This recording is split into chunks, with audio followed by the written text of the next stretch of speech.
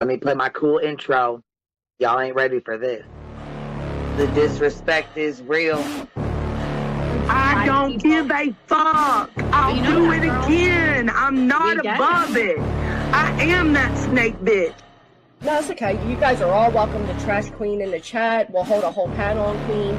I am honest to a point, but a lot of the things I talk about aren't true. Wait, somebody not telling the truth on YouTube? Are you fucking serious? Oh my god. Oh my god. Got a monster inside of me. You better watch out if your enemy's a road ahead of full prophecy to be the greatest beast the world has ever seen. I feed him every day like the bones clean. I feed him all the hate and he grows me. And he gets claws real big, pissed off quick. And if you cross him, you might drop dead. Metaphorically, of course, settling the sword. Never getting bored, loves the blood and gore. Always wanting more freedom from the source. They don't really understand until they feel the fourth departed. If you start shit, you'll be heartless in the darkness. Torn apart quick, you left scars ripped. You'll be chewed up and discarded. Me and my friends, we're gonna find you and we're gonna rip you apart like a witch funnel. Snakes don't get a fucking safe space. If she wants to keep it going, then we'll keep going. If she wants to stop the bullshit, then we'll stop the bullshit. But I'm not gonna fucking sit here and let anybody lie on my motherfucking name. Bring your ass. The fucking link is in the chat. That should be.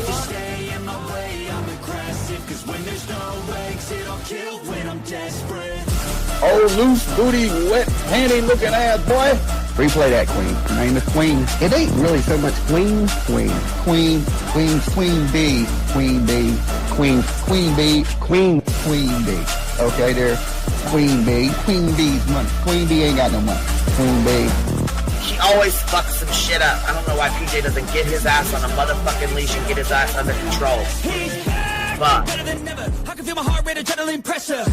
It's stormy weather, lightning, thunder, pouring weather. Yo, I'm a go-getter, try to do it like me, but I do it better. I got a mind that's clever, the beast inside is competitive as ever. I'm conscious, my subconscious, an accomplice to me. I promise the darkness, I can honest believe.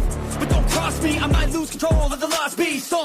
He's locked away inside with the key control, by fight or flight. And I haven't brought it public, you know why? Because someone that I was fucking close to is in the middle of a goddamn lawsuit. How do I get my hands on your soul? Because I need something to clean these titty broads. My dog is just not doing it.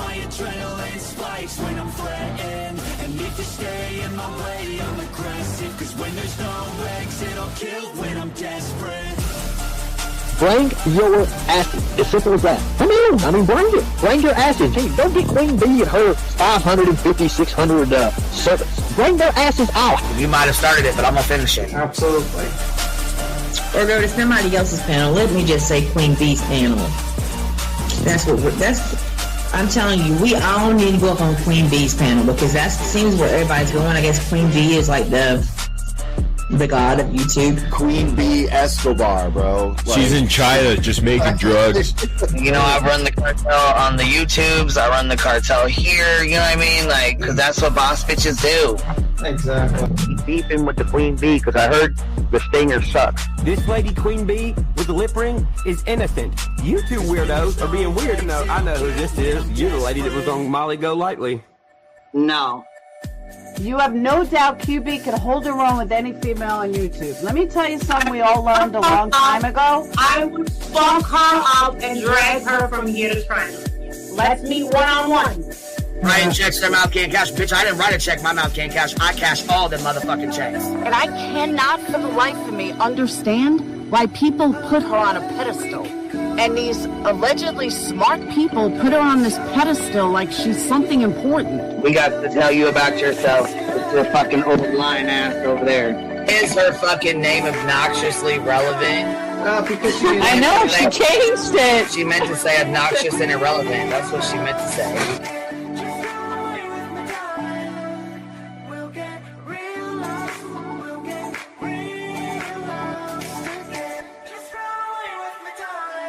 And coincidentally, it sounds exactly like Queen Bee's voice because, as I've always thought, Queen Bee is using some sort of slight distortion on her voice when she broadcasts.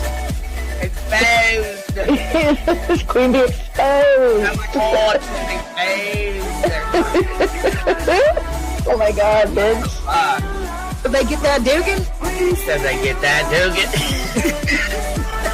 That shit chronicles of the shady. You better fucking shut your mouth with that. Girl, stop.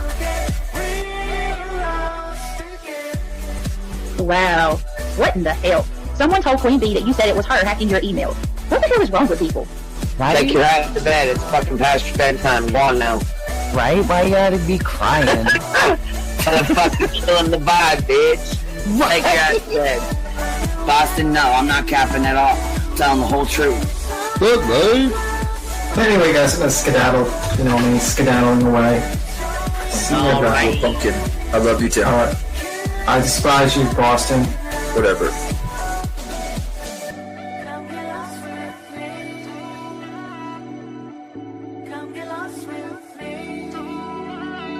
Good morning, beautiful. Happy day.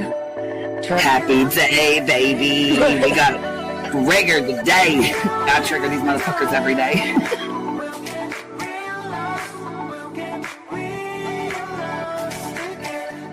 Baby Jesus showed us that, you guys. I swear to God. I know that's right, because you just put right on that shit.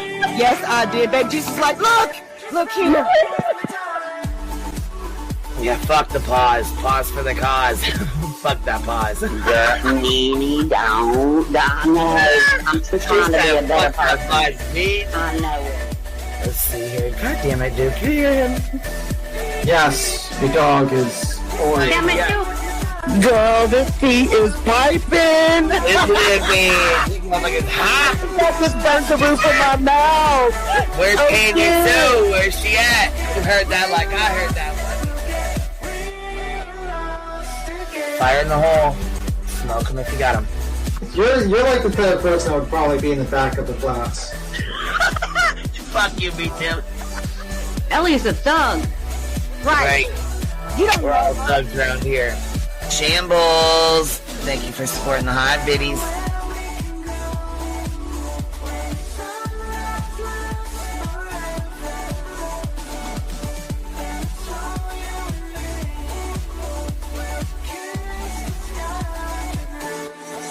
Y'all wasn't ready for that, was you? Wait, I wasn't, bitch. I was not. I wasn't even close to ready for that shit.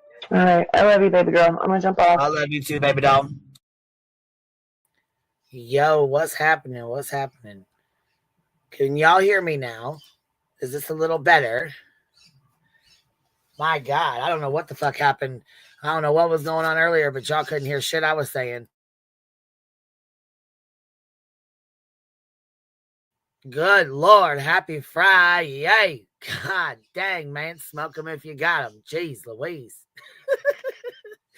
Fuck.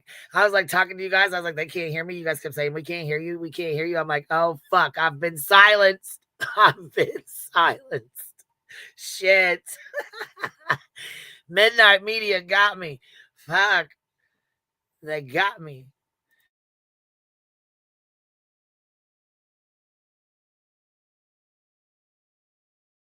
We pay all this money for fucking StreamYards and it fucks us up every time. What the hell? Purple tape. Oh shit. Queen Bee's been silenced. Fuck, Midnight Media got me. Gosh dang, man.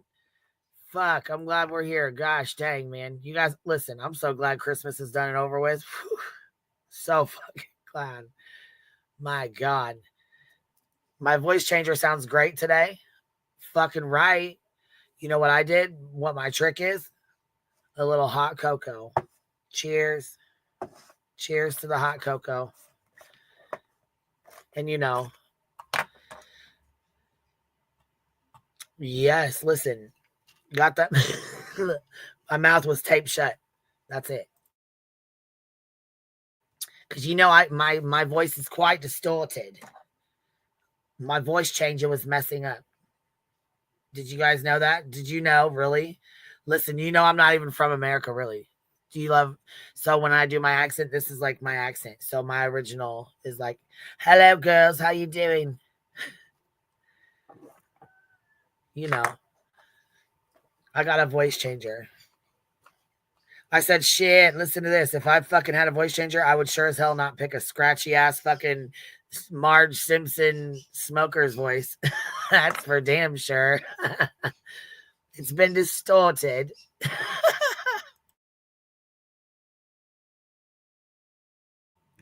So, and I was going to start earlier this morning, but I know that Jess was reading off her court docs, so I was going to let her finish doing her thing or whatever before we started, because we're probably going to read them too. I think she was reading the anti-slap that barbecue lady's lawyer put in, which is smart. I mean, it's already there, so her lawyer might as well use what's already there, you know? So that was really smart. But I'm really... Hello, mate. Oh, wait, sorry. It's not mate. Mate is Australian, right? Sorry about that. Okay, hold on. We're going to have crumpets and tea. Her voice is quite distorted. She's using a voice changer. Hello, governor. Listen, that's where Wentworth. That's where we. Hello, governor. We're gonna go over the anti-slap. I try to have I cannot with my voice changer. Listen, shh, let's change it back. Hello, my friends. Hello, little bitties. You've been exposed by Pearl DeVere. Good morning. We're gonna have crumpets and tea. A wee spot of tea. Not a wee spot of tea. Hell no, y'all got me fucking cracking up. I was like, let me go back in here in the jail. Midnight Media is trying to fucking silence me, damn it. Listen.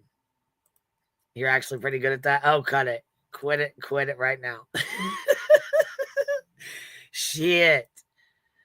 Let me tell you. Hold on. Your voice and your mugshot is so fucking the haters. That, you know, my mugshots are terrible, to be honest with you. And yeah, their new name, it's not At Night anymore. It's Midnight Media. Listen, you guys, I found one on the Twitters. Well, I didn't find it. Somebody else found it. I couldn't help but fucking laugh at it, you guys. It says Mid-Morning Media. So I was like, okay, ours is going to be Midnight. That's going to be our nickname for him. Midnight Media. We have Sean and Nicholas. Sean hired Midnight Media. His green team would be Dick Talk and Lil Skid Row. Listen, little cheeky, I don't even have to practice it. If I knew what to say, if I knew some more words, I would actually have like a conversation. But I don't really know, you know, the lingo over there. Like, you know what I'm saying? Oh, big back Sean. Stop that blank screen. The cat's bullocks. Don't do it. Don't fucking do it. Fuck you, CC1980. Hey, fuck you. Look, don't. Let me fucking mute. Let me get myself together. Let me get myself together here. Miss Upper Thigh, thank you coming in strong here with this bad boy. 5 memberships for the Hive. Check it out, man. If you guys got one, make sure you tell her thank you. Look here, we got Petty AF. You know it's gonna be a good one when this intro's on. Yeah, girl, listen, and you know what? We're gonna talk shit about Smiley. Smiley's a fucking problem, man. That fucking bitch. Mystic Butterfly Queen will not be silenced. That's right. We just said fuck that. We just trashed that one and started over again. Sherry, thank you so much. And I did see the $50 super sticker that you left on the other one. I don't know how that works, if it's deleted, if it doesn't charge you, but if it does double charge, let me know, and we'll try to take care of it. Wishful thinking 2025, the year of fuck around and find out. Silence by StreamYard fail. RLR member for 19 months. Queen needed to put some tiny tape on the beat. That's what I was thinking. I need somebody to make one. I need somebody to make my little avatar with the tape over the mouth. So my little bee can be silenced. What's up, baby? What you doing? Oh, you don't put me in jail. I thought I was gonna come up here regular. No, look, you do come up here regular, but listen, we got a split screen here. Boom. We got it to where you got your own cell there to look out. See? Why are You you got in your own window. Why are you in trouble? I'm being silenced, bitch. I'm behind bars right now. Who's trying to silence you? StreamYard. They do that. They did. They just did me like that, dirty as hell. I started my live stream talking for 10 whole minutes. No one could fucking hear anything I said. Nobody. I know. I was watching. Oh, bitch. So, why I fucking said, are these motherfuckers, are they trolling me or can you really not hear me? No, we couldn't hear you. I was like, no, I know they ain't fucking with me, trolling me right now. That would be funny, though. I was gonna That would ask. be funny, bitch. I was gonna ask you. I told them to do that. The truth one night. I was like, y'all act like you can't hear him when he comes back. See, I fucking knew. I know, because I know fucking people like to play games like that shit, and it is funny as fuck sometimes. It wouldn't have been funny to me. Have you seen JLR? Yeah, he's been going off. He's been going hard as fuck. We're about to talk about I know. Which I've been asking the same thing for months, right? Like, where's He said, I drank the Sean Kool-Aid. I drank it. Spit it back. Man, that shit was hilarious. Let's play it. Let's fucking play it. But listen, that Smiley bitch, she is a fucking problem. Straight up. Did you see the shit she posted on her fucking No. tab? No, I haven't That watched bitch her. is a motherfucking problem. I want to see it though. She loves to post Chris and Katie's house. She loves to post their driveway, their address, all kind of bullshit. She's one of those. Yeah, look, let me go show you right now. She's like, and she does shit like, can we just clear this up? This is an SUV right here. It's an SUV. Yeah, bitch, we know it is. Can we just clear your fucking shenanigans up real quick?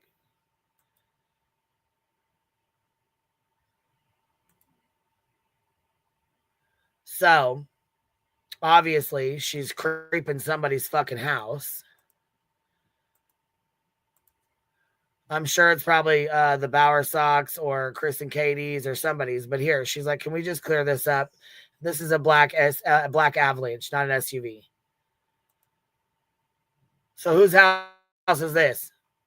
The back of the Bauer Sox? Or is that Chris Proudfoot's? Hold on, let me look. Wait for it to come up on the TV. No, that ain't I don't even want to say, but no, that ain't right. Proud Feet. Okay. But it is I don't somebody know. else's, Let me right? tell you why I don't know, because I've never been to the Bauer Sox house. See, and that's right. I'm glad you don't. And then I'm glad you don't know, because fuck her. I'm real sick of those goddamn games that she's playing. Yeah, and JLR's been on a motherfucking roll, Jack.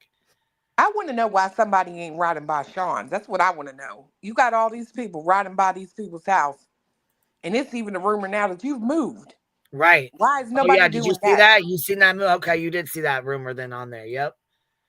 Yeah, the listing, because I know there was some controversy. People were saying it was from 2020, but if you read the description, it says last updated December 11th, 2024.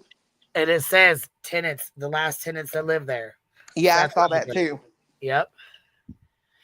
Pistol Amy did a $5 super sticker, says love when Queen has the giggles right off the jump. Yeah, girl, listen, I thought y'all was trolling me with that. Let's go fucking get this JLR clip because it's hilarious as fuck. He's like, I've been drinking the Sean Kool-Aid. I came out the gate drinking the Sean Kool-Aid, and then I just Oh my gosh, I did not see that. I'm you telling serious, y'all. Pete? I'm serious. I think it's hilarious too, because I remember getting all this hate and scrutiny when I came out talking sideways about Sean. But now you can go back and look. Everything I say is literally parroted by other people who have met him. Literally, they say the same thing. Right. Y'all knew it. And that's what's so crazy. Y'all knew it back then. Like, speak up. If you see something, say something. People are scared. With good reason. I mean, come on now. You know they get fucked with. At the beginning state. Okay, here we go. This shit is fucking hilarious. Let me go. I gotta go throw some music on real quick in the back of this.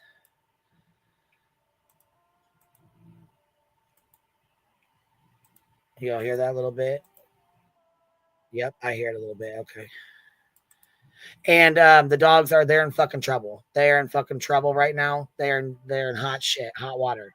They chewed up my goddamn heater cord. Oh no, you got to go. The second one, so I've had to throw 2 heaters away now. Those little bitty box heaters, they're only like $20 at fucking Walmart, but it pissed me right the fuck off because they've chewed 2 of them now.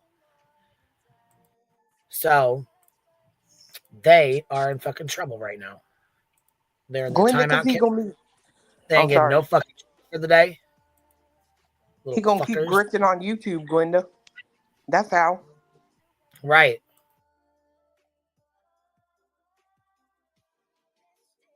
All right, let me know. Can y'all hear this?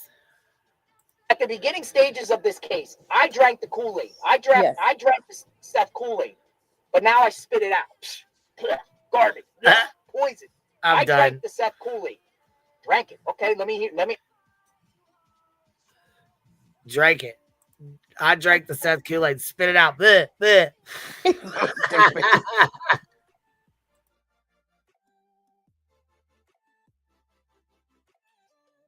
He's got me blocked 10 ways to Sunday on Twitter, but I don't give 2 fucks. We can still read his stuff.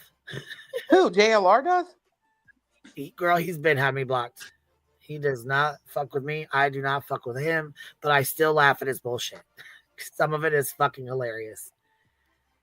Oh, yeah, when he goes off on somebody, you're like... When he starts going fucking hard, yes, it is fucking hilarious. And he has been going hard as hell over here. Look. Yeah, that other day... Fiance was so tickled when he said, I've got family members of Tony who sent me messages, and I'm talking about a lot of them. Maybe I should show those receipts. And he rolls his eyes. Oh, fuck. Look, here he goes. Seth Rogers' mother, this is from 1 hour ago. Seth Rogers' mother, Robin Rogers, claims that Katie Proudfoot passed multiple polygraph tests. Claims Chris Proudfoot passed his polygraph. This was a post she made in the spring around the time she stopped publicly supporting her own son, Seth. Fine, okay. I had a long discussion with a special agent in charge of TBI today. I just wanted to clarify a few things and hopefully help stop some of the drama. I am so sick to death of all the trauma vultures out there and conspiracy theorists. I want all of this to stop for the focus to be where it should be on finding Sebastian. TBI has interviewed both CP and KP extensively. They have both been polyed and passed. Yes, Katie took more than one poly and passed. That's too funny. 3 hours ago. Whatever happened to Robin Rogers, the mother of Seth Rogers, grandmother of Sebastian Rogers? She's totally vanished. And this was 3 hours ago. So, and it says she totally vanished. She stopped searching for Sebastian since the springtime. She hasn't even posted on Facebook since the attached March 26, 2024 post. Her final words, the focus should not be on the Proudfoots, YouTubers, TikTokers, or anyone other than Sebastian. The focus is Sebastian and Sebastian alone. There's nothing else relevant. Nothing else matters. And that's the post. Yeah, I remember when that post came out because it was kind of funny because I had been talking about, I just asked a simple question to her on a show, and I was like, I want to know, how old was Sean when him and Katie got together? And later that day, that post came out talking about digging into the past of these families isn't going to help anything. I was like, I bet it won't. Well, isn't it interesting that they're more worried about Chris, the stepfather's parents, than they are worried about Sean's parents, the bio grandparents. Yes, that was Sean's mom, Robin. That's who you just seen across the screen. And yes, that's Brittany J sleeping. She's over here snoring hard, y'all. She's taking a nap before her live stream tonight at midnight. And nothing makes sense. No, nothing. None of Seth's family's around. None of his friends are around. He has no support system whatsoever. None. I don't fault, so I will say this. I don't fault his parents for not being out there searching. They are elderly and, from what I gather, not Right. in like the best health, right? But Oh, I will say this. I do find it extremely odd that around holidays or whatever, right? Sean will either Sean's sister, right? Remember July 4th, she came here to go to a Ludacris concert. And now at Christmas, Sean is taking a trip to Oklahoma. So, I mean, Sean's sister, I know she could be out there in the woods, but it seems like the only place she wants to go is like the tattoo parlor and fun time.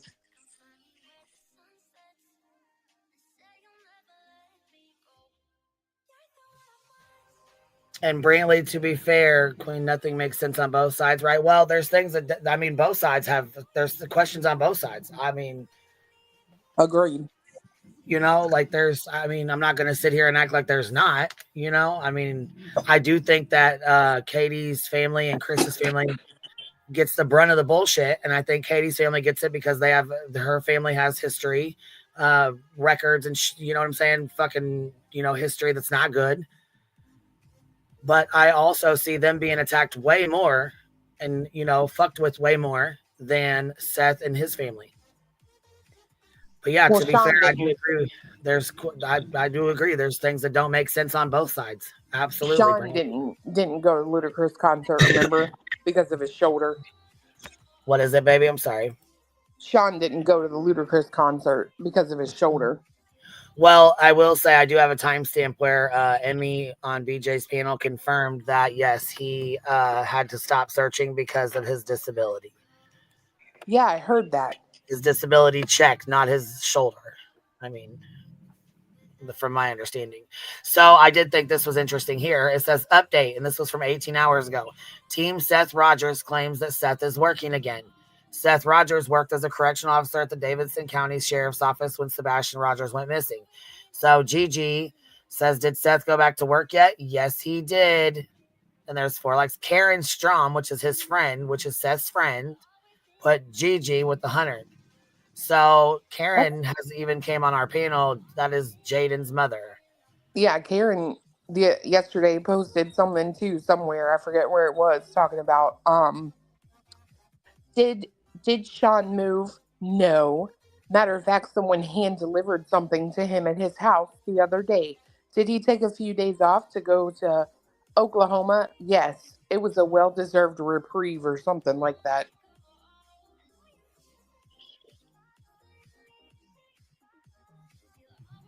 Well, I really used to like Karen, but I think she likes the riddles and shit too, and I'm just not with that. Person claims that TBI told them Sebastian Rogers was last seen on February 26th. Very interesting, if true, seen by who? Which I don't think so. My breakdown of this, I don't know if you've seen this or not, but it says, I finally got a response from TBI from my question. Again, I wonder how Sebastian was last seen on February 26th when Katie said she last saw him the night of February 25th when he went to bed. What I'm going to assume is he went to bed. She went to bed February 25th, right? However, he got up on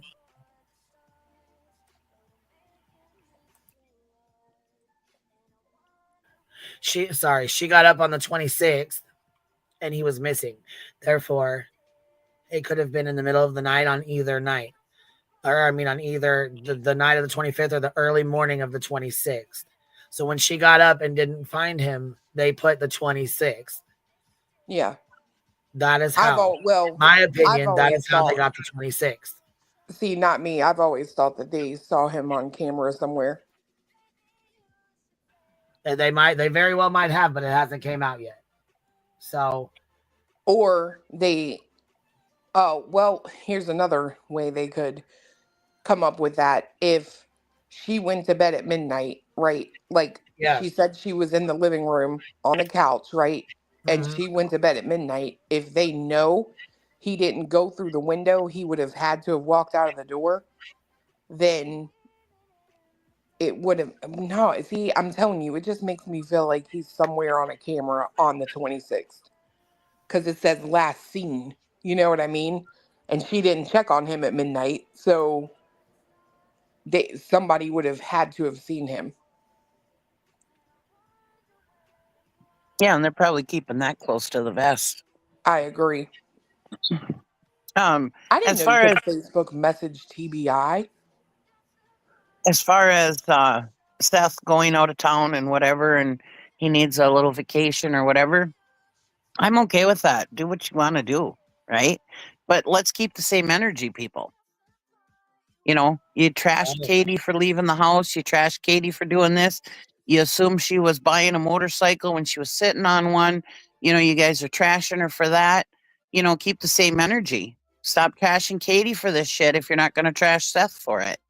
I mean, as far as I'm concerned, yeah, they all need a vacation. I mean, they all need to have a reprieve. I can't imagine what their emotions and what they're going through. So I agree.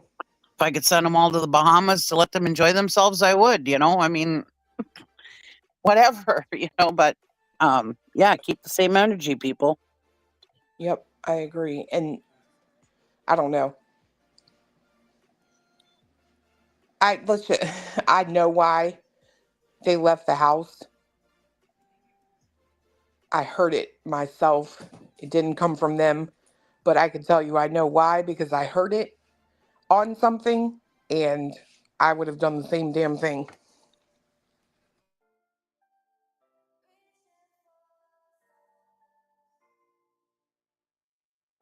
Well, they were being completely stalked and harassed. I mean, I would have left too. Yeah, but I mean, when people talk about going real life, what I heard was like ridiculous, like to the point of some people really, they should just bring back asylums. That's all I'm going to say. Oh, I imagine people have been horrible to them that we haven't seen. I can imagine. But I mean, we've got people out here that were showing the inside of their house, the whole complete layout and everything else. I mean, yeah, people can find it, but to just put it out here for everybody, I mean, come on. You never know if some psychos are watching and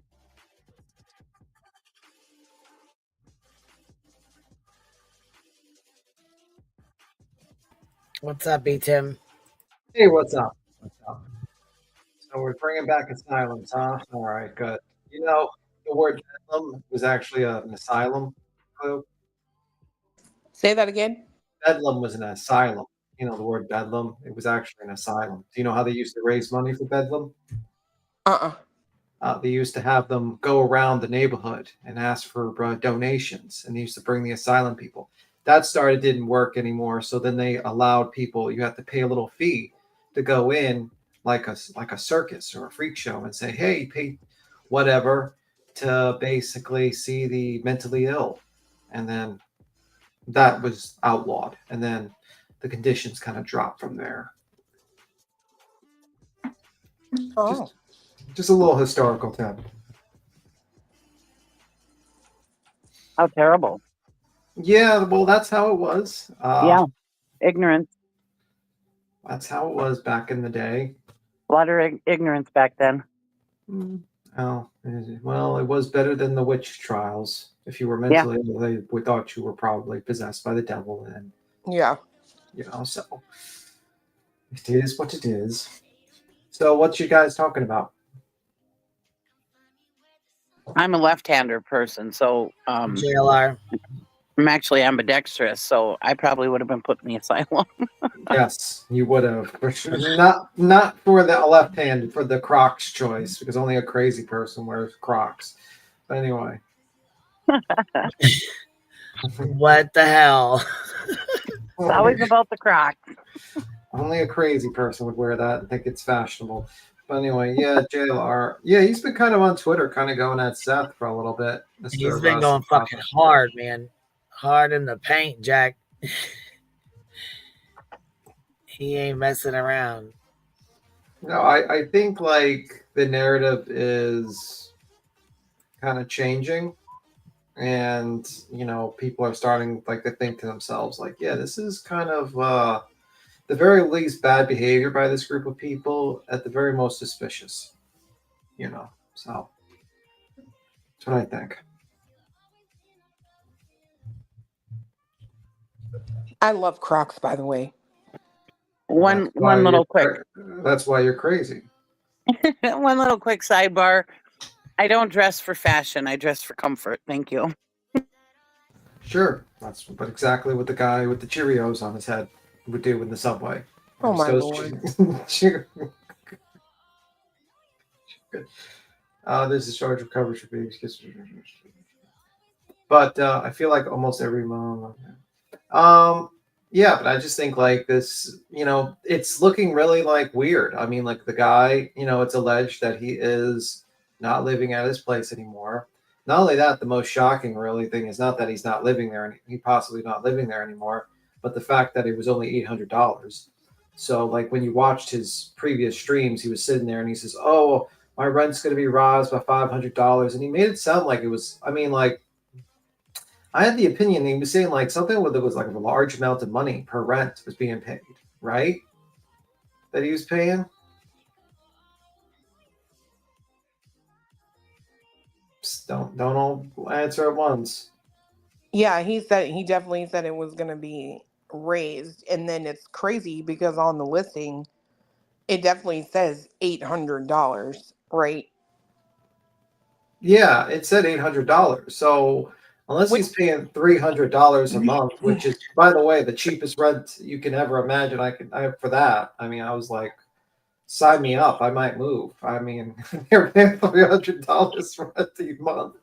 Well, I was thinking when he first went to Tennessee, he was probably on a subsidy because he was homeless and shit, right? And then he had to go through the academy and everything to do whatever you got to do to become a deputy, the schooling. So I'm sure he wasn't working then or getting paid. So then, so he was probably on the subsidy for quite a while, and then he got off the subsidy because he's working. I don't imagine he turned that in, so it took him a while to figure it out, is what I'm thinking.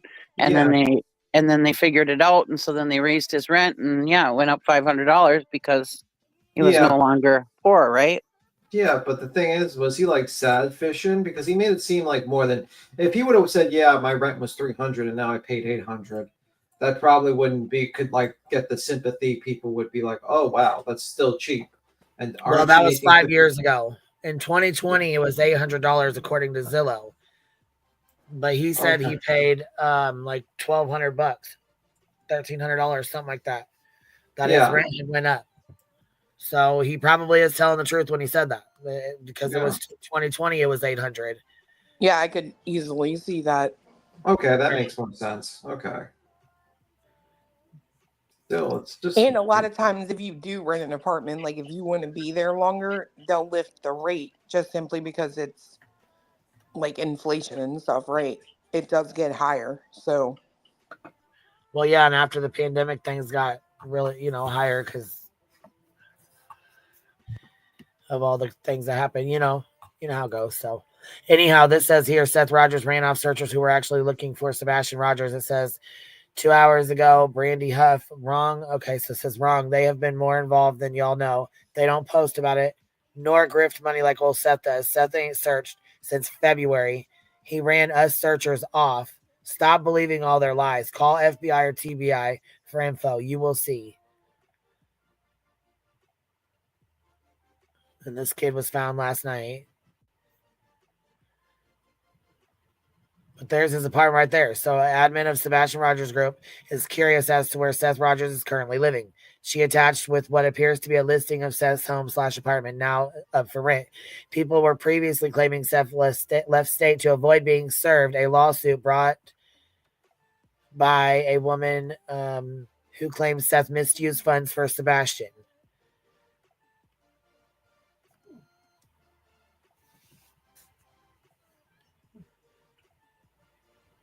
So those people that were ran off, they must have did an actual police report, huh? Oh, she did a police report? I'm just assuming. She also posted a letter where she reached out to someone about him misusing the funds that he was raising. Yeah. Yeah.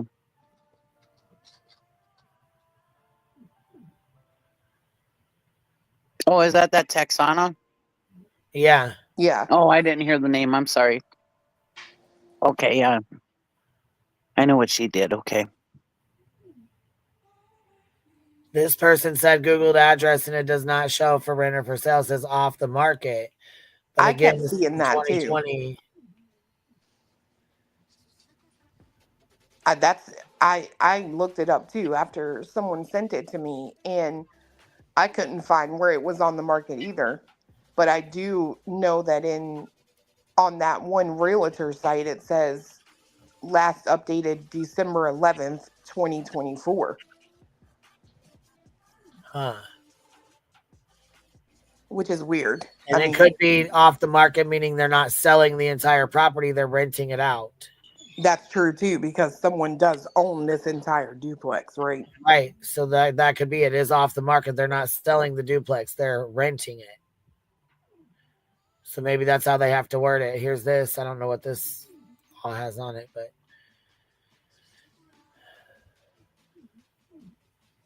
it basically just shows what it looks like on the inside. And it says off market here.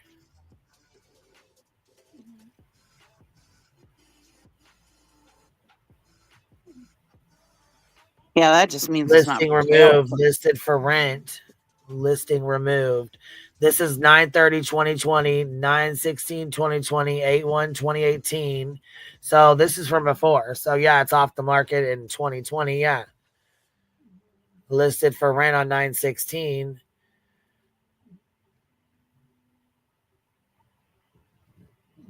Yeah, so I am in agreement with that. I do agree with that. I think it's probably because it is off market. The building is not for sale, but the owner of the building has a unit that they're willing to rent.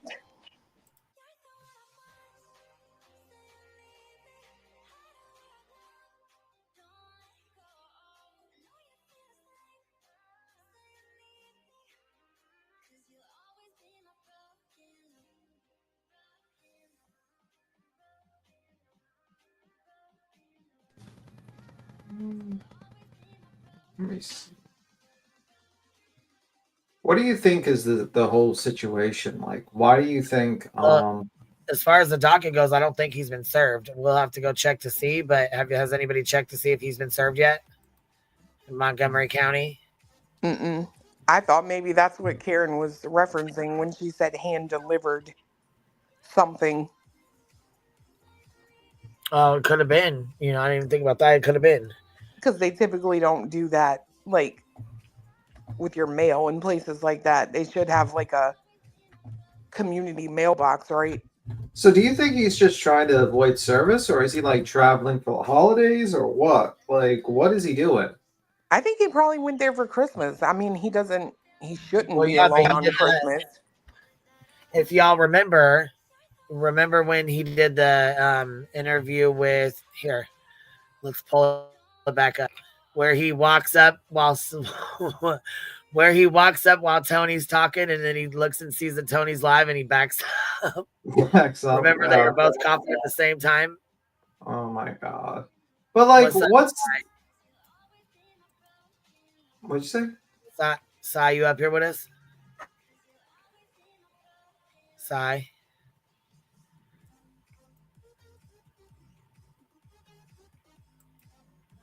Sai's gone.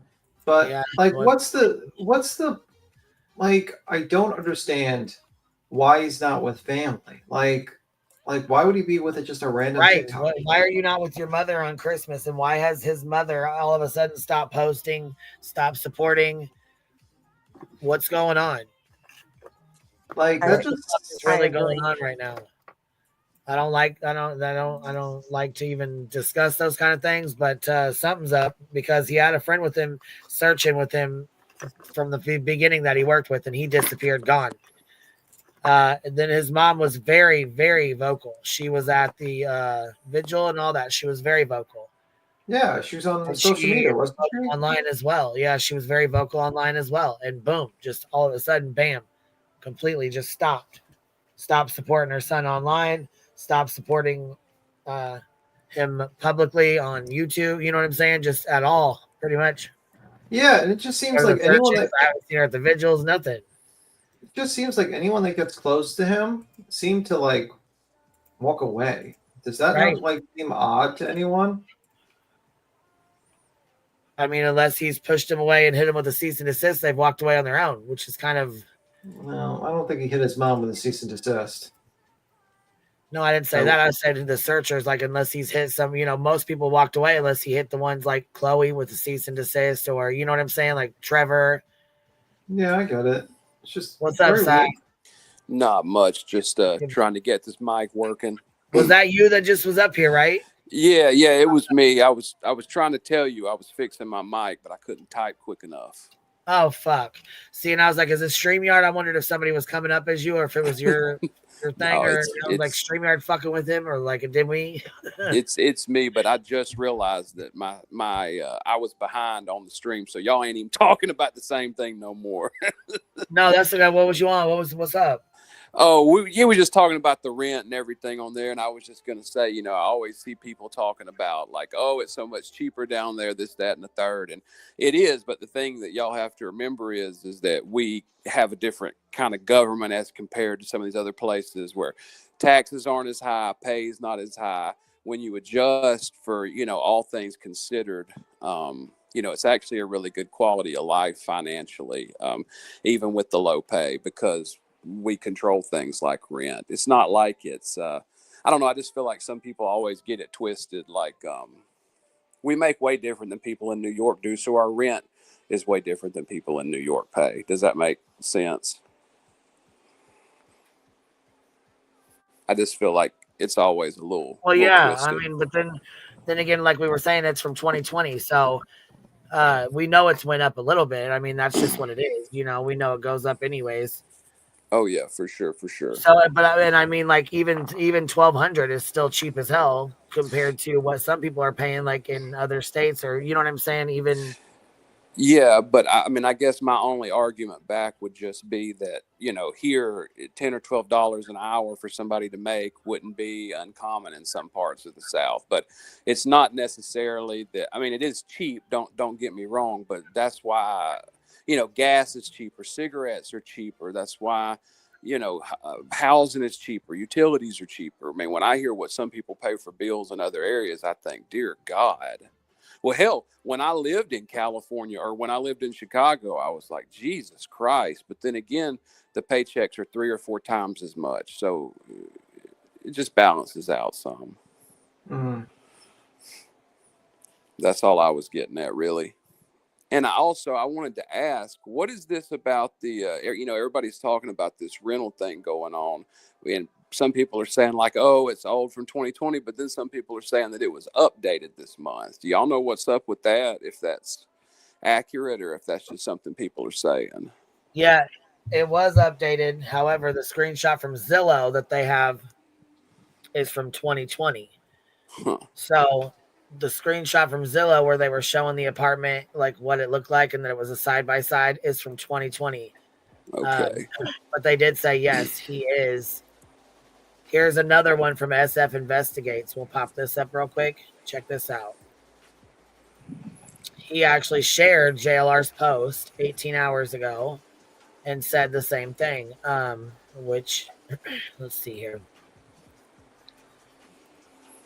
SF Investigates 18 hours ago. Hold on. Didn't Jennifer Coffendorfer, thankfully a former FBI agent, just tell everyone a dramatic live update about Sean or Sebastian Rogers that Katie was suspect because after receiving death threats, she stayed with Chris for a few weeks. She claimed that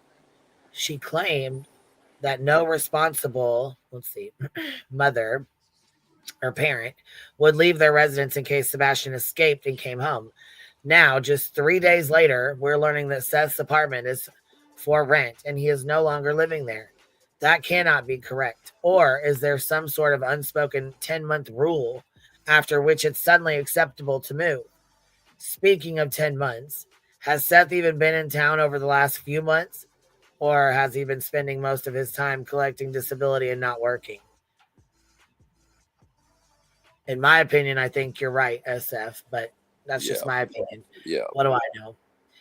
It says, I'm just going to assume that the realtor accidentally listed Seth's unit for rent and that this is some kind of misunderstanding after all.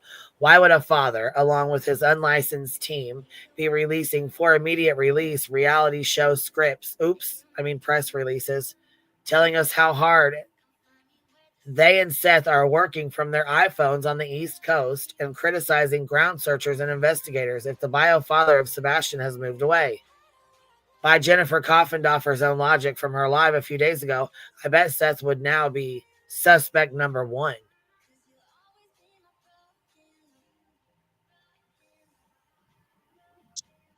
I know we always think the FBI is like the elite, but if they've got agents like Jennifer Coffindoffer, I'm kind of questioning the. Koofy Doofy the cow cop. Yeah, that lady was embarrassing. I believe that Kate is guilty because she got death threats and she needed to leave our house. Then, like, next day, it's found out Seth Rogers might have moved, and it's like completely destroys her points. There's a whole ass video of her pulling a turtle boy out right now, and she wanting to talk about somebody else. Like, lady, come on. Right. She is sitting there like, okay, so she defended like the people that moved out of 34 Fairview. Well, they had that house for sale before the death of John O'Keefe, and it's not this point to their guilt at all, even if it was the case. And then, now she's, that doesn't mean they murdered John O'Keefe. And now she's like, well, it means you're extremely guilty if you want to move out right away. It's like, come on. Yeah, I never understand that kind of thought process in general. I mean, it's not like you can stay at the house all the time. And what do they think? If Sebastian walks up and comes back, he's not going to go knock on a neighbor's door or wait or, any number of things. I never get that whole thing of like, you're not supposed to leave. You're not supposed to eat. You're not supposed to smile. You're not supposed to live. Well, it's just the point is that you were supposed to, like, I think a lot of these people have in their minds that you are supposed to pay like some sort of price for your mistake. Like they think like, well, your daughter goes missing, so you should feel punished, and that you should show people that you're being punished or you're in this situation. You know what I mean? That's what penitent. I think. You're supposed to be a penitent from that point forward. Yeah, you're not lash yourself publicly. Yeah. Yeah. And it's like, it sounds like, and of course they'll deny it. They'll say, no, that's not the case. But like, you don't want them to eat. You don't want them to do anything. You want them to simply be in a state of constant suffering. Yeah. So that's what it is. And a lot of people think that shows that you're innocent. Well, I mean, people could fake cry all they want on the camera. We see it all the time when they go live. Yeah. I mean, super tears, super chats for our favorite Sleepy Brittany. And that's the thing I would say, like, that's what these people want.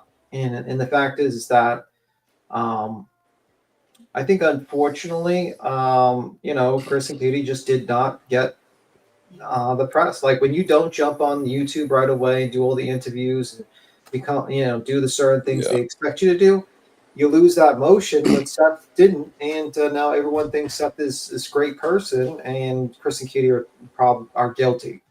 It's just he helped that. I'm sorry, but it is what it is. Press or not, he helped with that. Yeah, well, that was his purpose. I agree. From the jump, dude. And you know what else is crazy? And I still will not ever get down with this. Karen Strom, like when I tell y'all, meeting that woman, I thought she knew Chris and Katie personally because her opinion of them was so strong and so negative. I was like, there's no way that she doesn't know them. In my head, that never computed because she was very sure. Chris is so controlling. Oh, yeah, he won't let her talk at all. Like, she was literally sitting there backing up the crap that Sean was saying. I literally thought that she knew them. And come to find out she didn't. It blew my mind. I'm not even kidding. Like, she just fell hook, line, and sinker for it. Well, not surprising. I don't know what you say no big Tim for. It's always it's always surprising to me that people can listen to someone self-report what's been self-reported in this case and still come out with the thought processes that they do. I mean, I don't know, read between the lines and think about people you know in your own life, people you've experienced. I mean, I don't get how you can see Katie and Chris and see Seth and them, even if the interview don't line up like you think it should, even if they aren't emotional enough as you think they should be. But when you compare what both sides were doing, I just don't see how you can get it twisted up so wrong. I mean, it's amazing to me, the failure in logic. It shouldn't be at this point. I've been around long enough where it shouldn't surprise me, but it still does.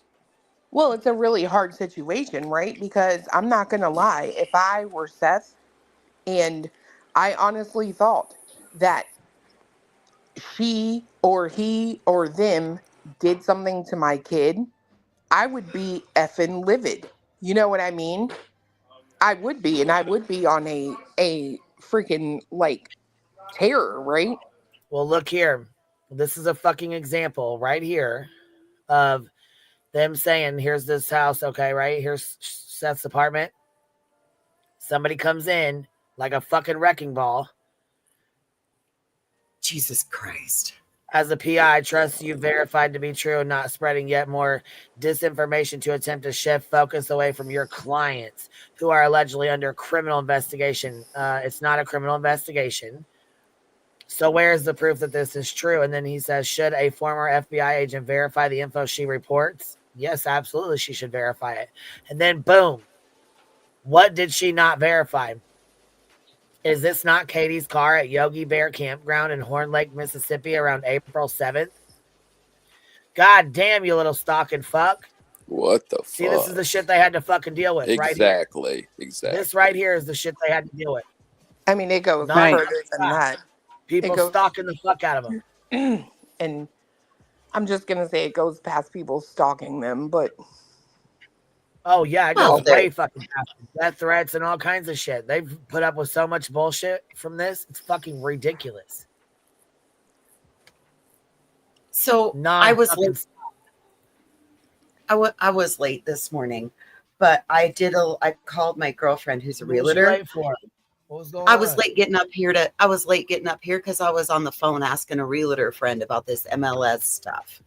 Okay. So couple of thoughts that she gave me were that if it were a rental, it would be listed on the MLS. And then the reason that it suddenly came up, a reason for that could also be that it was end of year and they were updating. Maybe the former owner, maybe a realtor from the former owner didn't, like if there was a sale in the last 5 years, maybe the former realtor didn't take their right information off. And then when they update it, it'll bring it into the MLS. The other thing that she said when I explained that it was a duplex is that it could be the other apartment. Maybe the other tenant has given their notice, like their 30-day notice, saying they're going to move out. So those are flip side of the coin. And then Oklahoma is on the way to Texas. And what if he was going to Texas for Christmas? Not that I want to have to play defend Seth. No, that's true. But these were some points. Like I was half listening as I was asking questions. And so I wrote them down so that I wouldn't forget. But those were just, like I said, I don't want to defend Seth, but just because of the real estate part of it. And I have a really good friend and I just spent yesterday with them, and I wanted to pick her brain about this. So and I forgot to do it yesterday while we were having Festivus. I mean, I would say defend Seth if the thing's worth defending. I mean, whatever the truth is and whatever the truth is. I agree. Right. And that's why I double checked with somebody who, I mean, granted, she's a realtor in Wyoming. Real estate laws differ state to state. We all know that. But those would be general reasons as to why an MLS would have suddenly updated. So we got to be fair across the board. By the way, I don't think Oklahoma's on the way to Texas from Tennessee, but it is close to Texas. So yeah, wouldn't be a big deal to go to Oklahoma and then Texas. Right. And and with his buddy living there, I mean, it's not that much. I mean, if we listen to what he said before, he likes to do road trips.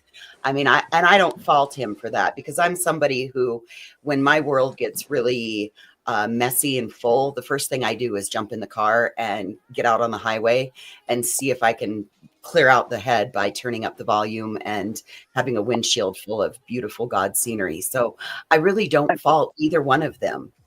And for Katie's safety.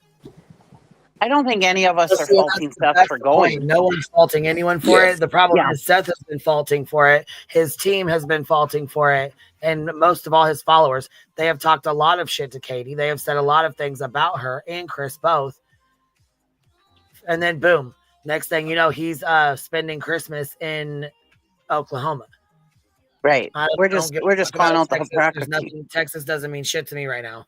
What I'm saying is he gave them nonstop shit for leaving the fucking house. Oh, and I agree. Turns around and does the same shit. That's the shit that we're talking about. That's the shit that matters. Yeah, you know, she gave me a thought that I'd never even considered. Too, can you imagine what it was like living in a duplex by him with all this shit going on? I mean, it wouldn't surprise me if they were moving out. Damn. That's what I kind of thought too. To be fair, people haven't been driving by there. People haven't been stalking him. True. That's very true. Well, to be fair, the situation is that they've used that same excuse, like she moved, thus she's guilty.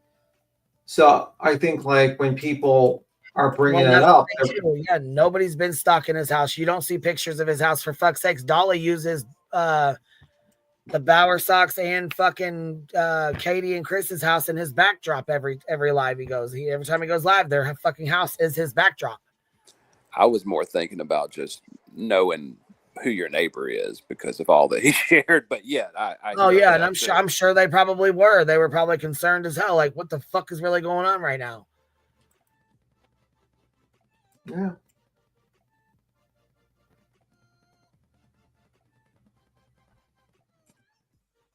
Absolutely. And really, other than T-Rev, this is the first that we've seen put out about Seth's home, but we've seen everything else about Chris and Katie's. Well, I think people want to. I think people want to point out the hypocrisy of like a lot of people sitting here wanting to throw that someone's guilty because they move, and then they show, wait, I don't know, this guy's moving, so is he guilty now? And I think that's what people want to show, you know. And that's the situation. And you know what I mean? So, you know, what's good for the goose is good for the gander, I guess, in arguments wise. You know. Right. Absolutely. You know, and that's the thing I would say. Like a lot of these people have made arguments that they're guilty because they moved, not moved, but like they went to the park because they were afraid of being like the death threats and stuff like that. And now they want to point out the hypocrisy because you had an FBI person, and instead of actually, you know, approaching the case with like logic and discussing the evidence, came in there with a lot of speculation. And in my opinion, dangerous in my opinion, because reason why is because she is a retired FBI agent, and people they give more weight to her opinion than, let's say, me or you, because we are not retired FBI agents. We are not people that have, you know, been in the police force. It's the same thing. Let's say Duty Ron did the same thing, or someone else did it. You know what I mean? Like people put more weight into those opinions, and you know. Just how it is. Right. When Jennifer Koppendorfer first came out, I thought, oh, cool, an ex-FBI agent. This is going to be sweet, right? We're going to get some expertise. And then I started watching her. I was like, oh, my God. She done drank the Kool-Aid. Right. And then it's like, thank God she's ex-FBI, right? Like, thank God the organization is probably stronger now that the weakest link is no longer there. Right. I think she was just an opportunity, like equal opportunity thing back in the day, you know, back when they were like, oh, a woman in a man's world, we're going to hire her because we'll get, you know, kudos for that. I don't think that's the case. Yeah, I don't think that's the case. I just think like she is. I'm she just might be, kidding, by the way. Yeah, no, I get it. But I think she's good. She probably was good at her job. But I think when she goes online, she speculates about things that there's no evidence to it. There's no facts to support her. It's just her opinions. And the problem is like when you have experts like that just state their opinions, it's taken as like a fact at that point. It's not taken as her opinion. It's taken as a fact because this person's words have more weight. In all honesty, yeah, it's like that with all kinds of experts. You'll see somebody that's an expert in, I don't know, physics or rhetoric or whatever the topic is, and they think that qualifies them to speak on any subject that gets brought up with the same authority, and it's just not the case. You get a lot of people spouting opinions that are just delusional, and I think that she can kind of be faulted for that just because she's really good at catching cattle rustlers or whatever she did for the FBI doesn't mean that she understands the workings of this case. Right. It's a lot like LawTube. A lot of them are like, uncivil law. He's good at contracts and stuff like that. That's what kind of law he does.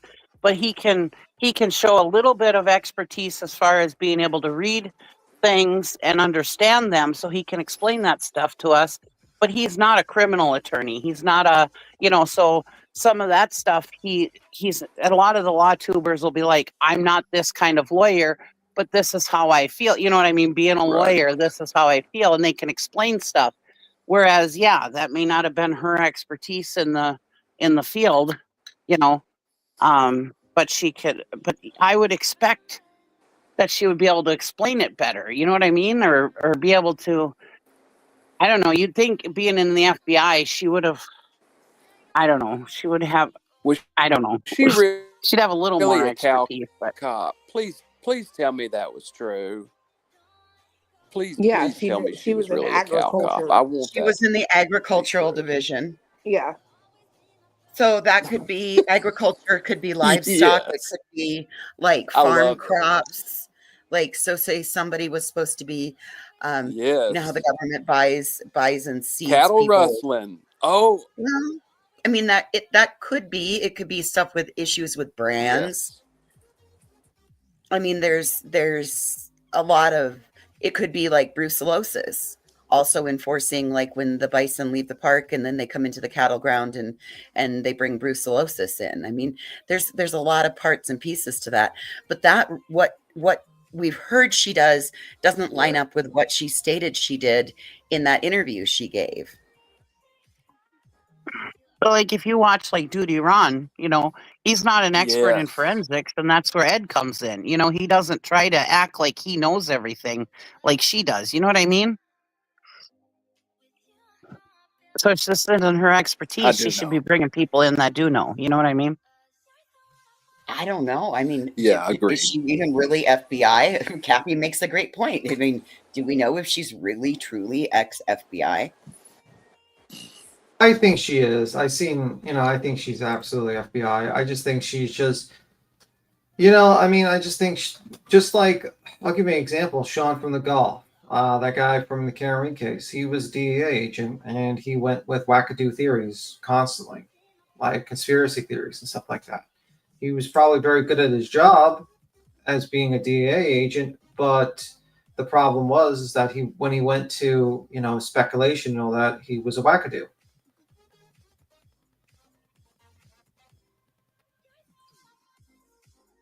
I understand that. Yeah. You know what I mean? Like, that's what I'm saying. Like, you can be a very smart, good at your job, but you could just be like a crazy person. And I think, that lady is, a little bit, when she goes into these opinions, she, just like every other human being, has a bad opinion on a case. Doesn't mean she's not qualified at her job or was qualified at her job. It's just that when, doing this. And also just because you're, she's trying to jump into another type of career, which is, she wants to be an expert witness, and she wants to be a YouTuber, and she wants to be a talking head on a TV show. And it's like all these things, sometimes don't go together. You know what I mean? Because personally, I think like if she's going to testify as an expert witness, jumping onto a bunch of TV shows and YouTube, I think could probably be held against her when she gets crossed. Would probably be a problem. You know what I mean? So that's just my opinion on that. Yeah, I think she's FBI. I just think she's just a wackadoo. I know that's probably not the most popular opinion, but that's just my opinion on that. Everyone's suddenly quiet. No, I mean, I highly doubt that she would get up and say that as many times and in as many places as she had done it if it wasn't accurate. I mean, it would pretty much, I mean, whatever she's trying to do, it would destroy it entirely for that to be a lie. Surely that's accurate. Yeah, I mean, no, I agree with you. I mean, like, she just, like, and the problem is, it's what's sad is that she, like, kind of, like, I don't know, man. She seems to really, she really doesn't seem to, like, change her opinions on new facts. Like, she doesn't really want to, No. I think she's She easily doesn't have manipulated. the new facts. She's going off of what somebody else is giving her, in my opinion. Yeah. Oh, yeah. And by I the do know way- what you mean, though. It doesn't seem like reality is informing what she thinks. It seems like she just kind of bulldozes reality to stick to her thought process. Yeah, like that whole thing where like he's starving. Look how fast he's eating, and I'm like sitting there. I'm like, what? I used to eat like I used to sit down and eat an entire fucking meal in less than 2 minutes. Like it would be hamburgers and fries. 3 minutes, 4 minutes, boom, gone. Every kid that goes to public school does, man. You've got, by the time you wait in that line and everything you're supposed to do, your bathroom trip, I mean, you've got 15 minutes to eat tops. I mean, everybody eats quick when they're younger, or I did, and my kids do. Yeah, like, and then just to base your opinions on this kid starving because they ate their meal quickly is kind of just a silly analysis. You sit there and be like, and then you're trying to compare it to all these cases she's comparing it to are just not related to this one. Yeah, and it's just so dumb. The same thing about saying that. Go ahead. Same thing about her saying she had her phone out the whole time. I mean, it's a video that's under 3 minutes. She didn't have it out when it starts. She pulls it out, does something, and then puts it back up by the end of it. I mean, a whole trip to a place like that's going to be 45 minutes minimum. If you want to criticize her for using her phone for 2 minutes and a few seconds during that time to take a damn picture of her son, I mean, like, it's just you're not in touch with the reality of the situation. You're trying to paint something that's not there.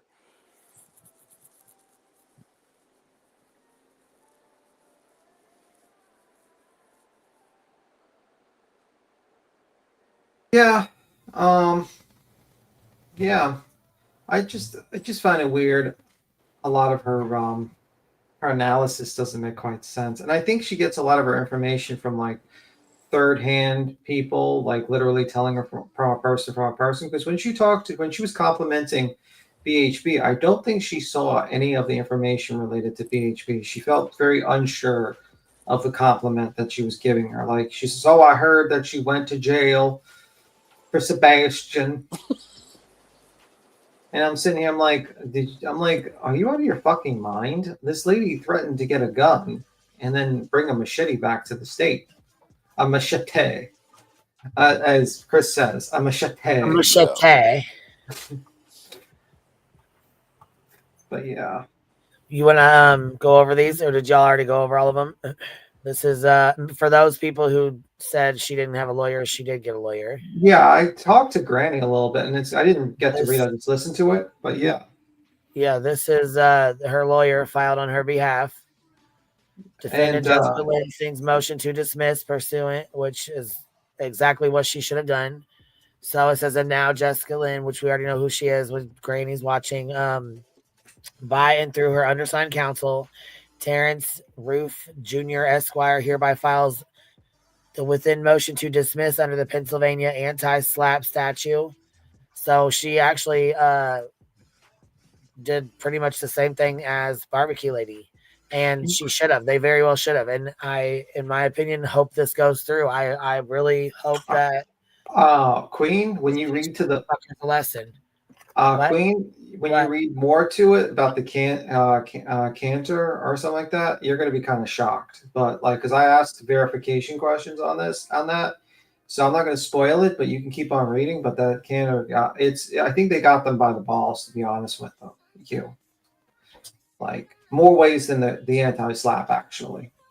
But you can keep on reading, and I'll talk about that when we get to that part. Say if you want to go over it, go ahead or say whatever you got to say if you want to. Whatever. Well, you're going to go to that part soon when you read this, because they're going to get to the part where his signature didn't appear, and he basically didn't even know that he was involved in this case. Bruce Castor. Yeah. Yeah, he sent two messages as well. Actually, it's 3 apparently. Oh, did he send a third one? Oh, the private one. They counted that one. Yeah, there's 3 apparently. I was talking to Granny. So, well, there was 2, and then there was one that was privately done. Yeah, I didn't know they put that in there as well. But hey, that's we'll just I guess so. Yeah. Yeah. If you want to read it, or if you're going to read it, or what you want to do. It doesn't matter. You sound like you're pretty excited. You want to do it? Here you go. Well, let's make it bigger here. Yeah, you gotta have to scroll. You gotta have to scroll quickly though, because I'm gonna read it quickly. Okay, so do you want me to read it then, or you want to read it? I'll read it. Just make sure you're go ahead. To scroll.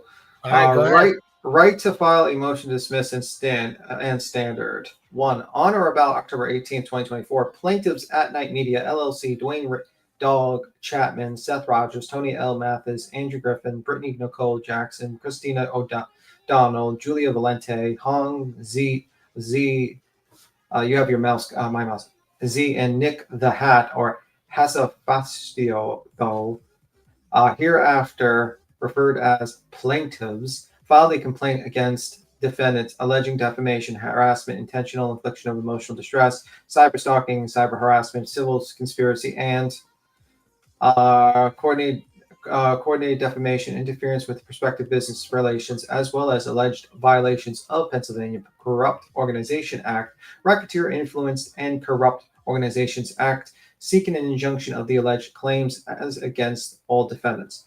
The plaintiff claims against defendant Jessica Grant's Washington just says the name there, stems from Singh's hosting, creating true crime podcasts in which she broadcasts through the internet and on platforms such as YouTube her opinion about various crimes, incidents, and investigations that occur throughout the United States. Ms. Singh specifically states as much as her YouTube description page.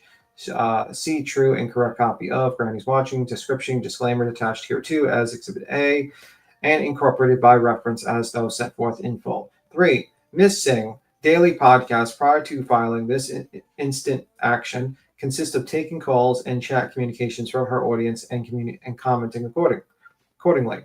4. All of Ms. Singh's subject topics come from public sources, including major national news outlets, CNN, MSNBC, ABC News, Wall Street Journal, New York Times, and the Washington Post, local news outlets, and that are searchable online in true crime podcasts. 5. Ms. Singh has never been involved in any investigation, government or private, in connection with any of the podcast subject matter, and only comments on her podcast publicly available. Ms. Singh podcast and her, you're scrolling too fast, so I can't see the last thing, but yeah, thank you.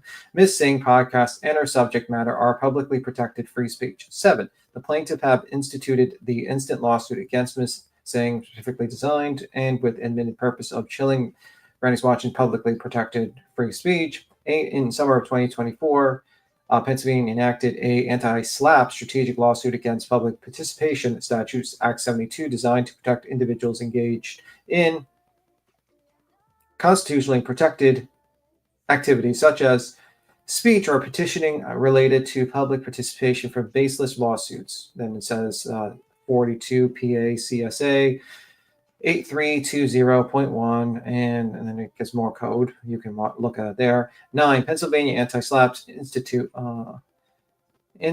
Statute Act 72 allows a defendant to file a pretrial motion to dismiss if a plaintiff asserts a claim arising from an instant of public expression within 60 days of being served with the pleadings asserting a cause of action based on protected public expression.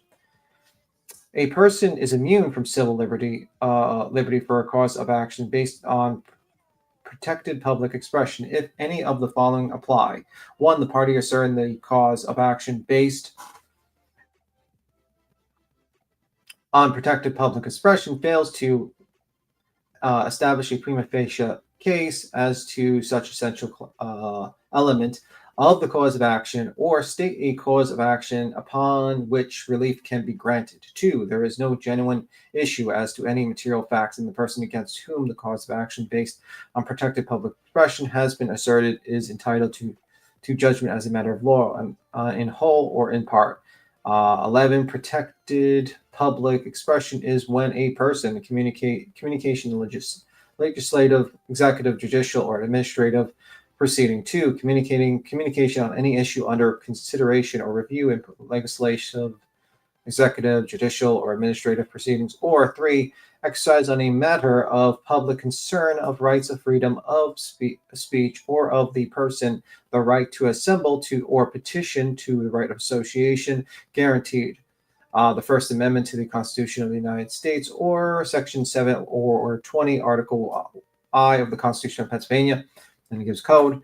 12. The claims against defendants, Granny's Watching plaintiff's complaint, arise from the exercise on a matter of public concern of the rights of freedom of speech or of the press, the right to assemble or petition, or the right of association guaranteed by the First Amendment to the Constitution of the United States, Section 7 of the Article I of the Constitution of Pennsylvania, and such filings should not be allowed and done in an attempt to silence free speech. Then it says 13, as such, and for the reasons set forth more fully below, plaintiffs' claim against defendant Granny's Watching are in violation of Pennsylvania anti-SLAPP statute, and their claims should be dismissed as a matter of law. 2. Supporting facts. 14. On or about February 26, 2024, a national Amber Alert went out for Sebastian Rogers, a teenager from Hendersonville, Tennessee, who seemingly disappeared from his home. 15. Defendant Granny's Watching has a YouTube channel where the defendant reports and provides updates on national news and or trending cases that are of interest to people across the country. 16. Upon the issuance of the Amber Alert for Sebastian Rogers, news reporters, TikTokers, and YouTubers began discussing the case, including defendant Granny's Watching through a YouTube channel. 17. The discussion pertaining to Sebastian Rogers on defendants Granny's Watching YouTube. You can scroll. So basically, this is setting out the facts. Yeah, I was gonna say I'm trying to type Little Minx back, because she said you're going way too fast. There's people that are saying you're going way too fast. They can't. We're gonna have to go over it. Give her a rundown when we're done. Okay, I'll go slower. That's fine. We're just going. Sure. Sorry. It's all right. It's just speed reading, and there's some people that just can't keep up with it. Oh, sorry. 17. The discussion pertaining to Sebastian Rogers on defendants Granny's Watching YouTube channel were focused on the details surrounding this disappearance, interviews of the parents, news articles, as well as local sheriff's updates regarding the disappearance. 18. The mystery surrounding the disappearance of Sebastian Rogers kept people across the country interested in these discussions, such as the live videos or discussions that were broadcast on defendant Granny's Watching YouTube channel. 19. Throughout the live shows that discuss Sebastian Rogers on defendant Granny's Watching YouTube channel, the conversations primarily focused on the shared criticism or critiques from the other news media sources that were covering Sebastian Rogers' case. 20. Additionally, defendants Granny's Watching YouTube channel would speculate or discuss any and all case theories with respect to Sebastian Rogers' disappearance. 21. Furthermore, defendant Granny's Watching YouTube channel additionally discussed and or reviewed Sebastian Rogers' parents, specifically focusing on the parents' current and past. You can scroll down more. Interviews and public antics with respect to the disappearance of their son. 22. Defendant Granny's Watching has an open panel feature which allows other people the opportunity to join defendants Granny's Watching's live show on her YouTube channel in order to discuss any and all cases, discuss their own personal and similar to situations. 23. Granny's Watching, defendant Granny's Watching frequently has working professionals who join her YouTube channel, an open panel, in order to share their experience working in the field and the ways of which it relates to any and all trending cases that are being discussed on the channel. 24.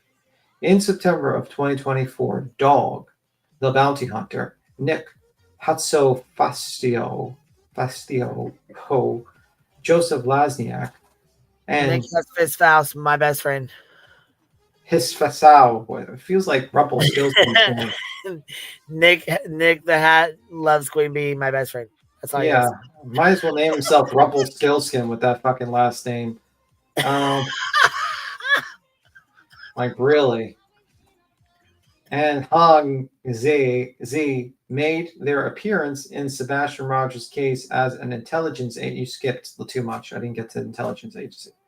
Intelligence agency under the umbrella company At Night Media, which was shortly thereafter changed to At Night Private Intelligence Agency, which we now refer to as Midnight Media. Midnight Media. 25.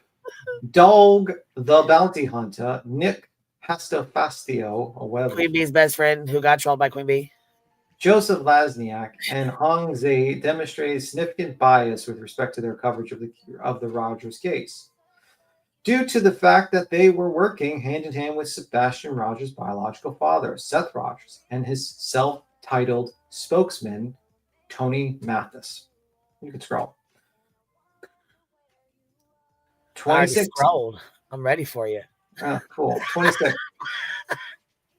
26. Defendant Granny's Washing pushed back on their rhetoric and or coverage of the case through the use of public well-known fact that At Night Media has threatened to use truth serums on individuals that they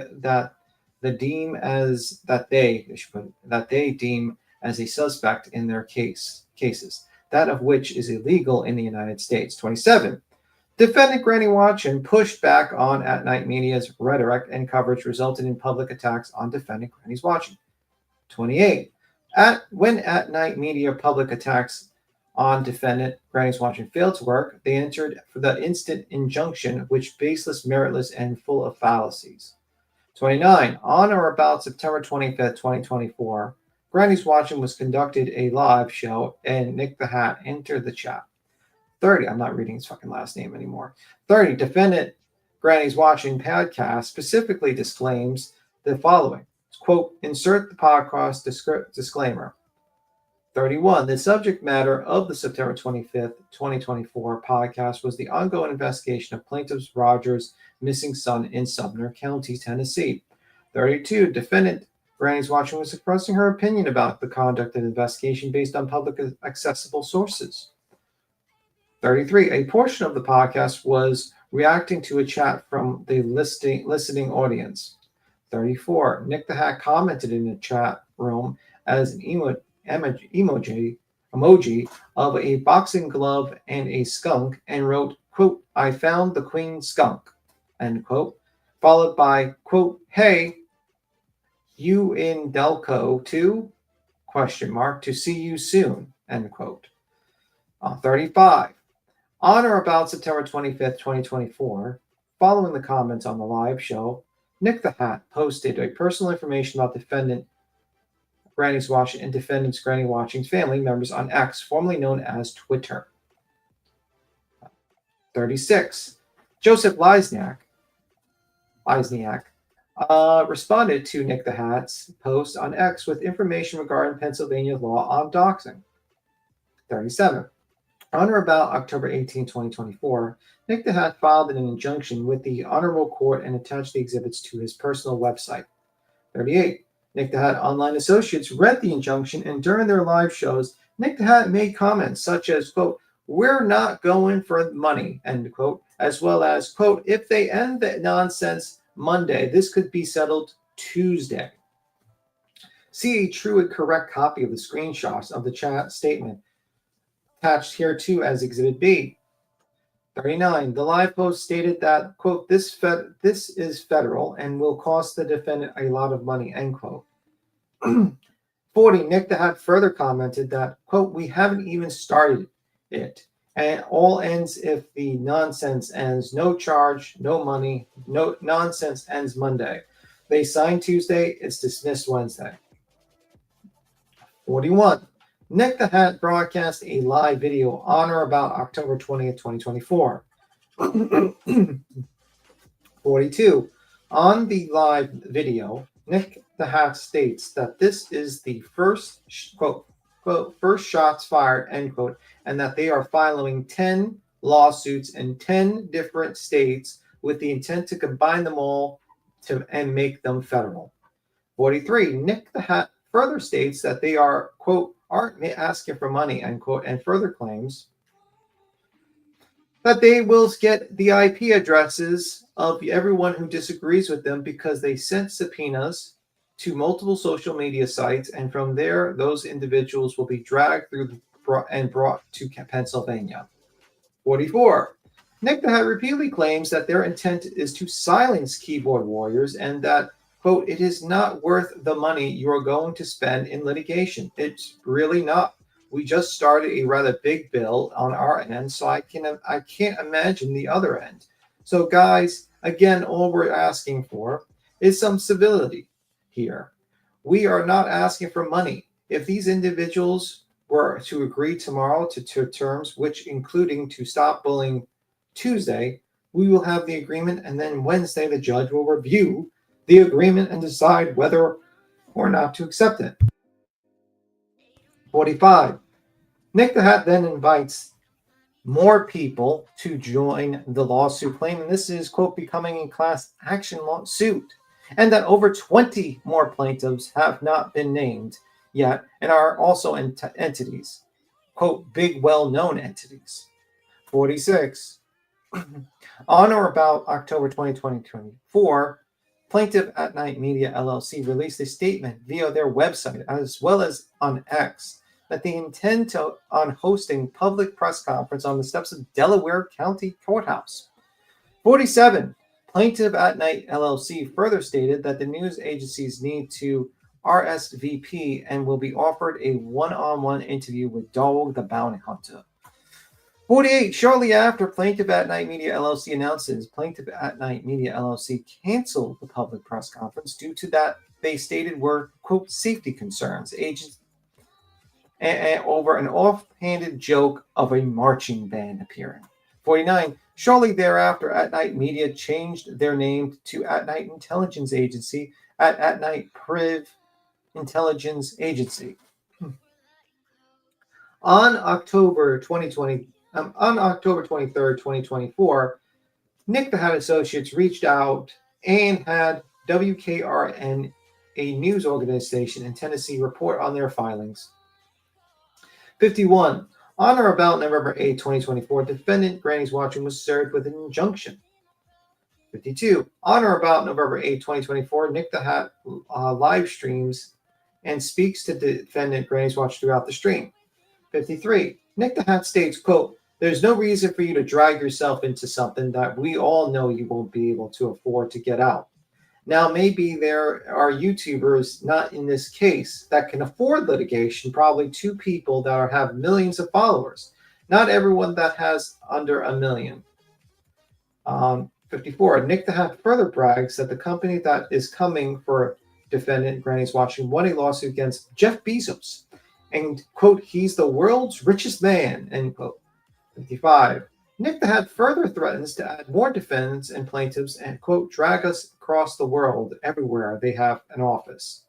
56. Nick the Hat further states if anyone says even one word he dislikes, he will add them to and cost them thousands of dollars. 57. Nick the Hat further tells defendant Granny's Watching that he wants to help defendant Granny's Watching because they both from Delaware County, Pennsylvania. 58. He further brags that he has big names with money in his pocket. 59. He threatens to remove defendant Granny's Watching channel by working with Mark Zuckerberg and that he is working with Donald Trump. 60. He further tells defendant Granny's Watching that if defendant Granny's Watching takes his side, then defendant Granny Watching can have a really big channel. You can scroll. It's not looking too good. If they have the receipt of all those statements, that's not good, but it's going to get worse from here. You can scroll, by the way. I guess Queen stepped away for a moment. Let me see. And the chat beat him with asking for a little bit of a recap and explanation of what this is that you're reading. It reads like a story. Each point is like a section in the story. So I mean, dismissed. She's basically answering what they've already, put in their filing. They filed a lawsuit or an injunction against her. She has to answer that. That's exactly how Betty did with me. You have to answer it when somebody files one. Well, you don't have to, but it's required that you. Yeah, I mean, so they actually filed a motion to dismiss the injunction, and as they do that, they have to go through and they have to point out, pretty much like Voices said, it's a story of what happened. It's it's down to the facts. Yeah, they don't want a bunch of bullshit. The judge doesn't want to read a bunch of fuck shit. They want to read straight to the point. What happened, what was said, what was done, what the response was. Bam, bam, bam, bam, bam. Yeah, pretty much. That's the situation. And they want to get the facts of the surrounding circumstances and what they did. And basically it's highlighting that this is not really about like their claims. This is about costing Granny's money, and that they know that this is a frivolous case, and that they're only bringing it to cost money. They're not really bringing it for for compensation or to attempt to stop bad behavior that they feel that their claims are. One of those last points you read almost sounded like blackmail or extortion. If you come over to our side, then you can have a big channel. That right there was that was really telling, in my opinion, in all of the points that we've read thus far. But I appreciate you reading this, B. Tim. Yeah. So I'll jump to the next one. Queen. It says 61 on or about October 8th, 2024. Nick, oh, you go. I'm sorry. I think it's important to go over this. I think it's very important because as this shit goes on, as this shit happens, that's being documented. They say their side's documented, but it's been documented by not only Barbecue Lady's attorney, but now Granny's Watching's attorney has also stepped up and is responding to it now as well. And I'm sure SF will be responding. I'm sure, you know what I'm saying? And anybody else that's at it, if they put in the filing and I get served, then I'll respond as well. Yeah. 61 on or about October 8th, 2024, Nick the Hat tells Granny's Watching that it's quote, it's a shame to see you get really thrown into the ringer by the same person that is protecting you and offers me protection, end quote. 62. He further tells defendant Singh, which, by the way, were you actually like talking to him about that? What is he referring to about that time with that quote, Queen? Queen? What quote? Says, what quote? On or about October 8th, 2024, Nick the Hat tells defendant Granny's Watching that, quote, it is a shame to see you get really thrown into the ringer by the same person that is protecting you and offers me protection. Did you talk to him at that time? Who is he referring to? I have no clue. I didn't talk to him back then. And I don't protect Granny's Watching. I don't protect anybody. I wonder who he's talking about with that one. That's weird. I have no idea, but sure as fuck ain't me. And again, I don't protect anybody, so I have no idea. Okay. I have a theory. I have a theory for Wild Speculation Friday. Sure. What if it's the one person that YC News and Midnight Media ties back to that's been very quiet in all of this? Who? JLR. He hasn't been very quiet at all. He hasn't been quiet at all. Missed what we showed this morning. Oh, yeah, I did. Like I said, I was on a phone call and then I had to. I'll be right back. Get cigarettes. Gotcha. But yeah. Anyway, he was wilding out. Well, but he had been quiet up till just till very recently, right? He'd been off doing his other things, storm chasing and all those other things, and then just recently, he seems like he started amping back up. So that's just, again, Wild Speculation Friday, because they all tie back to one another. And I've had my own suspicions that they're still, even though. See, and I don't, because Nerdy Addict was working with them as well. And he is definitely not working with them at all anymore. They're going Yeah. out too, Well, so maybe not then. I think could they be all wrong. split up, and I think they split up on bad terms. I think JLR was trying to be nice when he got out of prison, and it just didn't really work out. Like, Yeah, you know, like how that stuff works. But anyway, I was gonna say when one of your, when somebody gets out of prison, you try to help them, give them a hand up. Like he said, he was on Twitter. He didn't have any qualms to come to YouTube. He didn't want to be on YouTube like that. Yeah. True. So 62, it says, further tells defendant Granny's Watching to have her attorney reach out to Joseph Lasniak. And if defendant Granny's Watching does not have an attorney, then they will help her get one. 63. He then states again the cost of the Hold on. You're going to file an injunction on somebody and then turn around and tell them you're going to help them find an attorney? Yeah. Do you see anything wrong with that? I mean, I'm sure that attorney won't be biased at all. Yeah. Okay. And then states again the cost of this lawsuit and says, quote, you'll be making YouTube videos for the next 10 years and you'll only cover your gas to get to court. We are going through litigation and we are going through depositions and we're going to trial for some of these people. This is going to be a 4 or 5 year litigation and won't end until the year 2030. I think his math is wrong because that would be 2028, but okay. Or 2029. There is going to be a new president, a whole new world by then. And that's when this is going to be over. And next time you click live, think about that if you want to be stuck in front of a jury spending thousands and thousands of dollars. On October 19, 2024, Andrew Griffin states, quote, people think this filing is about Sebastian Rogers. It isn't. But it is, in my opinion. Oh, but it is. 65. On or about November 16, 2024, Joseph Lasniak. It's about you guys using a missing child to fucking fuck with people, in my opinion. Yeah, that's true. Okay. On or about November 16, 2024, Joseph Lasniak appears on Court TV where he states we have, quote, too much time on our hands and come up with our own rhetoric, dragging his team through the mud. Our 15 minutes are up and they are tired of it, end quote. 66, Joseph Lasniak further stated, we are not going to stay tight. We're not going to sit tight and let these people utilize these powerful platforms online to drag and defame individuals, end quote. 67. On or about November 21st, 2024, Nick the Hat states at the first court hearing that he will have a production team.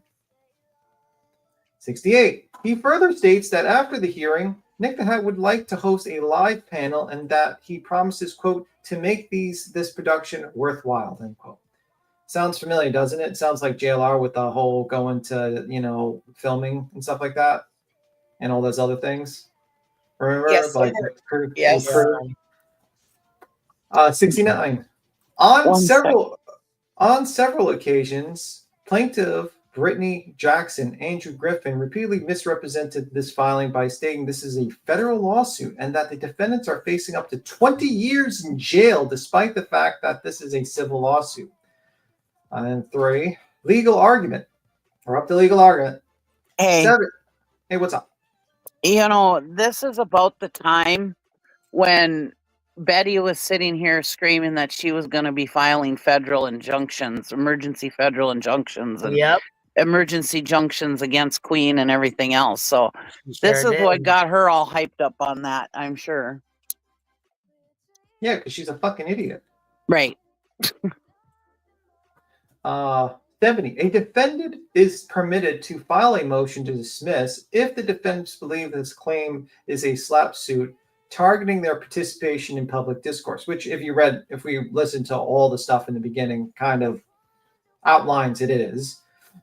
71. There can be no question that the allegations against the defendant, Granny's Watching, set forth in the plaintiff's complaint arise from an exercise on the matter of public concerns of the rights of freedom of speech, or of the press, the right to assemble or petition, or the right of association guaranteed by the First Amendment in the Constitution of the United States, and Section 7 of the Article 1 of Constitution of Pennsylvania.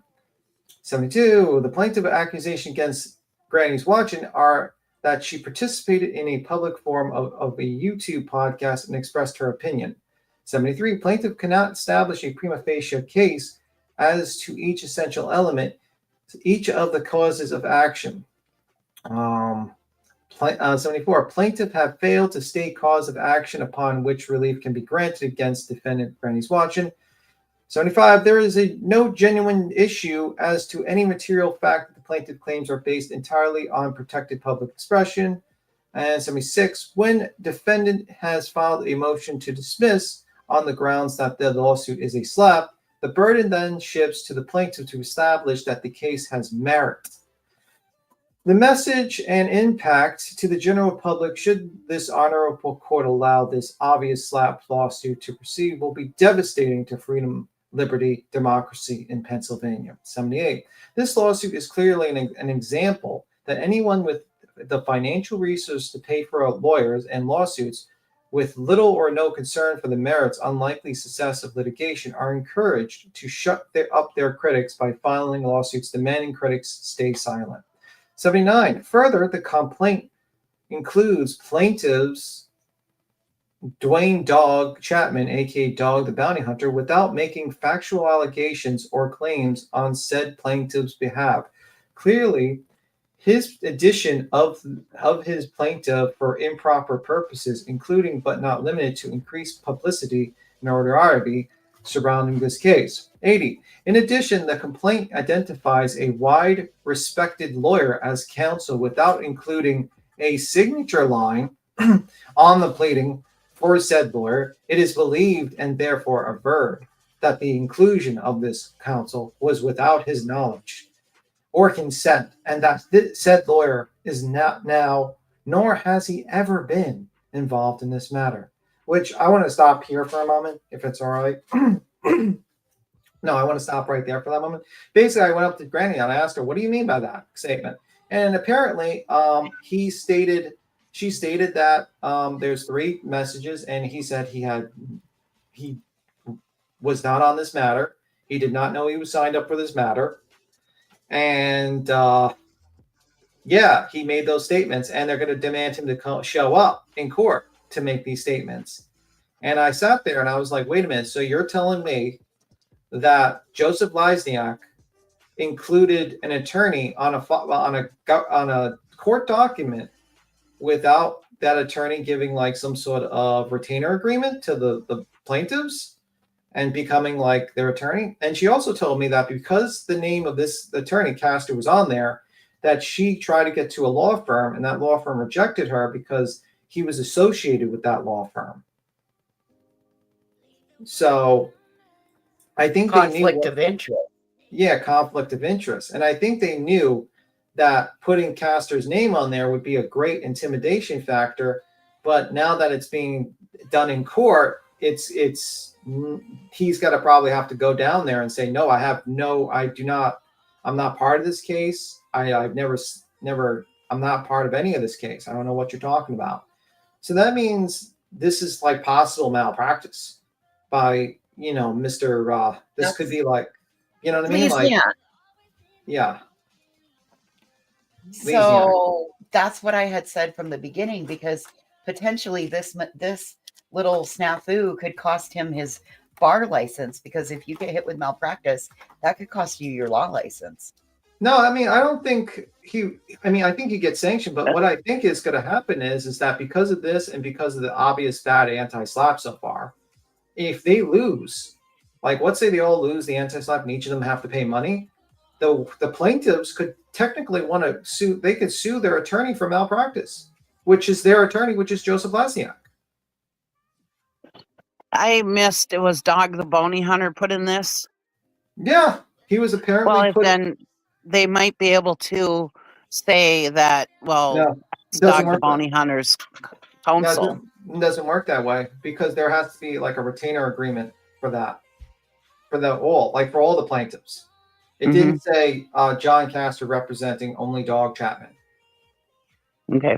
You know what I mean? It would say that in the it would say like John Castor representing John Bounty Hunter. Basically, they put him down as representing all the plaintiffs, and they did not all get a retainer agreement. Okay. You know what I mean? That was just a thought. I didn't know. Yeah, it's not good. It's absolutely pretty bad, actually. I sat there, I was like, wait a minute, why would you ever want to go to court with this? Because now they got you by the balls.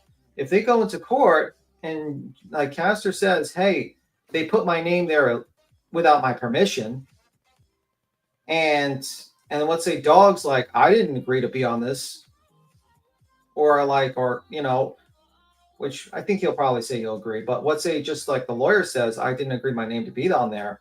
This is not like a pro se litigation where you can fuck up once and then that's pretty much it, and they Right. might give this. This is an attorney that just basically put another attorney's name on a court document stating that he's representing all these people for this case. Yeah, I just can't believe an attorney would do that. So I just thought he must have some way that he's going to get around. He must think he's going to get around it some way. I think what happened is, and I'm sorry, I'm just going to this point.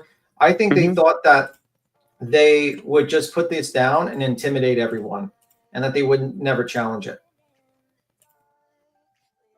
Yeah, could be. Yeah, that could I be. agree. I think they thought everybody they'd be able to shut everybody up. Right. Yeah. They just bow down. Yeah. I mean, think about it. Everyone was talking about how like Bruce Castor was on there. He's Trump's attorney. He's a big name. He's got 2 attorneys going at you. You're just a little YouTuber. You should just fucking roll over, sign these documents. They got all this money. They're an intelligence agency. They got all these people. And it's just like the Wizard, Wizard of Oz, the wizard, behind the curtains, an old decrepit man, not a wizard. And it's the same thing. It's all a bluff game. It's all a game with these people to play themselves up as these big time people. And then when they get challenged and when someone plays chicken with them, guess what? It's going to crumble. And that's what you're going to see. I think like when they go into this courtroom, I think they're going to get hit with they're going to get hit with they're going to get hit really badly. I don't see them winning this injunction, and I think there's going to be court costs involved because of Nick's big mouth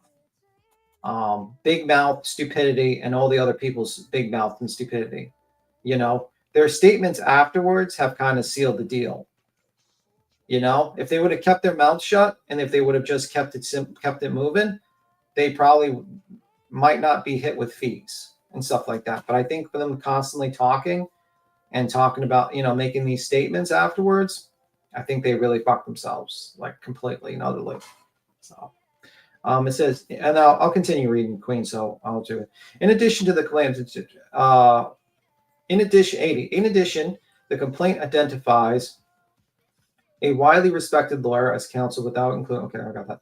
81. The plaintiff in the lawsuit have clearly banded together, properly or improperly named in the complaint, or representing the plaintiff with the stated goal of pursuing such a lawsuit at great cost or inconvenience to citizens such as Granny's Watching, who only, quote, offense, end quote, is to openly differ with the plaintiff and their supporters, to speak out against impropriety or to air opinions with respect to the investigation of Sebastian Rogers' disappearance. You can scroll down, Queen, by the way. You can scroll down. If you go check your email, I'll send it to you. That way, if I'm, you know what I mean? Because I'm going to have to step away for a second. So, where are you at? 81?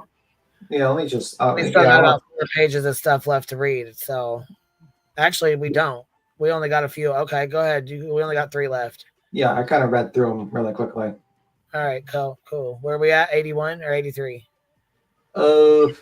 Just 83. If the cause of action is based on protected public expression is commenced against party, all the following apply. If the party is immune under section, and gives a section, the court shall award the party attorney fees, court costs, and expenses of litigation jointly and severally against. Okay, I'll see you, Clue. Against each adverse party that asserted the cause of action. That's each party, by the way, not just one party, each party.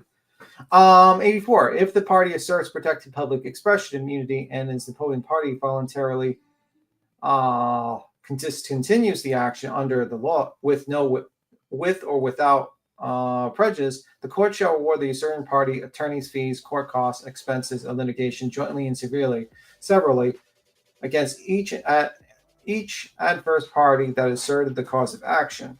85. According to Granny's Watching files this motion seeking dismissal of plaintiff's cause of action based on Granny's Watching protected public expression immunity pursuant to 42 PACSA and its code.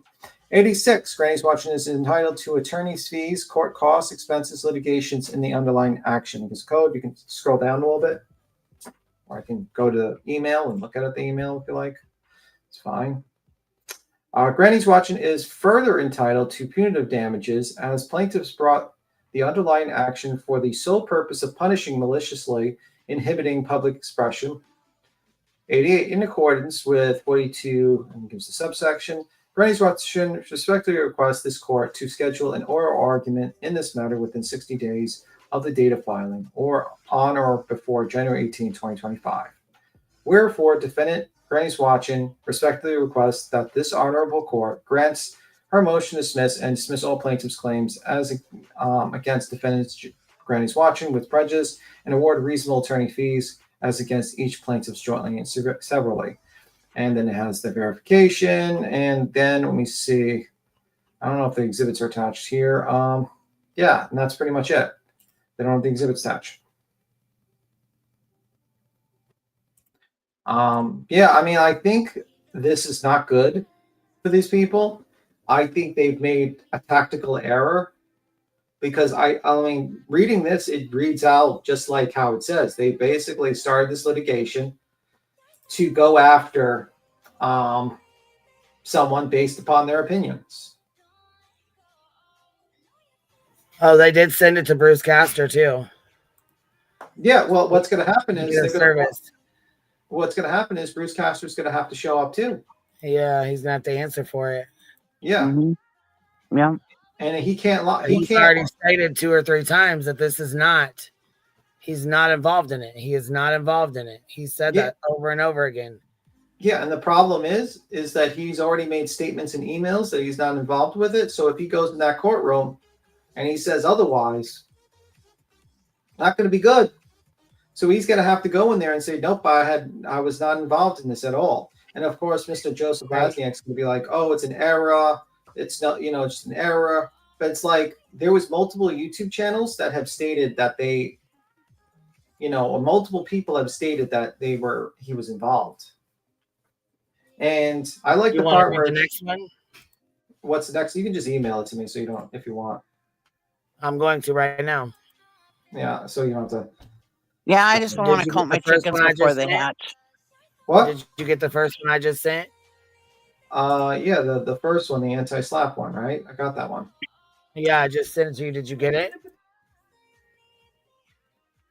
Yeah, I got that one that we just read. I got that one. Did you send another one?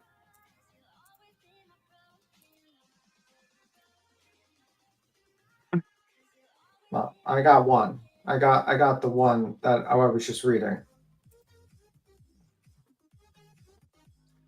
This doesn't mind Sebastian, but I think dismiss with sanctions. So in other words, it won't just go away because it's a joke. Yeah, I don't think it's going to go away as a joke. I think it's going to be disastrous, actually, for all involved. Because you have a situation where you have an attorney put on a court document stating that he represents people when he doesn't. That's not good. You have a situation where there's multiple statements that are been claimed that they did it because they just didn't like what they were saying and they felt that it was bullying. And that's not going to work. That's not actionable, actually. Like if I said, Voices, you're bullying me, do I get to sue Voices now and do an injunction on her? Well, I mean, depending on the level of bullying that I'm doing, possibly. But let's say I review your work and I'm just reviewing you and I'm talking about you and I'm just saying. No, that's called fair use and criticism. Yeah, like that's what I'm talking about. Like, I don't think they quite understand that they put themselves in a bad position. And like you got multiple attorneys now saying, I want each of the parties to pay me attorney's fees several times, 3 times, and punitive damages. And if I was Brittany's watching, I'd be like, holy fucking shit. I'd be shitting a brick right now. I'd be shitting a brick if I was all these plaintiffs. Because Okay, best I case, just sent over the other 4. I sent over the exhibits. I sent over the you got the motion to dismiss already, the petition and the exhibits, both of them. Okay. You should have all of them there. Did they all 4 come in? Okay, I gotta check my email. Give me a second. I gotta check my email. God, I really appreciate you going over this, Queen. This is like when burnt toast goes over yours.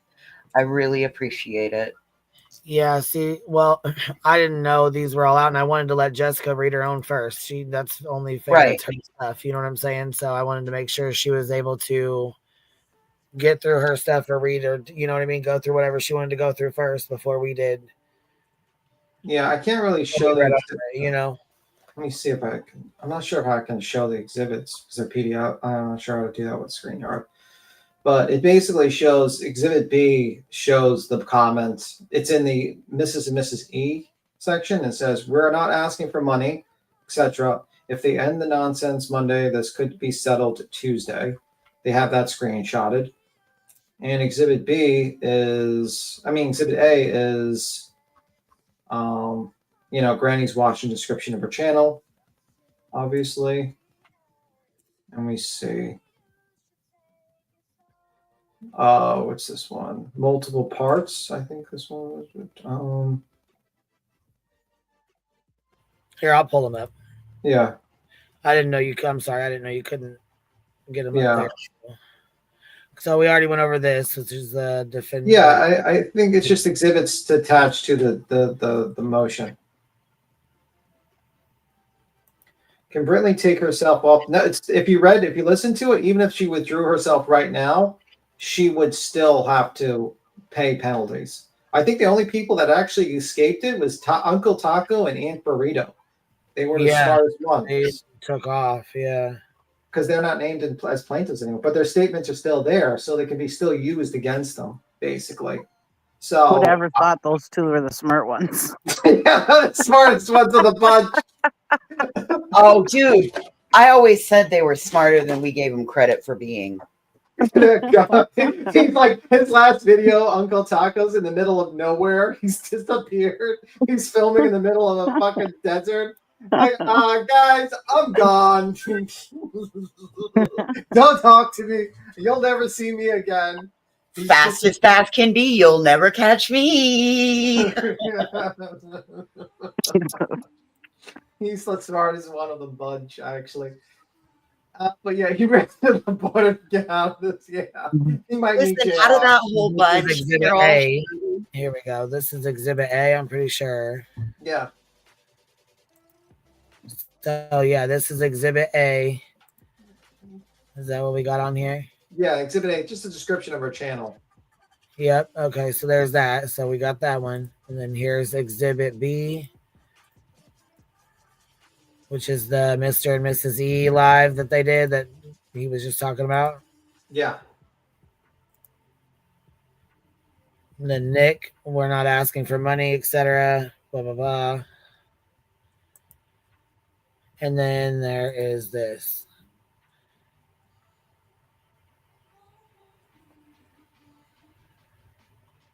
Yeah, stupidly, he said that in the chat. So what is that? That's what's filed. Yeah, it's very stupid what he did. He should not have said that in the chat.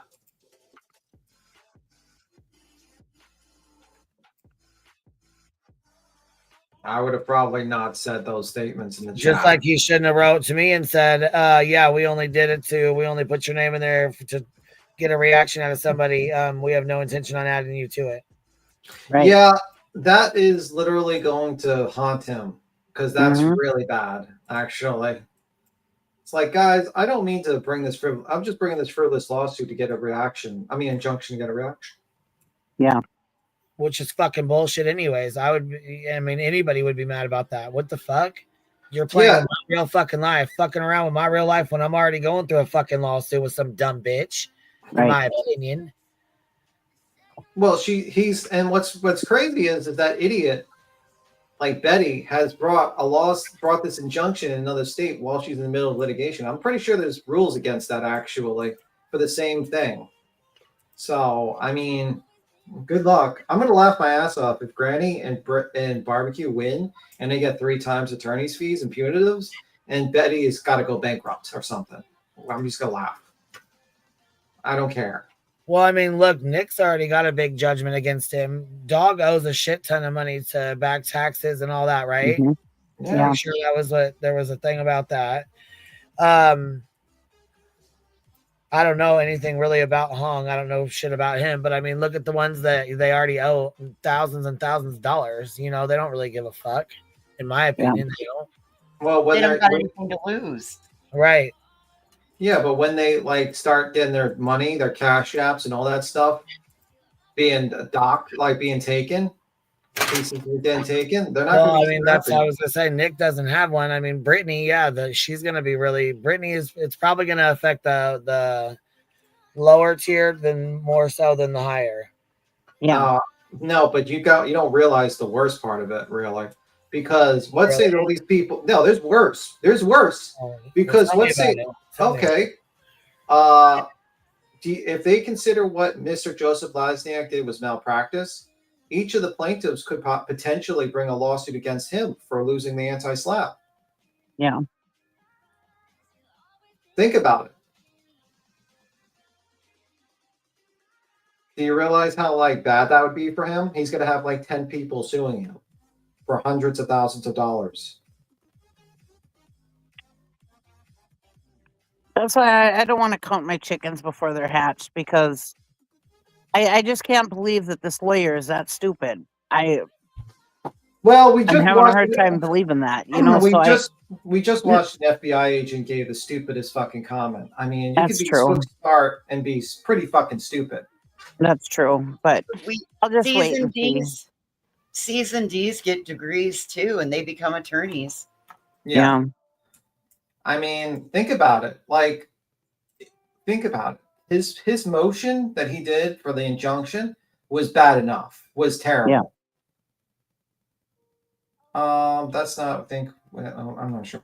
It was bad enough, but then not adding the attorney Castor, because they all probably thought that attorney Castor was also represented. Now they might have had to sign a separate retainer agreement with him, but they all thought that they were going to be this hotshot attorney.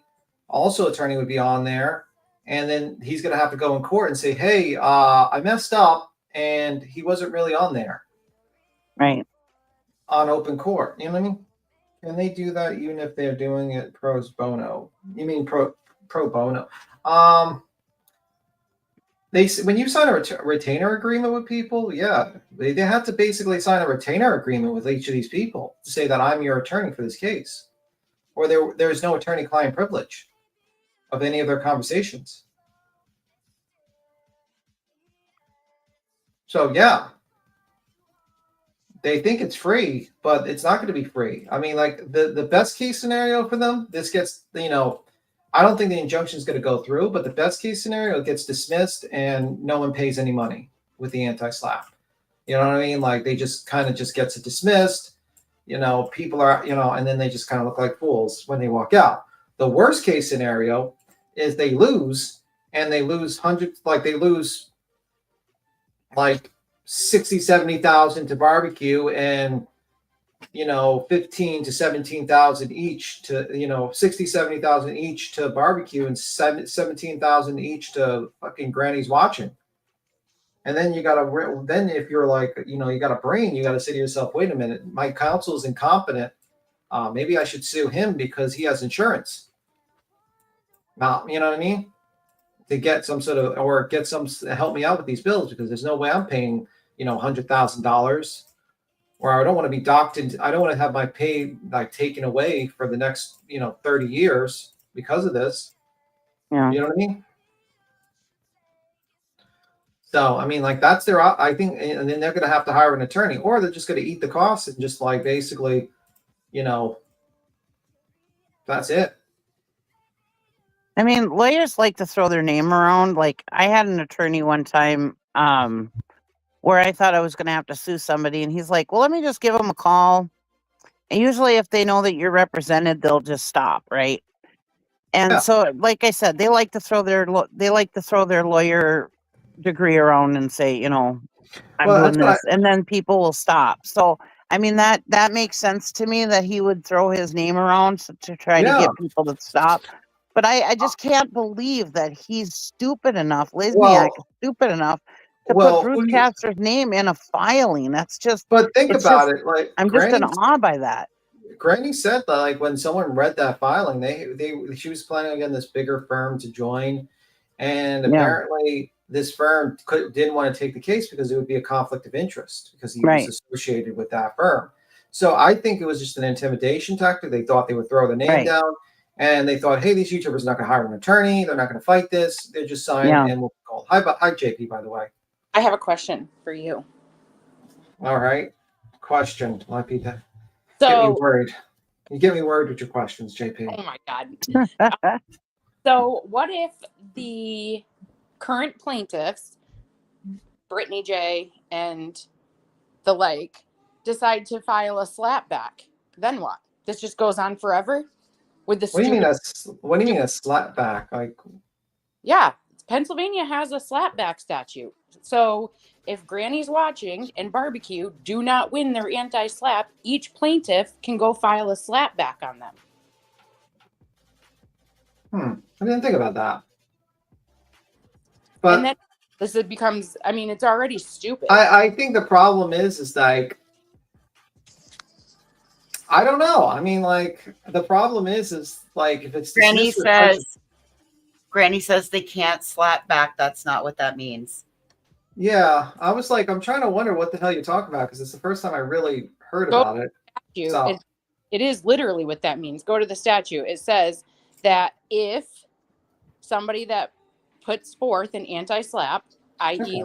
Barbecue Lady puts forth an anti-slap, if she loses, the person or people that she put the anti-slap on can then file a slap back against her if they feel that their reputations were damaged and their rights were taken. Yeah. I mean, they could try. I mean, like, the problem is that the key word, if you lose the slap, right? Well, I'm not going to, never mind. Yeah. I mean, like, basically you like, think about it. What was the purpose of the injunction? There was nothing. There's no purpose. The purpose of the injunction is to silence, intimidate people so they don't say certain things they don't like. Right. And then the whole opinions. I think it would have just, do you agree with me do you think that the court would have just thrown it out had they not filed the anti-slaps? I think the problem is that if they just threw it out, if they threw it out with a prejudice, they could just file another injunction and cost you more money. I think that the court would have just. I mean, I'm sure there's a risk with your slapback. Maybe I don't know about the Pennsylvania. I'm sure there's an attorney that will handle that and figure that out. But the thing is sometimes you have to kind of jump for the jugular to stop the whole bullshit from continuing, like constantly going. This guy likes to file injunctions. He filed an injunction on a debt thing, I believe, something he owed money on that they were going to collect on him, just to buy time. So yeah, I mean, like, I think like there's a potential for anything. You know what I mean? But sorry, excuse me. Yeah, I don't think. I like your line of thought, though, JP. I really do. I see because I wondered if there was going to be some sort of a penalty that could happen if there wasn't a win. Because you know how the court works. There's always the tit for tat in the court system, right? I just but I appreciate you bringing that up. I have a question. You said it messes up with their reputation, right? That's why you can do an anti-slap back. If they feel that, I mean, that's for the courts to decide if it did or if it didn't. But if they're basically, the whole thing is if they believe the anti-slap, what's in the anti-slap actually attacks their reputation, then that they can do an a slap back. It's called a slap back, right? I don't know. I mean, I just read that filing, and I didn't see anything that would be attacking their reputation, at least for Granny's watching side. It basically highlights the facts and also highlights that they basically were intending to use these. They're using their own words With barbecues, I'm not too sure I remember every single thing, but I don't think she stated anything that was attacking their reputations when she was doing her anti-slap. So I don't know. I don't think there would be an ability to slap back, and I would think I don't think there's going to be a slap back. I think there's misuse of the judicial system as a whole. I think the injunction, I think the anti-slaps, I think it's a terrible misuse of the fucking judicial system. Why do you think the anti-slap is an abuse? I'm just asking. Because I mean, come on now, let's get real. It's bullshit. Nobody's reputation was damaged. Nobody lost their First Amendment rights. Everybody still has their channel. They're still talking. Everybody's still going about what they were doing. Yeah, but the problem is that, your thought process, I understand what you're stating, but the thought process is the only reason why they're able to talk is because they're able to afford an attorney, and that costs money. And if people can only talk if they have attorneys now and have money, then that creates a society where only rich people can talk and have opinions on cases and opinions on things. So sometimes that's the problem. You know what I mean? Like if let's say barbecue lady and granny didn't have money, they're broke as a joke. They didn't have the attorneys and they had to go into the courtroom. Do you think they would be able to argue their case to have it dismissed? I think that the judge would have dismissed it regardless. No. It was frivolous I mean, you know how the system is. Unless you know the exact words and the exact laws, that you're going to get even the shittiest attorney can outrun a pro se litigant.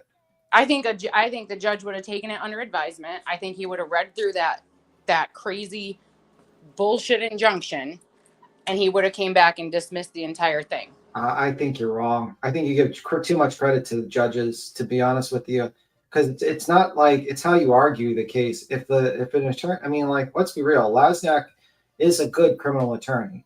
He actually is a good attorney when it comes to that. And I think he would run circles around Granny's watching and barbecue in the courtroom. It's just would. Even though he's a good criminal attorney, this isn't a criminal thing. It was an injunction.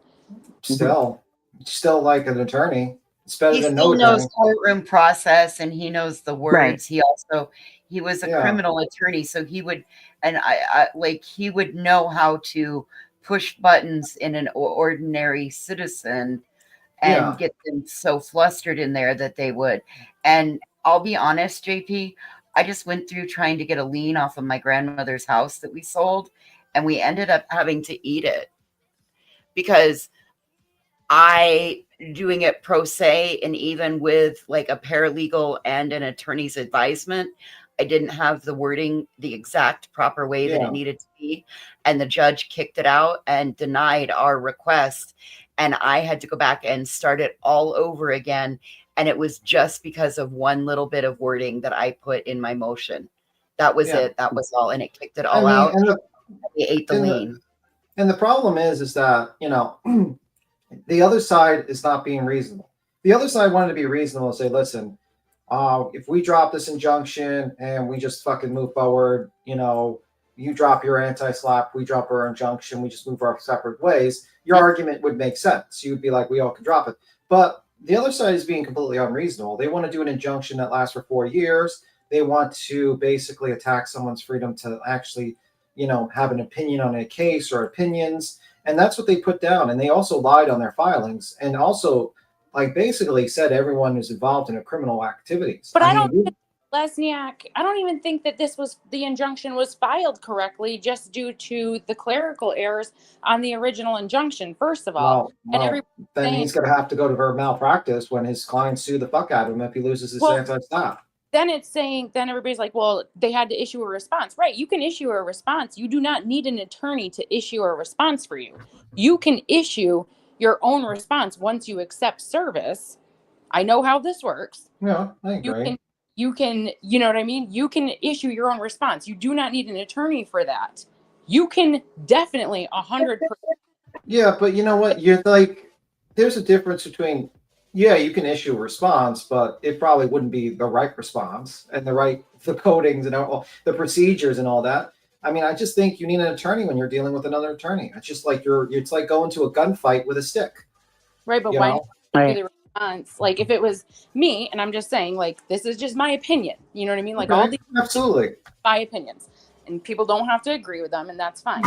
But if it was me in that situation, I would have issued the response, accepted service, issued the response, gone to the first hearing, asked for an adjournment, and then got a lawyer if I felt it was necessary. I wouldn't have sat there filing anti-slaps before the actual first court date, because there is a chance that it could have been dismissed with prejudice. Yeah, but then you're out thousands and thousands of dollars, and then they basically got what they wanted. Thousands of dollars. How would you be if you had no money, if nothing invested in it, and you just filed a response yourself as pro se? You're out $0. Yeah, but you're kind of how would you respond? How would you dismiss it? What would you dismiss it under? No, I said when you got to the court and the judge. But I'm saying you're asking the court to dismiss it with prejudice. What are you dismissing it with prejudice as in Pennsylvania law?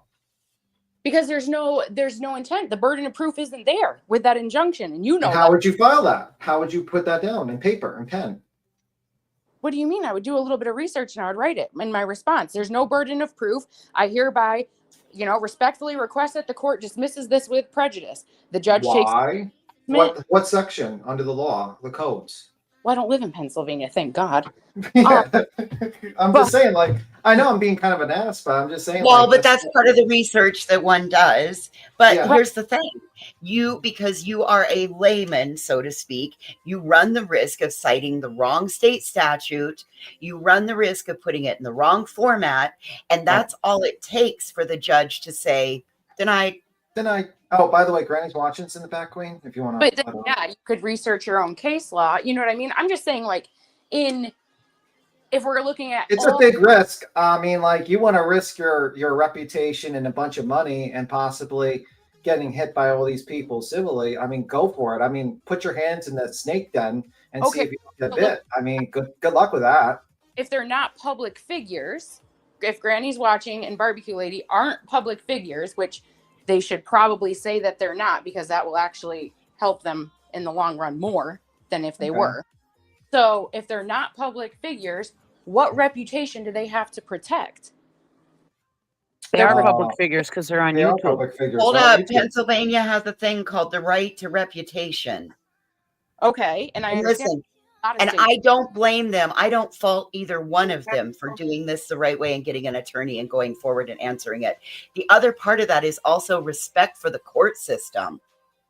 Yeah, and also you can't really, Granny says, you can't just say respond, honor, I dislike the filing. You have to have the right codes to it. You need to write the file, do the proper documents. I would not, if I was being sued or if I was in this injunction situation, I would hire an attorney right away. You can do it, though. It's not an impossible thing. That's what I'm saying. Looking at all avenues of this entire situation, that's not impossible to do. And I would also want to, and the reason why I probably want to do an anti-slap is because that's what anti-slap is for. For instance, let's look at the definition. Let me pull up the the actual anti-slap. What you know what I mean? I'm just saying, and I'm not saying. Okay, so let me ask you a question. It says strategic lawsuit against public participation. Okay, so Granny's Watching has a YouTube channel where she participates in discussing about information related to Sebastian, rumors, all the stuff that happens. Is it public participation? Is a YouTube channel public participation? So if they are going with the fact that they're public figures, then they're going to have a harder time winning their anti-slap than if they weren't.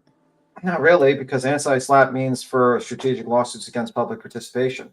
So basically, this whole lawsuit was a strategic attack against people that were having a discussion about, facts of a missing person. I think the judge would have just said that the whole injunction was so stupid and just read through it. All right. Have you followed the Bullhorn Betty lawsuit? Dude, you can't go off of that, JP, because a judge isn't going to go off of their emotions. They're going to go off of the case law that you cite. A judge doesn't rule off of emotion like the rest of us. Right. I thought like you in the beginning of the Bullhorn Betty thing. I was laughing at the complaint and said, "Oh, he's just going to throw this out. It would just be done." But then you realize, oh, you have to file this, and you have to file this, and you have to go through this, and you have to know this, and you have to do that. And the truth of the matter is that, it's, you have to know the right words to get what you need. And I think this is actually correct. And the thing is, this is actually what the anti-slap was developed for. What Mr. Joseph Lasniak and also Nick and all these other people are doing is why this anti-slap was created, to stop that type of attack. And the injunction's 100% ridiculous. I absolutely agree with that. Absolutely agree with that. That the injunction is ridiculous, full of lies, chocked full of fucking perjury. Like, I agree with that part for sure. But we know that. But a judge wouldn't know that. Judges are not on YouTube like we are. Most of them. The judge is not going to watch. They don't see the bullshit that these people are doing all over the place. I'll be right back. So that's why you need the attorney to point out exactly what bullshit they're doing to get it dismissed. You know what I mean? And let's not forget the internet law regarding the internet is 5 to 7 years behind, maybe even 10 years behind what regular physical law practice is, right? So again, I do not fault either one of them for answering it the way they did. I mean, I thought I would be smart enough to be able to get a lien released. How hard could that fucking be, right? Nope. See, that's where I'm at. Like, I don't, you know what I mean? I don't have a horse in the race. I don't talk about missing kids cases. I don't do that, so I'm good.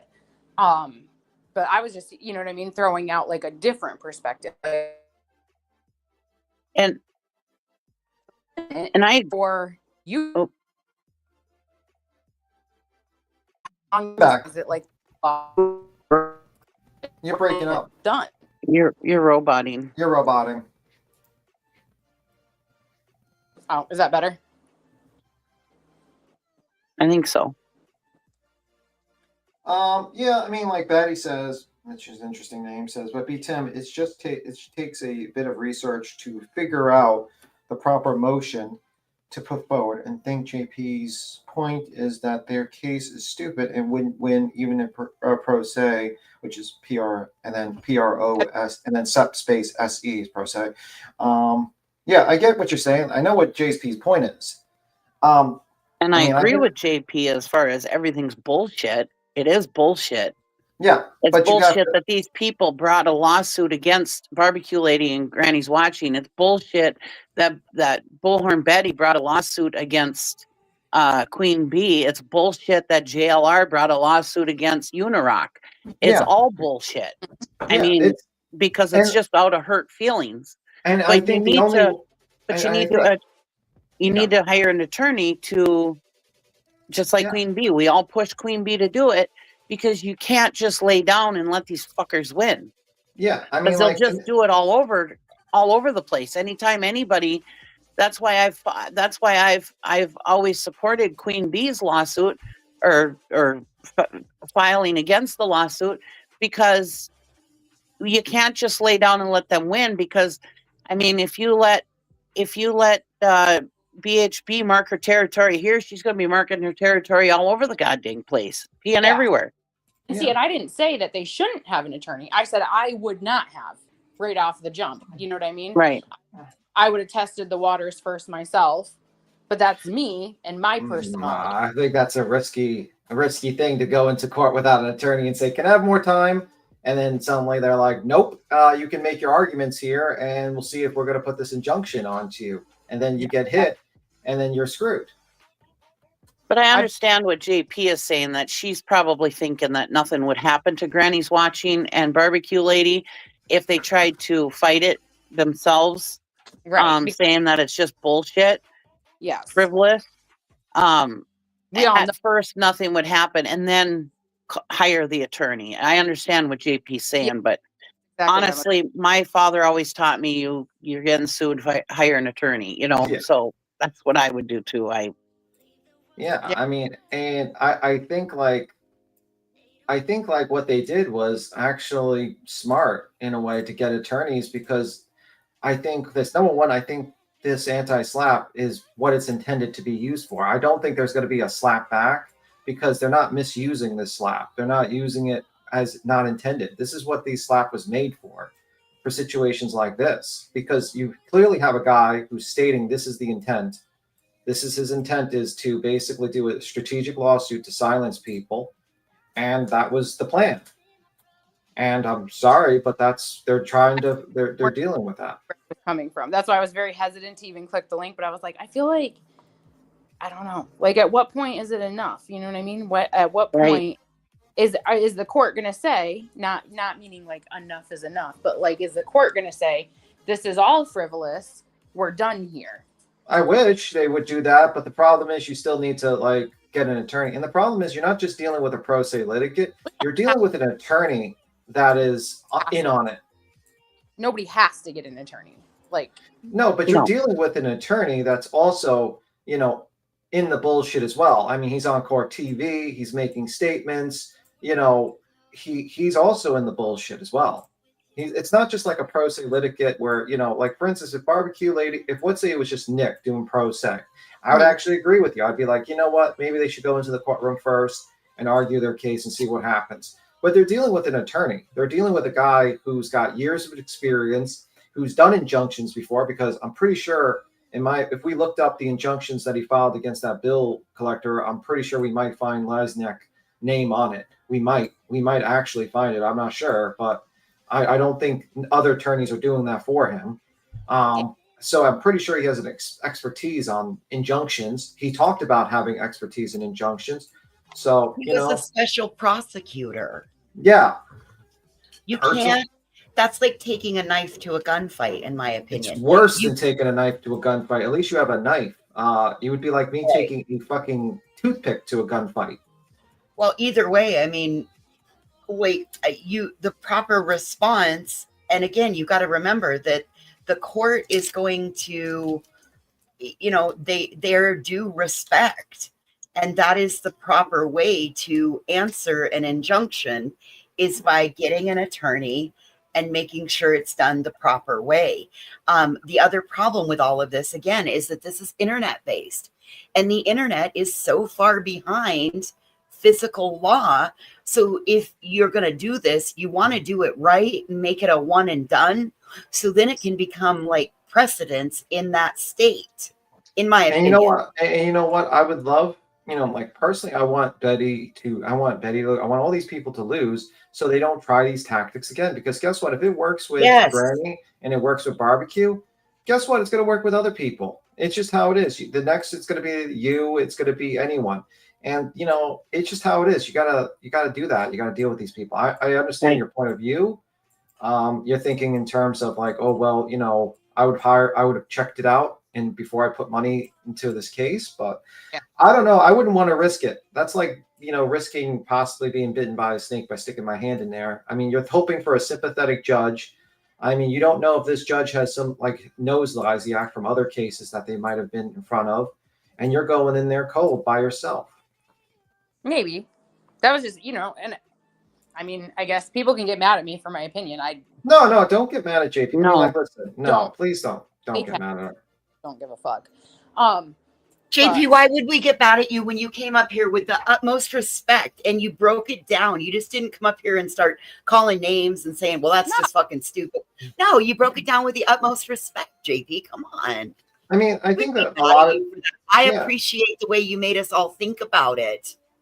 I think a lot of people think like have that opinion and thought process, and it's good to have an open discussion about it. It's not like, you know, certain things shouldn't be discussed. I mean, I didn't even know about the slap back or, you know, thing, and people can look that up and see if there's anything to it. Personally, I don't think there's going to be one, because I don't think I think the slap is actually the anti-slap is actually, you know, being used properly in this time, you know, and there's been precedents in other YouTubers that use anti-slap to win. Keemstar had a case where he was sued and he used anti-slap. He said something called drama alert, which does basically what we do. We talk about drama and stuff, and he won. And he won, like, I think, what was it? 300? What was it? How much did Keemstar win? I think it was like 300,000 back or something like that. I'm trying to remember. Yeah, he did. He won a lot. I think it was 300,000. It was either 300 or 350, I think. Yeah. He won a significant amount of money back. Yeah. Also, you know, he's kind of weird with collecting everyone's YouTube fucking plaques. Like, he's devouring souls from YouTube people, but from dead channels. But But yeah, he win. He did. They tried to go after him, and he won. He just completely destroyed them in court. And guess what? He had an attorney. He had an attorney. I'm the type of person, I'm not sue happy. I've had quite a few things happen to me in life where I could have sued the shit out of people and been a very wealthy woman. First of all, one of them would have been my daughter having her appendix removed wrongfully. Anyways, Wow. but I do believe in fighting back. I don't believe in putting out frivolous lawsuits and shit like that. And you don't need to sue everybody, but I do believe in fighting back. If you're getting, I mean, it's not like Granny Watching and Barbecue Lady filed these, Right. they're just fighting back, and I believe in that. Oh yeah, absolutely. Granny's watching. You're up here, and Brianna, you're up here with us too. I did say that I hope Barbecue Lady loses because I can't stand her. So I really do hope she loses. Yeah, I don't want them to lose because I don't want them other people to win. That part wasn't a lie. That was not a lie. That I did say that. Yes, I did. But if she loses a lawsuit that was illegally filed, then that's a bad thing for the rest of the citizens of this country. A very bad one. I hope that she loses the anti-slap. I hope that I really do. I just don't like her.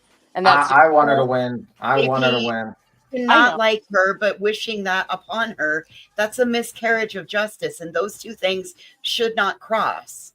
And as somebody who, listen, baby, as somebody who has those kind of mood swings and temperament things, I appreciate it, but let's maybe keep those on our inside voices. Well, I did speak to an attorney about represent myself, and this was the response. When you file them yourself, LASNAC will file preliminary objections to your preliminary objections. And I said, I'm sure they'll do that either way. Because, I mean, I felt the same way as you did. And he wrote, whatever you think you know best. Did they file POs to the ladies' POs? No, because they were properly done, not as in depth as I would have done, but no grounds for POs to POs. If your POs are struck, you will need to answer and file defenses and counterclaims. More time, more money. Don't plagiarize the other attorney's filing. They will ask you to get sanctioned. Here's my last take that you will get. Alex Jones did not lose a trial. He got a default. Rudy Hairdye did not lose a trial. He had a discovery violation, and as punishment, the judge entered default. Thereafter, they assessed damages. It's ridiculous that this is even happening. That said, go obtain an attorney, pretty much. I'm not going to read the rest of it, but so it's not as like you have to have a certain format. You have to know how to cite case law. There's certain things you have to do, because if you don't grab the judge's attention on your very first filing, which is preliminary objections, you end up in a circle of years of litigation. And quite frankly, I don't have the mental capacity nor the time to sit down and learn like legal speak. So there was no way I was going to be able to do it on my own. But I understand the sentiments of what you're saying. I just think you're speaking from dislike. You're not speaking from logic, with utmost respect. My take on this, sitting down there and hearing you say the judge should dismiss it because it's frivolous on its face. Blah. With all due respect, we've been waiting for more than a year and a half for one judge in Illinois to get the balls to do that, and he hasn't done it yet. Well, he did it once, and then unfortunately, that gave her the door to come back in. Yeah, if we wait on judges to do the right thing without an attorney making them, we're always going to be waiting for the judge to do the right thing.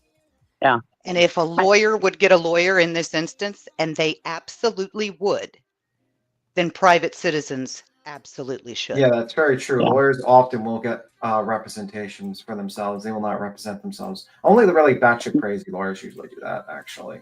Well, if I was just facing an injunction, which was like, hey, just be quiet, sure. But I'm facing claims of RICO, defamation, slander, cyber stalking. I know, JP, you like to dismiss the other part. You do say very often that it's just an injunction. It is not. It's not just an injunction. Anyway, I mean... And that's where the harmful part comes in, because, again, this is my neighborhood. This wasn't filed in Tennessee. This is my backyard. And just to be fair, I think JP is just like... I think it's good that what?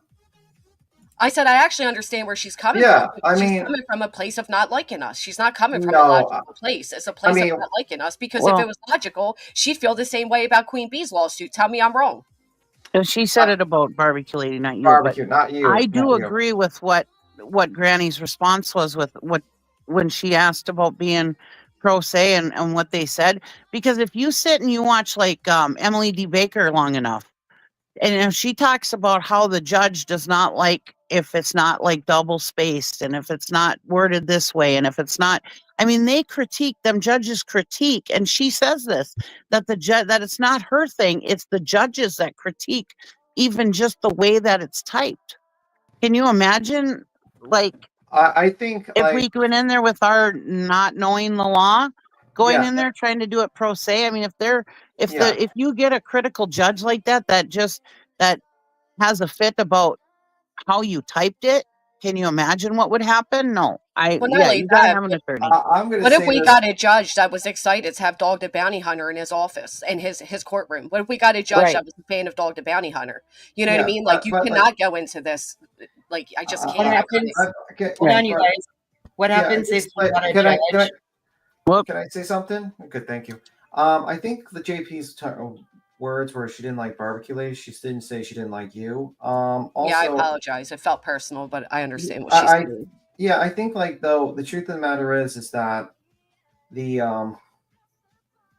I don't know. I mean, I think that the thing is she's speaking out of an opinion of a lot of people that think that they can just go into the courtroom and just say, "Hey, I'm going to test the waters and I'm going to see if I can do my own thing to save money." And I think there's a lot. It's a good thing that she came up here and voiced that kind of opinion as well, because there are people that think like that, and I sometimes it's a good thing that people come up here and actually discuss that. And it's a good way to, that's what I'm saying. Like, so it's good that she came up here and actually explained that to people so we can go into details, because I'm sure people have that question. They're like, why can't you just go into the court? This is ridiculous. This is clearly BS, and it's good that it's being explained. You know what I mean? Well, that's why people get away with BS lawsuits all the time. I mean, Nick made it very clear that his intent was to keep us tied up in litigation. You know how he would have done that? By opposing our opposition. So if I would even attempt it on my own, I would have been screwed. But I agree. JP has a right to her opinion. I'm not saying she doesn't.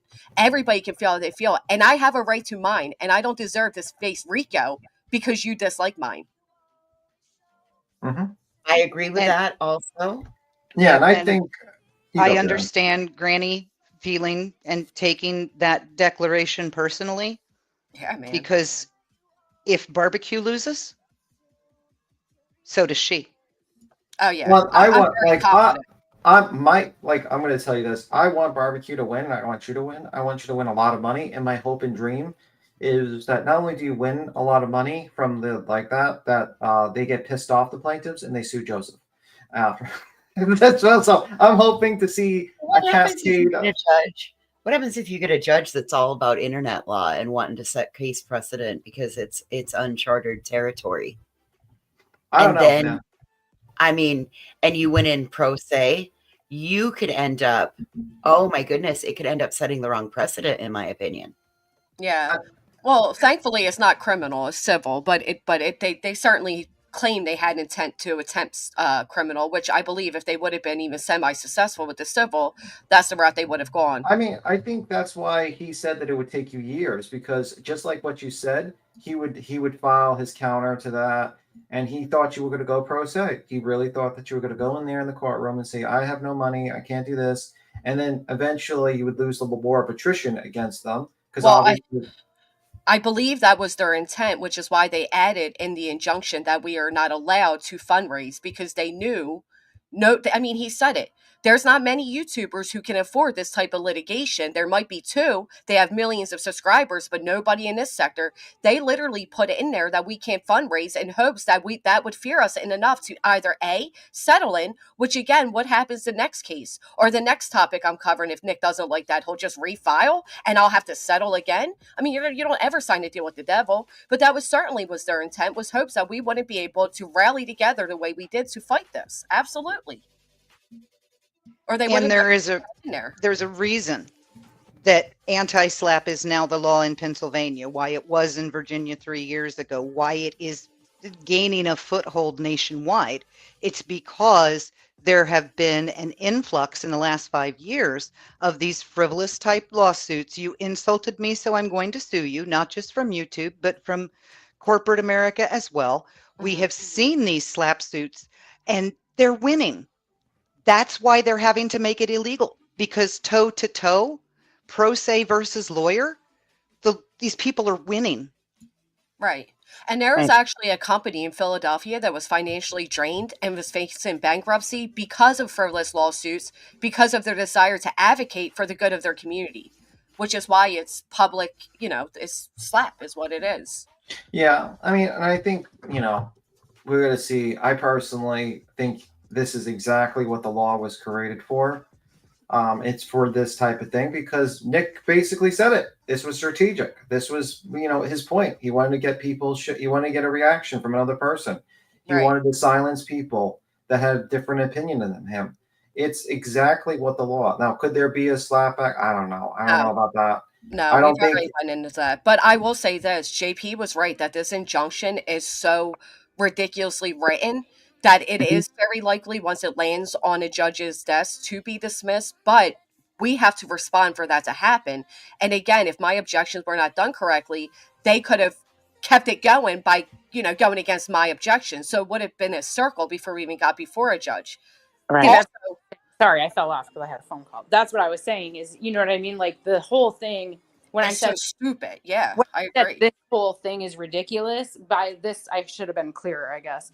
And I will say though, JP, you're right, because I said the same thing. I said, you know what? I have nothing to lose at the end of this aside from my freedom of speech, right? So what if I don't fucking respond?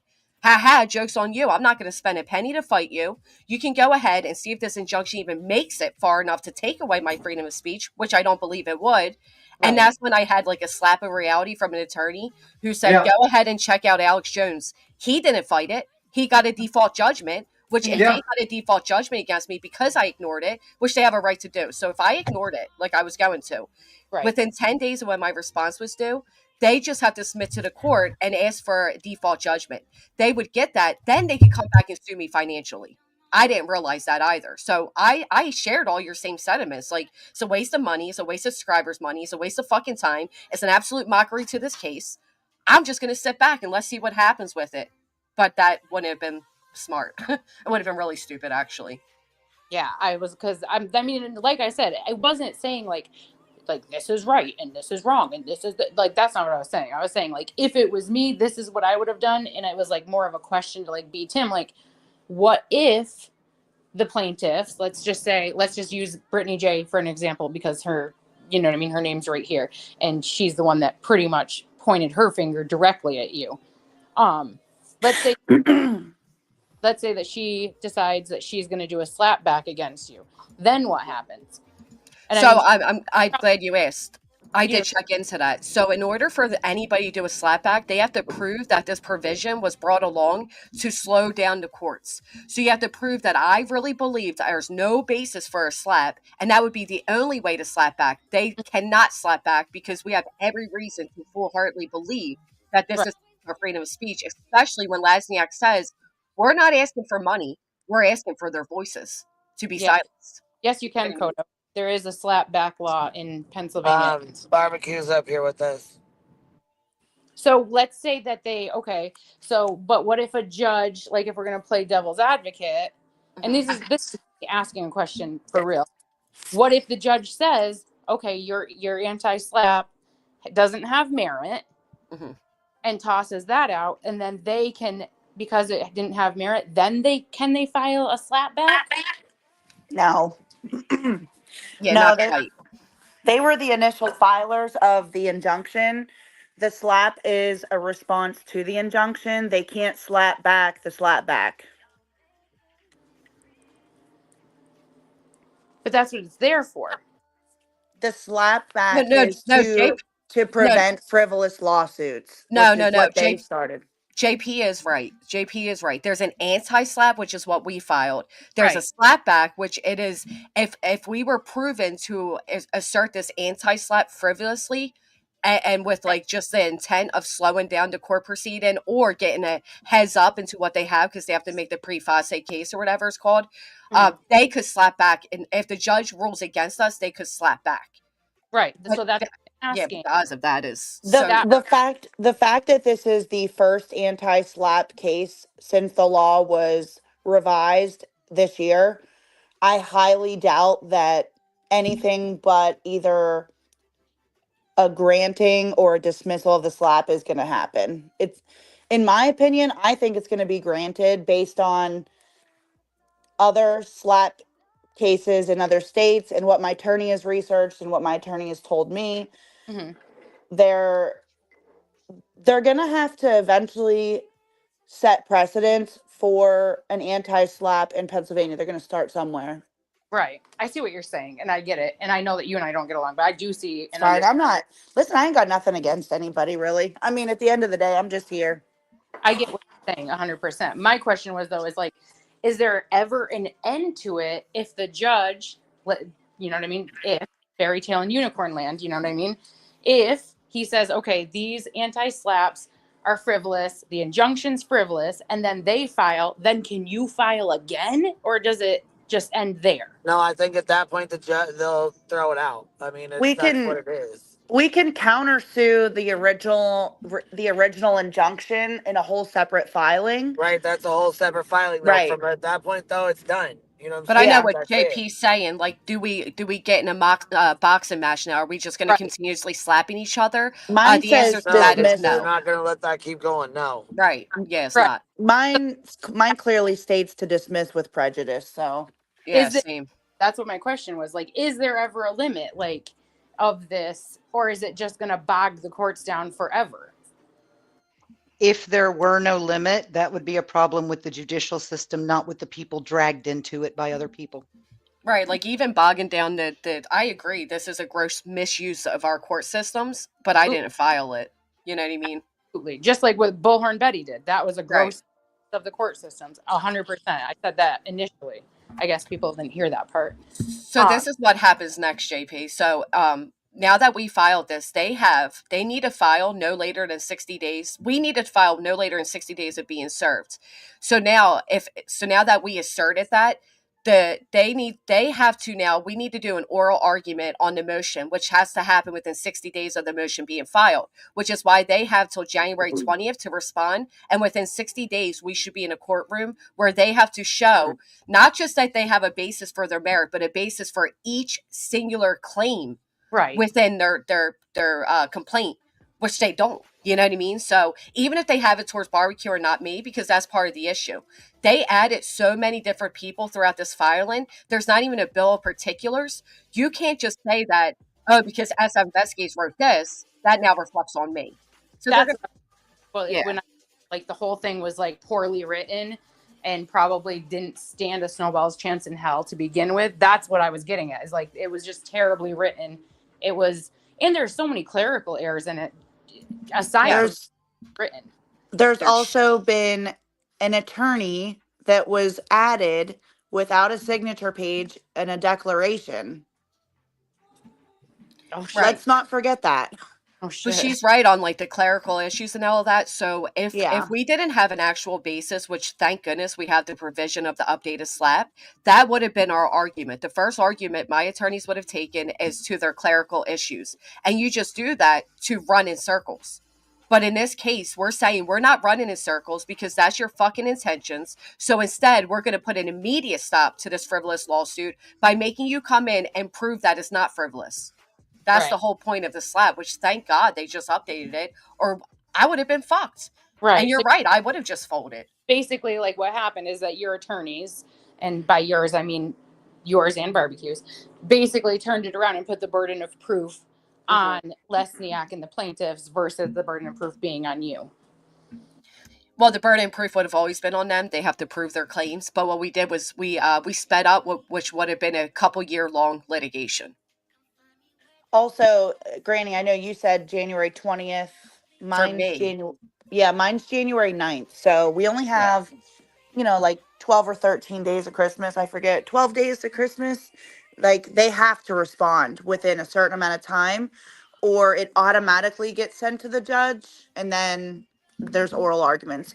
I also did find out, Granny, from my attorney yesterday that none of the plaintiffs have to be at the 60-day hearing.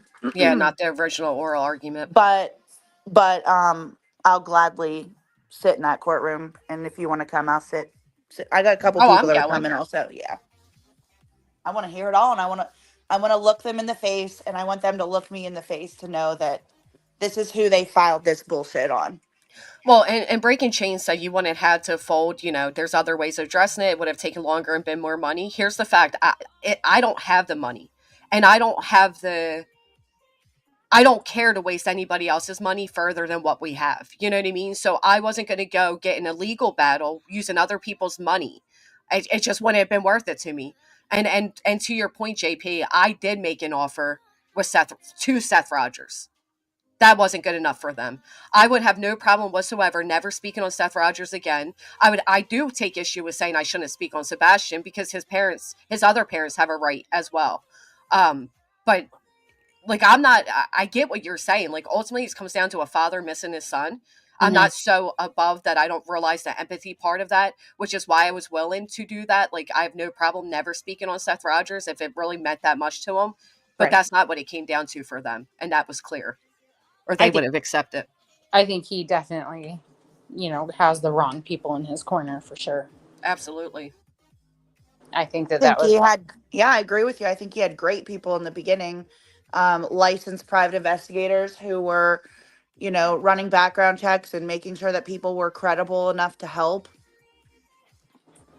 Yeah, I think he, not that he doesn't have good intentions now. I don't want to say that, but I think he started out, with people that had good intentions in his corner, slowly snowballed into obviously the current situation.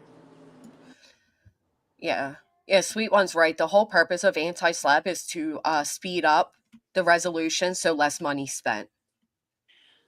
Also, up above, I jumped on here actually just to comment back to Tales Untangled, where I don't know who it is, but they said if Barbecue would have just shut her mouth, we wouldn't have been here. If she would have just kept her mouth shut or whatever. That's the whole point of the anti-SLAPP is like you can have an opinion, you can have commentary, you can talk about your feelings. If any, and I have done a lot of due diligence to help with this case. Personally gone there, hung up flyers, searched in the woods, in the rain with Tammy and a couple other creators. Like, our intentions were never malicious. We went down there with a heart, truly with a heart. And the fact of the matter is that some people just didn't like that we had different theories or opinions on what could have happened. And that's kind of where a lot of the hate came from, is because we were a little more vocal about it. And I know that other creators vocalized, their opinions that maybe didn't align or match with what other people wanted to put out. And at the end of the day, like, we can still have opinions and theories, and it doesn't mean that someone should still shut up. Well, the fact that they even wrote that if you would have shut up, yes, thank you for proving why this injunction with the complaint was even filed. It has nothing to do. You don't have to shut up. They don't have to like what we're saying. And do you think Chris and Katie like what they're saying? You don't have to like what somebody's saying. Doesn't mean you get to accuse them of egregious crimes like RICO, because everything they put in there was criminal code. It's not even civil. They're legitimately trying to accuse us of criminal crimes in a civil filing. It's crazy.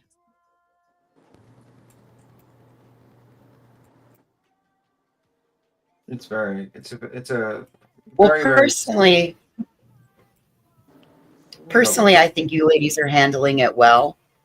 And I know that it has to be taking a toll emotionally, physically, mentally. And I think that you ladies have chosen the right option. And I wish you both the best of luck. And I hope that the outcome comes out the way that it needs to come out. So, and I'm sorry you're going through it. Thank you. Thanks. Yeah. I mean, I think you'll get through this. I think this will be a bump in the road, but I really do hope that you win, mainly because I don't really like any of the plaintiffs. I kind of want them to take fucking aim. I don't like the fact that they're abusing the court system, but I also don't like them. And each one of them has basically been horrible people that have abused the system one way or another, in my opinion, or just completely. Well, and I kind of want to see the live stream where Betty's pulls out her hair in the live stream, losing the injunction. It's kind of going to be the greatest live stream ever. if I, you know what I mean, if I play devil's advocate, I don't think that necessarily all the people that are listed as a plaintiff, I don't think that they did their due diligence and research, you know, the repercussions that could come from it. Right. I agree. I think they wanted to kind of be a part of something, and they kind of thought, like, if we don't go along with this, and this is just my opinion, I don't know this for fact, but it seems like they thought, like, if we don't go along with this, and if we don't go along with what Nick and Tony and Seth say, then we're not going to be a part of this inner circle, if you will. And Right. I think that kind of, I agree with that. I agree with that. Like a RICO, like an enterprise that is built off of you know. Well, I don't know about that, but literally how it appears to me. But no, I agree. But you know, the problem is that they wrote declarations full of bullshit too. Like they had no problem committing perjury, even if they knew the repercussions of it. They should have, at minimum, knew that there would be you know, some type of repercussion for lying on a declaration under perjury. I agree, because you know there is like a certain level of discernment that you have to do when you're signing legal documents, for sure. Yeah. But I don't know. I reflect back to that, you know, I got the original cease and desist, handed it to my attorney. I a couple days later, I got a botched up settlement offer that was made to be written as if I wrote it and sent it to Lesniak's attorney, you know, as the attorney, basically saying like, yeah, we'll agree to a settlement if you publicly apologize for threatening Dog the Bounty Hunter, which I've never done, and that you come out and say that the reward is actually real and not fake. No, I don't know that to be factual. I've never seen a signed banknote. I don't know who these alleged donors are of said reward funds, and I'm not going to say any of that shit. The only thing that I, in my opinion, want to believe is credible right now is that the FBI has put up a $50,000 reward, and people were so upset that we didn't make the billboards to say $100,000 reward. I'm sorry. My attorney actually said to me, "Hey, you did the right thing, because if you would have put $100,000 on that bulletin board and Sebastian would have been found, guess who would have been liable to pay that? Me." Well, and for the record, I didn't. Oh, sorry, JP. I just wish it would all go away. You know what I mean? Like, that's, at the end of the day, if I had one wish to be granted, it would be that the whole entire thing goes away. That the injunction, I just wish it'd be found.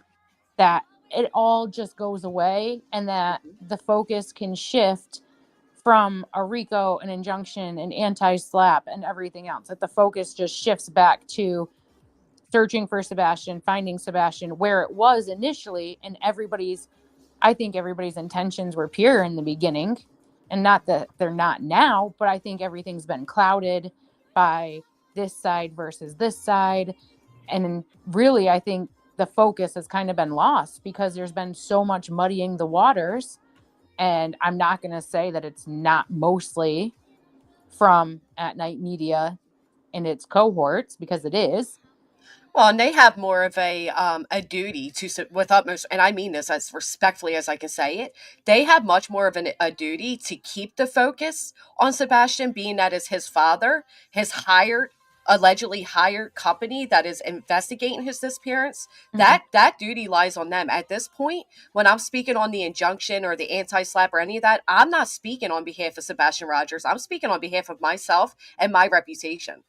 Right. What I'm saying is the whole thing as a whole, like Sebastian's missing person case as a whole has been overclouded by this specific incident and the filings and the court proceedings and the media. You know what I mean? Like Bullhorn Betty going to jail. It's just been clouded by all that shit. I agree. I completely agree. Yeah. Oh, absolutely. And I believe that this was sorry, B. Tim. I believe that this was their intent all the way along, because if you sit back and look at what they did coming out from Jump, they were LARPing, and it was like anybody that gave any sort of pushback on that group of people turned around and now, or the loudest speakers in that are now being silenced and now wanting to be made into the puppets, and y'all aren't going for that. Yeah, Well, and I no. think, and I think that this entire case can carry on wider ramifications, whereby people think that they can just do this behavior, where they can just like, oh, we're going to do an injunction, and we're going to silence these YouTubers, and those that disagree with us with the money, we can just kind of scoot in and just take over from there. And Right. I mean, like, I just think it's very important that this case gets,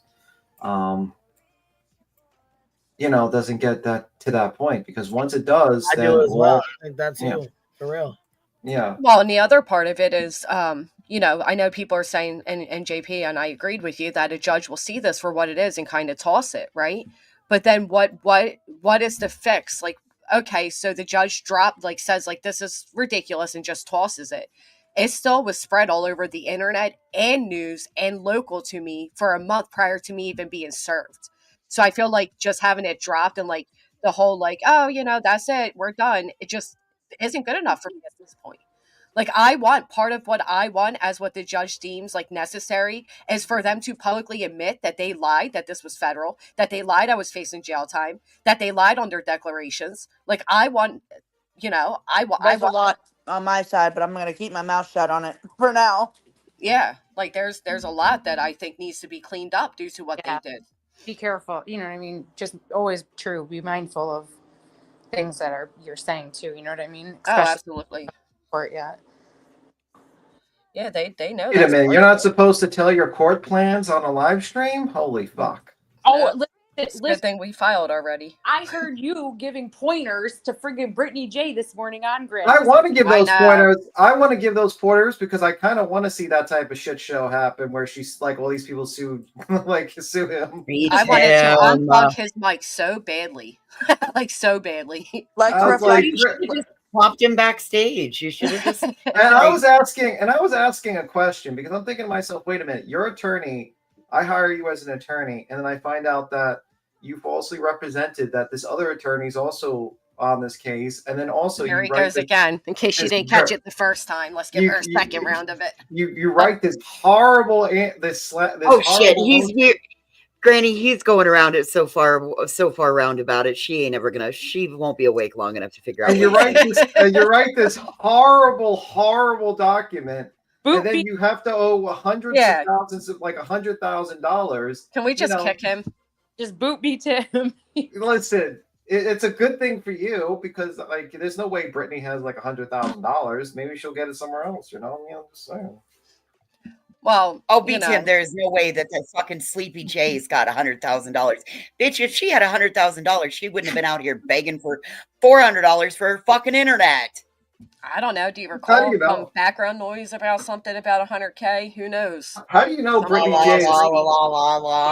How do we know Brittany J's not like a secret genius? Like she pretends to be stupid online, and then she's like an actual like day trader. That's why she's sleepy all day. She's just day trading stocks. And she's making millions of dollars. She's hanging out with Dave Portnoy. Your fantasy. Have you listened to her talk? They wouldn't allow her in the door. They take 4 IQ points away for every time she says, hang on, y'all. That's why she's so tired. She's making millions. And listen to beats him trolling. He's making millions of dollars. And she's like goes on and pretends to like, guys, because you're not like, I'll tell you a historical thing. There was a woman that was the richest woman in the 1800s. And she wore the same dress, the same clothes. She had the equivalent of $4 billion at that time. All right, listen. That's like Adam Sandler's. A lot of rich people don't, flex that they're rich. So how do you know she doesn't just like she's a super rich person? Yeah, can we get a 5x5 to interrupt B10? Yeah, right. That was just the panel killer moment of the day, I think. That was it. All right, thanks for having me up. I'm gonna hop down and get some stuff done. I know that my opinion wasn't the popular one, but I appreciate everybody being super respectful and listening. I appreciate you sharing it. I want people to look up Haiti Green and just compare her face to Brittany. They look alike. Just saying. Maybe she's like the ancestor of Haiti Green. Are you? Wait a minute. I thought she was the Hamburglar. Come on now, pick a lane. Well, Oh my God. She is the Hamburglar. That's how she made her first money. You know, being spokesperson for Burger King. Or is it Burger King or McDonald's? I don't even know. Fucking Hamburglar is. I mean, that is the other part of this injunction is that this team that claims to be such an intelligence team stated that we are in the way of them finding Sebastian. Now, I don't know about any of you, but like if there's something I'm watching I'm not interested in or I disagree with, I turn it off. There is no way my public commentary through a YouTube channel could ever harm nor prevent their investigation. They shouldn't even be listening to me. They should be searching. So it was just a stupid claim to make. Well, the other thing is like, I don't know about you, Granny, but I never got a call from the FBI, TBI, or Sumner County, or really anyone telling me that like my commentary was interfering with their investigation. Nope. I never even got a cease and desist from them saying as much, let alone a call from the FBI or TBI or LE. No. That's what I mean. Like they're not really. You got to remember they're not even really credentialed to make that claim. Like they're not the investigators. I want to know why At Night Media's Twitter page lists them as being on the 85th floor, and I was just at the security desk of One World Trade Center like 2 weeks ago, and they said they don't even exist there. I think they have a digital, like one of those like digital offices. Like No. they just No. Well, No, they looked up everything. wait, they think they have the they think they have a what? They're on the 85th floor. They said they were in the One World Trade Center. Yeah, there's no 85th floor. Well, Yeah. there is an 85th floor. However, security said that business does not exist on the 85th floor.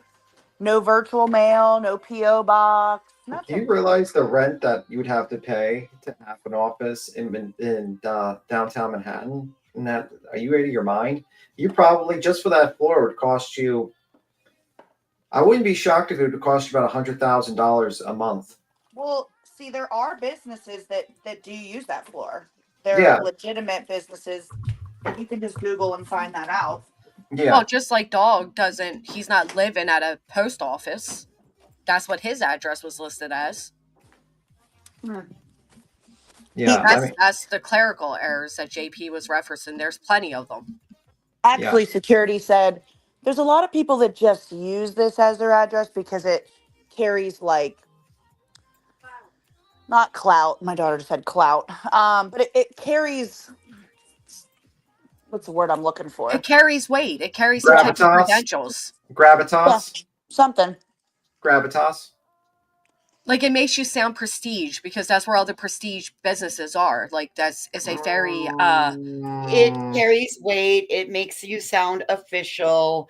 It makes you seem more along the lines of aligning with Trump because you're at One World.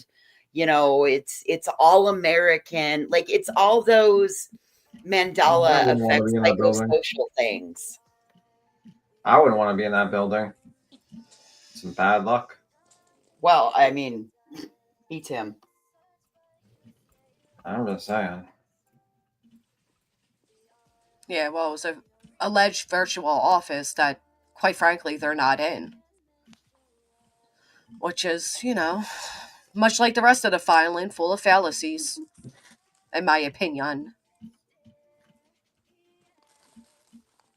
Yeah, I think there is going to be a disaster. I can't wait. Do you think? I just can't wait to see the situation. I hope for the best, where these people lose a lot of money, and then I could just sit there and record. Make sure to download all the live streams afterwards, so I can put that and record that. Maybe make clips about it. I don't know. Just play it and review it over and over again. That's my hope and dream, actually. That's it. And I just want to see, I want to see Brittany Jay, just super tears for super chats or something like that. I want to see that. I want to see Betty screaming and defaming everyone, suddenly calling them all types of names. I want to see Seth do trying to I want to see them all. I don't care. You don't have to have money to lose. You don't have to have money to lose, because there is this misconception. I even heard Josh say, like, well, I'm poor, I'm broke, so go ahead and try. Yeah, they will. Attorneys will get what they can get. Yeah. Guess what? Your Cash App, your PayPal, your crypto, money, your crypto, your fucking everything, your baseball card collection. They'll have you sell your fucking everything. Jewelry. Yeah, your chain that you have around your neck, that's gonna be gone. Your Louis Vuitton glasses. Yeah. Why the fuck you think my crickets got liens on them, bitches? I think they can basically, and I'm just glazing over this, but like you can keep your pets, your clothes, That kind of sucks. like necessities. I would take. You're up here. What's up, Petty? I would take. Too bad you can't rescue Delilah. Maybe you would have won that and taken the dog and saved Delilah from Petty. What's it like with born Betty? Sorry, I've been working on a song. Barbecue. There's a question for you. Oh gosh, yeah. Let me ask. This is just somebody else who said it, not me. I don't like you. I don't care. So don't bother me. Anyway, let me ask you this. You're fighting for your freedom of speech, but absolutely threatened JP to be added to your lawsuit. That's the issue we've got with you. That's the issue I have with you. Did you serve JP yet? I don't have any answer for you, nor am I going to answer you after this moment. What a fucking shocker. What's a shocker? I'll see you later, Queen. I'm not going to disrespect your panel. Okay. All right, bye. Bye. What's a chucker? What's a chucker? Shocker. Oh, okay. I thought she said chuck. I thought she was saying some sort of British word that like tone, like that we don't hear that much because it's like it's Britain. No. So it is what it is. It is what it is. Nelly doesn't play well with others. She doesn't want to play me. Did she say? Did you add JP to the lawsuit? How can I add someone to the lawsuit that I didn't file? She's saying, did you serve her? But serve her with what? I'm not the plaintiff. I'm the defendant. Right. What would she serve her with? That's what I'm saying. Who asked that question? Where the fuck did that come from? Petty. A couple months ago. Well, actually, what happened? Toto wrote it, and Petty came up and read it. JP and I had a verbal altercation on a live, and it's over with. And I just sat up here, and we didn't fight on the live, and I'm totally fine with that. Well, because I wish people understood, like, it's hard enough when you have people make these allegations. And at that time, she was absolutely being accused of being the reason a woman unalived herself. And, when people are, like, running with that accusation as already defaming you while trying to defame you through a filing, you do become a lot more sensitive. And I'm sure with a proper apology, maybe JP would be willing to kind of let bygones be bygones. But I understand why you were upset at that moment, to be honest. But it was kind of fucked up thing to say, like, if you don't shut up, I'm going to sue you. It was a weak move. Yeah. I admit that. Well, there you go. Progress. Barbecue. When you went into JP's live and you threatened to put her on your injunction thing. Sorry, Rowena asked, not Kodo. I apologize. All right, then. Don't talk to me, but fucking listen, bitch. You're the one who went into JP's live. You're the one who threatened her. You're the one scamming money. How is she scamming money if she's being... I've been through this before, B-Tim. I've told you all this. But if she has a lawyer and she's paying the lawyer and she's got an injunction, then how is she scamming money? Because she did it off the back of Sebastian. She put a £25,000 GoFundMe up. Somebody paid the 25 grand, and instead of being a decent human being and taking it down, she left it up to try and get more money. If she wants the legal fees, all she's got to do is the first legal money she wants, then the second one she wants, do another GoFundMe under the right pretense. Yeah, she had a GoFundMe that was open for 25 G's, but I don't even think she got a lot of money on that. She got what? She got 25 grand, Listen. No, she said it out of her own mouth. She only got $500. Yeah. No, that's not true. That isn't true. Through the GoFundMe, she only got $500. Yeah, the other money was given to her through a support. No. Okay. Blipboard, she raised 26 grand, I think she said, or 22. Brilliant, fantastic, great. Okay. But then off the back of Sebastian, she then went and hired got a GoFundMe for 25 grand, specifically for legal costs. Okay. Then somebody paid her the whole amount. And if you were, I don't know, you're a normal person, you just put that down. What? I'm sorry. So basically, what she's saying is, I'm gonna try to break this down. Ready? Thank you. What she's saying is, she got money raised 20. What'd you raise? 25,000 or something like that for the blip boards, right? Yeah. So you're saying she paid for some of the blip boards, but not all of it, and kept some of the money off Sebastian. No. And no. That's not what she's saying. She did the Blipboard. I don't even know why you added the Blipboards in, to be honest. What she's saying is Barbecue had to GoFundMe for $25,000 to fight these allegations in the courtroom. At that point, that money was given to her aside from the GoFundMe but you just said I was wrong on this, so I don't know. And then and Petty's saying after that person gave her that 25, she should have removed the GoFundMe entirely. That's what is that what you're saying? That's exactly what I'm saying. I'm She should have removed that one because it said that she's got criminal charges pending against her, or a federal injunction, whatever. It's an injunction. So, this is what it said. I'm going to go through and look if I can find the screenshot. There's no criminal or federal. It's an injunction. So why put it on a GoFundMe? There's no criminal charges on a GoFundMe. So why put it on? Yeah, you did. You run your GoFundMe. First one. The second one.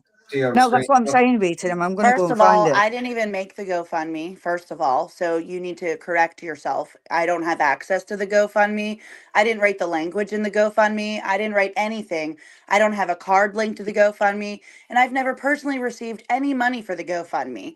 The GoFundMe money went to Tom King III, my attorney, period. And? Yeah, the attorney. It's still your responsibility. My responsibility might not be in your name. You're saying that somebody else did that GoFundMe. So somebody raised your money for that GoFundMe for your legal expenses. Great. Fucking fantastic. I'm so happy for you. It was $500. No, it wasn't. It was. Right, I'm going to find the screenshot. It's $565. I'm going to find the screenshot. It's $565, actually, to be exact. You're a fucking liar. I'm not a liar. Go look at it. It's $565. Okay, she's gonna hold on. She's gonna send a screenshot, but I believe the GoFundMe was $500 and something. $570. $565. I think and then your friend gave you the $20,000 for your lawyer, correct? Right. 25. Okay. So which we've already used about $20,000. So if you don't think that the $565 that's sitting in that GoFundMe isn't going to be sent to the attorney or hasn't been sent to the attorney, you're sadly mistaken. Yeah. But did you do that? Shit, I know how much attorneys cost. Trust me, I know. I've been. Did you do that through a GoFundMe? A year and a half now. Amen to that. I think Petty thinks there was 3 GoFundMes in total. They built the Flipboards, the attorney. She's saying there was never. There was a Blipboard fund, and then there was your attorney fund, right? No, there was never a GoFundMe for Blipboards ever. I didn't say that. I just said a Blipboard fund, and then there was the GoFundMe, the one that you had that had $500, right? Correct. There was 2 different things. Yes. Yeah. So the Blipboards. The money that was raised for the Blipboards GoFundMe is one thing. Went to Blipboards. The fact that we're still talking about this is really petty. Stop fucking lying, man. What's up? What's up, Petty? Right. I'm sending you a screenshot to your Discord now. Okay. Is that what you're thinking, Petty? That there was 2 GoFundMes for 25K? There was 2. The first one, I don't think that was for 25K because that was for all the Blipboards. She just raised a brilliant amount of money for them. The second one is she put up for legal expenses. There was never a GoFundMe for Blipboards.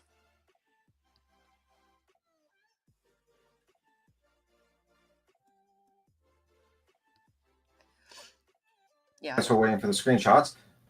Okay. JP, you're actually wrong. I did not create that GoFundMe for the attorney. If you have proof of that, go ahead. But I actually have the proof, and my attorney was on that phone call. I think what they're saying is that it was written in first person.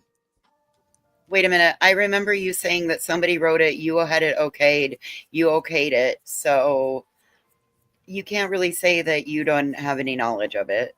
I didn't say I didn't have knowledge. I just said that I didn't create it. I didn't write the language in it. I don't have a card attached to it that is in my name, and all that money went to the attorney. $565. Yeah. Regardless. It's not like she didn't hire like legal representation. Matter of fact, she hired like top notch. Just a minute. Far out of my my legal capabilities. I'm very happy you could, because he's a good one. Nobody scammed anything.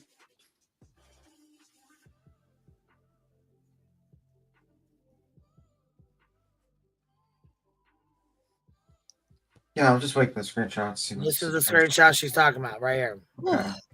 Okay. It's $565. $565 is what it says. Yeah. It was $565 raised, just like you said. And it was a $25,000 target. There was 11 donations. So both of you might be right. So she set it up for $25K, but she only made $565 on it. Is that fair to say? Yeah. That's correct, and that money was sent to the attorney. Do we have the description that claims that said like criminal and federal and? Yeah. No. Well, this is all that it shows anyways. Okay. Barbecue Lady is organizing this fundraiser, donation protected, and that's it. It just says 11 donations. That's all. Great receipt. Let me see. I'll send you another one. Oh. Well, She's technically, changed. It does say that you are raising it. So okay, so I just pulled up her GoFundMe. Listen, please, let me finish. That's what I said. She said in that first one that she put up there, it was criminal charges on there and federal injunction. You're a fucking bullshitter. Do you have a screenshot? I didn't write that. And if Yes, it you did fucking say did. that, then Yes, you did. You did, and you've changed your GoFundMe Wait, one because at you a put update on it. You're full of shit barbecue. Hey, You're a scammer Patty. and you're a con. Hey, Patty. What? I didn't write anything that was in there. Someone It's created the in your GoFundMe. fucking name. Okay, wait. Your responsibility. Wait. Instead of screaming at each other, I want to just get this clear. Okay, so you got the GoFundMe. Someone else wrote it, and did they put the word criminal and federal in it? Did they put it there, barbecue? I don't know what was originally put in there. So it could have been put in there originally the But first what time. I said in the chat where you just called me a liar, I said you organized the fundraiser. You were the one that created the fundraiser. You said, no, I didn't. The GoFundMe for the lawyer fees? Yeah. The GoFundMe. I did not create that. No, I did not. It says created by Barbecue Lady. Okay. I just want to save this on the. I know the person who made it. If you guys think I'm a fucking idiot, I obviously know who made the GoFundMe. Wait. Let me just read this before everyone screams curses and stuff like that. It says, I pulled up her GoFundMe. I pulled up her GoFundMe, Barbecue's GoFundMe, and it says, update. Barbecue wanted to share that she's been able to retain an attorney for now. She's asking that all donations pause as her retainer is currently funded. It is possible that things could take a while, and if your support is needed again in the future, BBQ will be grateful for the support. And it said only raises $565.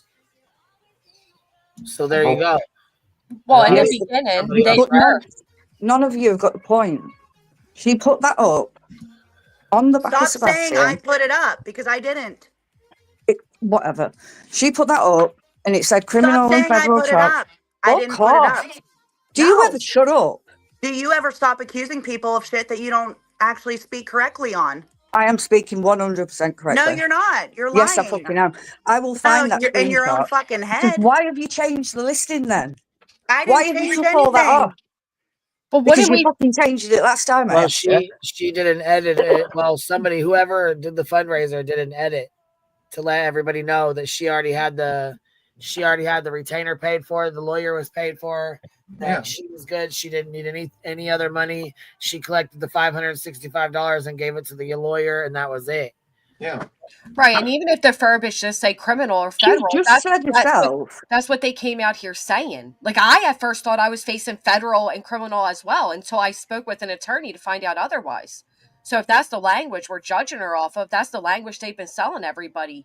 And we bought it too until we knew better. No, it's a lies. She's just said, not 5-10 minutes ago, I promise you I did not get any money from any GoFundMe. I didn't. Then why have you said that 565 has gone to your lawyer? Because it went to the lawyer, not to her. Because it went to the lawyer. It never went into my bank account, lady. But you collected it. No, I didn't. So why is it at 25 grand? But you're the beneficiary on it. Created it. It has your name on it. I am not the beneficiary. My bank account is not attached to that at all. Right, but yeah, but just like my understanding is that someone else did the GoFundMe for you. Right. And then the funds when it would filled, it would go to you after the funds were filled, and you would send it to your lawyer, correct? Or it would go straight to your lawyer. I did not collect any money personally from that GoFundMe. It goes straight the person to your lawyer. who created the GoFundMe sent the money directly to the attorney via wire transfer. Okay. But why did they? So, okay, if somebody did create it for you, which is just what I said in the chat. I didn't say anything about the money or anything like that. I said that it was created by you with your name. Okay. And what I'm saying is, you did that 25 grand. You said I was... Sorry, go on, JP, sorry. You said I was lying. I'm not lying. It says created by Barbecue Lady. That is your moniker, correct? So anybody can put a name in a creation. I don't even know how to log into that thing. So...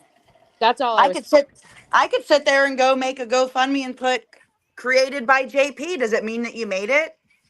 You are so full of shit.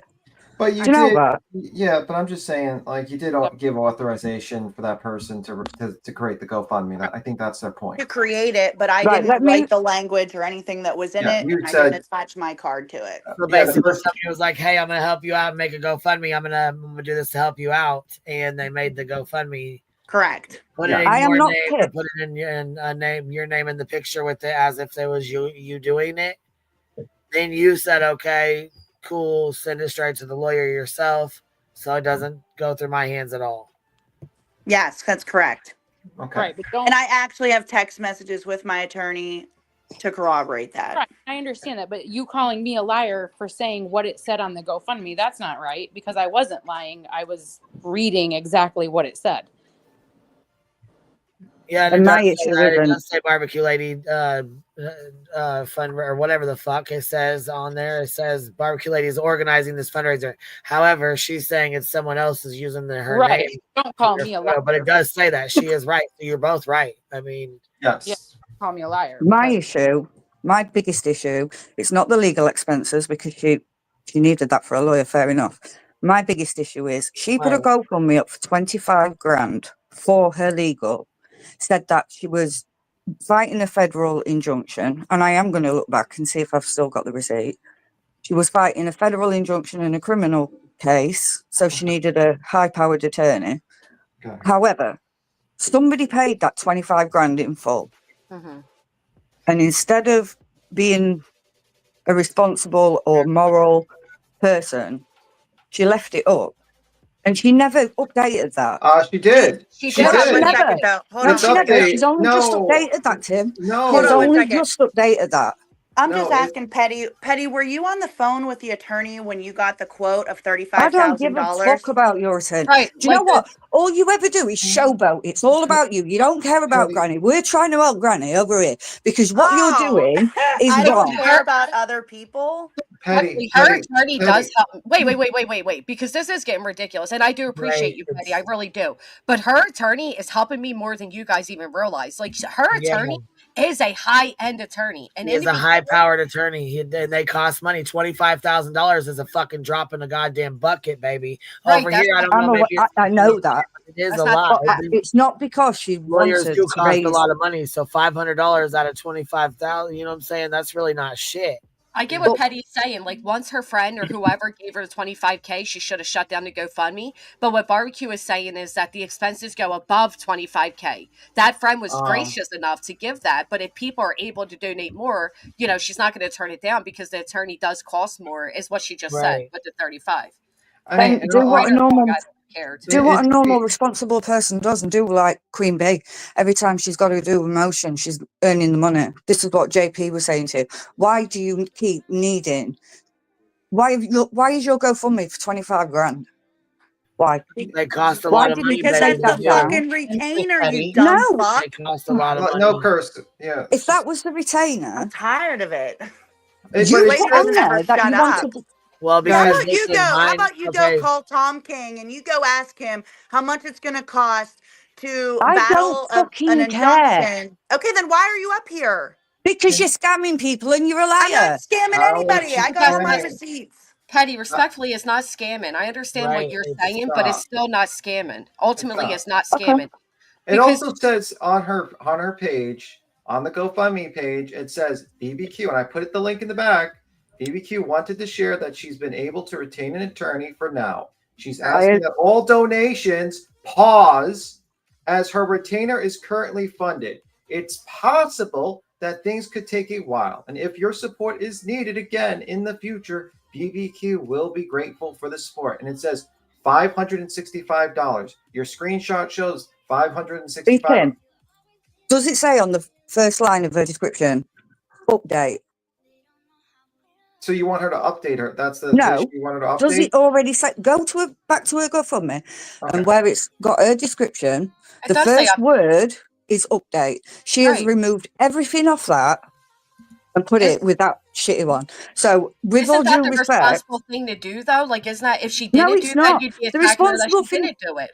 Granny, the responsible thing to do would have been to do it in increments, as and when you need it.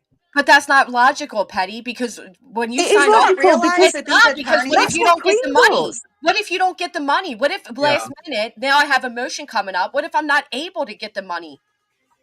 So you're just going to keep collecting for a retainer? I haven't collected anything. Any movement. With utmost respect, she hasn't even raised anything past 500. It's not like she's garnered 50,000. She got 25 grand. Right, that was outside of the GoFundMe though. That was through a friend, and I don't know anything about that. But I get what you're saying. You know, and focusing on the verbiage of federal and criminal, that's what we were told. We're not attorneys. I thought I was facing those things too. It's scary. But I get what you're saying, but I think the update's the right thing to do. Why should she shut herself down from donations when we haven't even begun? Because she she has only just updated that in last month or two. That never said that a month or two ago. This has only been going on for 3 months. Do you know how much money the attorney has charged me in the last month? And we haven't even entered a courtroom. We haven't even gone to court. I know, not you, Granny. I've got nothing against you. No, I know, Petty. I'm just saying, we haven't even been to court yet, and I can promise you, because I was baffled when her attorney recommended me attorney, and he gave me that if I give him a deposit of $25,000, I almost shit myself.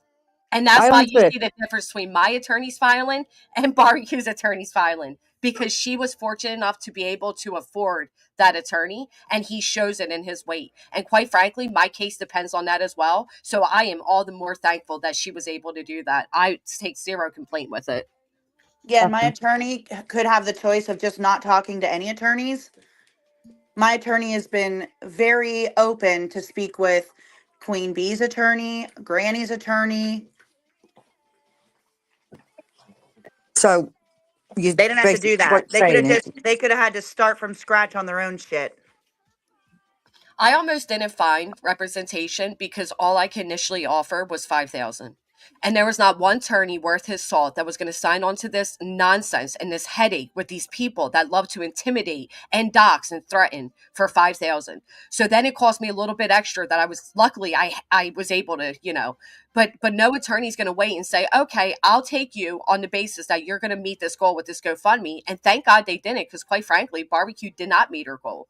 I was fortunate enough to, and I thank you all and the Hive for helping me meet my goal to even get to 5,000. But it's really risky to say like, oh, we have emotion. I don't know how, I know Queen does it, and that's because she's blessed with such a following, but not everybody can guarantee that when emotion comes up, we can meet a goal. I'm lucky and I'm grateful as hell for the help I've received. I would not have been able to do it without the help of my, you know what I'm saying, subscribers and my friends. I would not be able to do it. And I supported both you and Granny.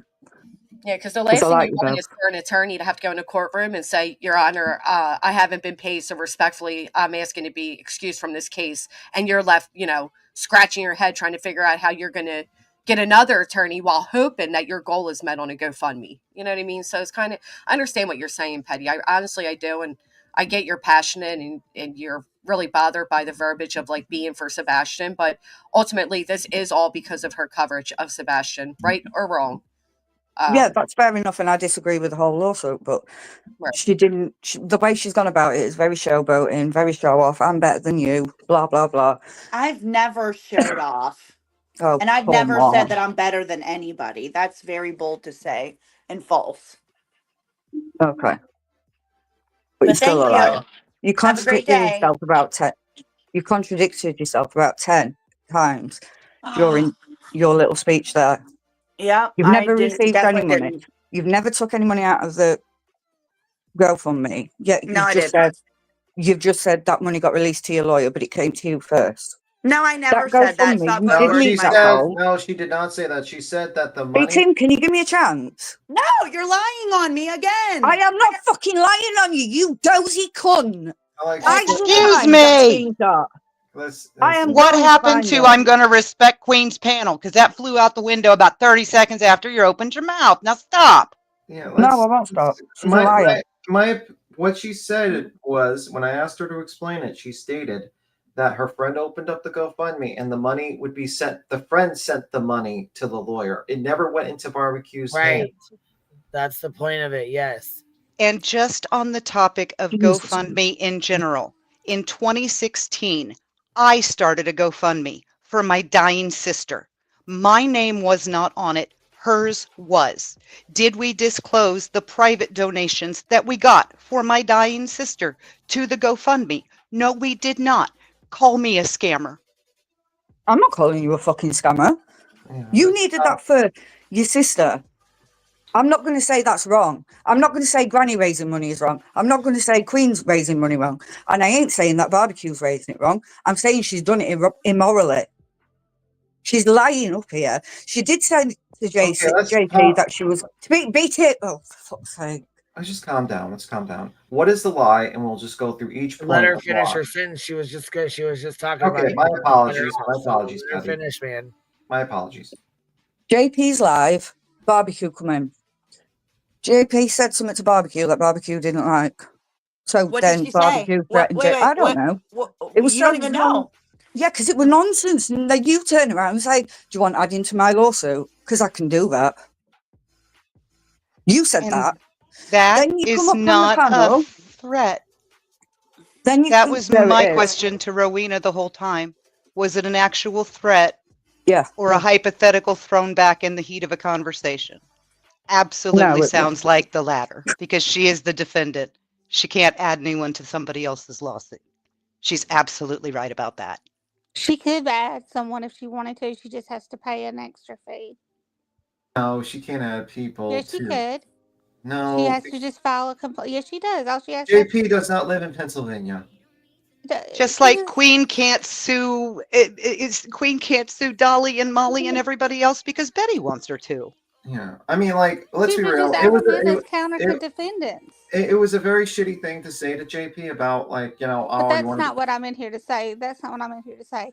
Okay. If I recall correctly, and we can go back to when Barbecue was when she first got that cease and desist, and if I'm thinking right, Patty, this is what Patty I think is getting at. When she got the C&D, Patty immediately, it didn't even take, Barbecue didn't even wait to get filed against. She immediately went to an attorney. Did you not, Barbecue? Yes, I did. I went to an attorney. That's what Patty's talking about. Barbecues immediately put a GoFundMe up No. before. No. I didn't put the GoFundMe up, first of all, but I did not. Nobody immediately went and filed the GoFundMe until the injunction was actually filed. So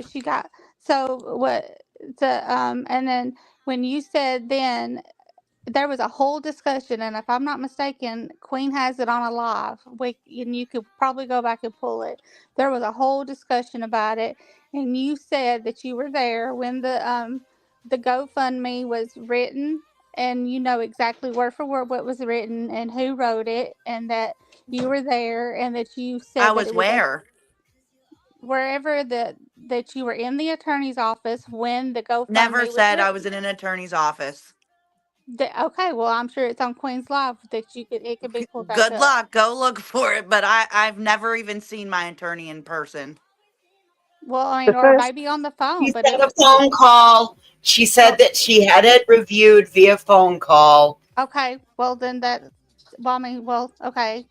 I mean, I'm. It's still When the it same comes to thing. the fundraising issue, Bitter Tea, you're right. It has been discussed here. I've been part of those discussions many I don't times. care. I was not the greatest barbecue lady fan at the time, but the Blipboard situation has nothing to do with the lawsuit. Not a damn thing. The only reason I brought the blips up is because BTM asked me if that's what I thought she meant, and she took the money out of that, and that's not what I meant. BTM asked me, so I said the money that she raised for the blip boards was amazing. I give her all props for that.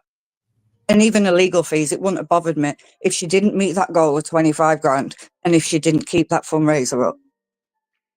But I'm going to drop anyway because I might as well talk to a wall. My question is this: why did the entire? Usually on a GoFundMe, you write. I think this is what Petty's other point is, and correct me, Petty, if I'm wrong. Usually on a GoFundMe, you write on there, I'm just going to make this up, Bitter Tea's raising money because her car broke down and she needs a ride to Florida. Okay. And then, then I'll go in and I'll write and edit that I had my goal was met. I wouldn't need any more money. And you write that as your edit. Why is the entire beginning of the GoFundMe deleted? I think maybe that's what Petty's talking about too. Why is the beginning of what you had written gone? Well, I didn't write it, but I don't know. You'll have to ask the person who made the GoFundMe. Well, you haven't told anybody who wrote it. I don't have to. So how do you expect people like Petty to trust that you didn't write it if it says organized by it says organized by Barbecue Lady, but you're saying you didn't write it, but then you're saying you didn't write it, but it's been deleted, but you don't have to tell who wrote it. But then I don't, and I don't need Petty to trust me because Petty isn't my attorney. But you want people to trust you. I don't care if anybody trusts me or not because I know that my integrity is on the forefront. And at the end of the day, I have an attorney. No money was misappropriated. Blipboard money was totally separate. Blipboard money went for Blipboards. It was not misappropriated. Attorney funds were sent to the attorney. End of day, period. Nobody's saying that you took the Blipboard money. I told you did a great job on the Blipboard money, and I'm not saying you took the attorney fee money. I'm not saying you took the money illegally either. But what if you need more money and you want support from the Hive? Maybe the Hive wants proof. If somebody wants to support, that's on them. But at the end of the day, I'm not asking for anything right now. You guys brought the conversation up, not me. Well, Petty brought it up. But what if you want money later? I mean, and then the Hive doesn't have proof. I mean, right now, Petty's What if I part want of a the Hive. Corvette? What if I want a Corvette in the future? I mean, like, we just don't know. I mean, like, at the end of the day, I don't understand the argument, to be honest with you. I'm kind of like just sitting here like, wait a minute, what's the point? Okay, 1 minute they didn't like the language in the GoFundMe. Then you had an issue with that, and that was explained. I'm not saying I have an issue with that, but it's gone. You can't prove what's even there. I just went to the GoFundMe. I just write it 3 times. I put it in the back. It's gone. It's not gone. I just yes, read it. It's deleted. The original GoFundMe is deleted. It's been deleted and edited. The one from 3 months ago? The GoFundMe is still there. It's still there. Wording the was original changed. verbiage. The Hold original up. verbiage of the GoFundMe. Hold up. They're is talking about gone. verbiage. She's talking about the original description. Okay. It is So gone, the original and it's now an description is gone. update. Okay. The description That's what has I'm changed. saying. Yes, because I And just read Patty it. is saying what the original Patty said. If you'll go back and listen to what Patty said, the Yes. original verbiage said X, Y, and Z. And she can't prove that she didn't say X, Y, and Z because why? It's gone. It's been deleted. Let's say for sake of argument, she did write federal injunction, civil, all that stuff. That was stuff that was probably said in ignorance by that person and made a mistake. That's pretty much it. I think that's what was admitted to because everyone was talking that it was federal and injunction, and I get the wordings wrong, but like, Okay, but that can't be possible because she just said it was written while on the phone with an attorney. I never said the GoFundMe was written while on the phone with an attorney. I said it was reviewed with my attorney. Okay. And the person who paid the retainer. And you can't have it both ways. You couldn't have reviewed it with an attorney. Bitter, I don't please. care. Whatever. Listen. I don't care. I don't care either way. GoFundMe when they do those updates. Because if you go and look at my sister's, hers mentions a bunch of things that she asked me to add because I was the administrator. And she had a bunch of stuff that she asked me to take down. Now, can I go back and prove to you what I deleted from my sister's GoFundMe 8 years ago? No, because no one expects to have to go back and prove what they wrote when they updated, before they updated. General people living their general life don't take screenshots of everything they type at every other word. Things get changed, things get edited, things get revised. But at the end of the day, we're arguing like this and screaming and insulting and hurling obscenities at people over $545. No. Wait a minute. 65. I never said an obscenity to her. I never called her name A or B. No, that was not you, but there are a lot of obscenities flying. I was going to say, I never said anything to her about that. I'm simply well, there's really saying, no reason for it anyways. It doesn't matter. Attorneys cost out the fucking ass. The point of the fucking matter is these motherfucking attorneys cost out the ass. She has that GoFundMe up. She's going to need to keep that GoFundMe up. I think Petty misunderstood, but I think she's trying to, describe something, and you're throwing your stuff into it like we need your 2 cents in here, and we don't. So I'm just saying, like, we get it. We got it. It's good. We're good. We get it. We understand it. Petty's gone. Granny's gone. The conversation's pretty much dead at this point. So let's keep it moving. Attorneys cost money out the ass. People are either going to help or they're not. You know what I'm saying? If they want to help, they're going to help. They know, they see. It doesn't take a fucking rocket scientist to see what's going on here, what these motherfuckers are doing. I agree with that. So, I mean, really, it doesn't matter if she made that GoFundMe or not. The only thing I was trying to explain was, I think what Petty was trying to explain was. We get it. She was trying to describe the verbiage of it. That's fine. We got it. It's all good, man. It's all good. We'll find something else. We're going to keep it moving. Fine. All right. So here, we got Hartley's video here. She did a thing on Betty. We got to watch this shit, you guys. We need some laughs. We're done. This fun conversation is too serious for me. Please, can we laugh now? I'm sorry for swearing. Betty, I was in trouble as a teenager. This shit is fucking hilarious. Yeah, it's all good. It's all good. Here we go. I mean, I look at my life. You look at our kids. I mean, I look at my life. I mean, I was in trouble as a teenager because I was in trouble as a teenager. I ran away from home. I was skipping school. I was drinking booze. I mean, I was stealing mama's car. I mean, you name it. You name it. Hopefully the statutes of limitations have run out. You know what I'm saying? I had reasons to be in trouble all the time. I still can't figure out how this boy is in trouble all the time. just giving her some grief, some lightheartedness. Oh, come on now. You know nothing worked on me. Oh, you allowed to say the truth. Hey, like I said, I own it. Nothing worked on me. I still turned out all right. Just took me a while to get here, that's all. Fuck, according to who? You turned out all right. According to who? Goddamn. You see the green screen thing in the back is broken. Again, it's like ripped off the window. Oh, B. Tim, you should have seen it the other day. You could see where she has it tucked up on her curtain rod. So that's really where we're at. So they probably wanted to blame Sebastian for everything that happened. No, they were blaming freaking Seth. I mean, I saw his son every other weekend. They were trying to blame this man for everything, according to, Justin for All and that letter he received. I don't understand how he was always in trouble. Exactly. Like, I listed out why I was in trouble. This kid, I don't see, maybe one day, but I don't see Sebastian going out and putting, 40s under his freaking bed. His stepdad's complaining about snack wrappers.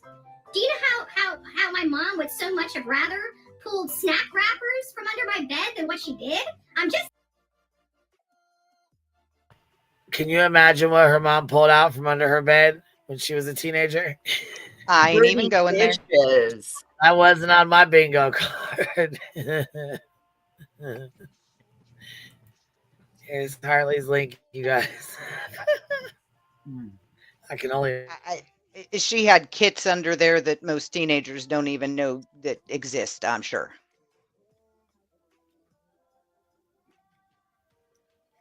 Yeah.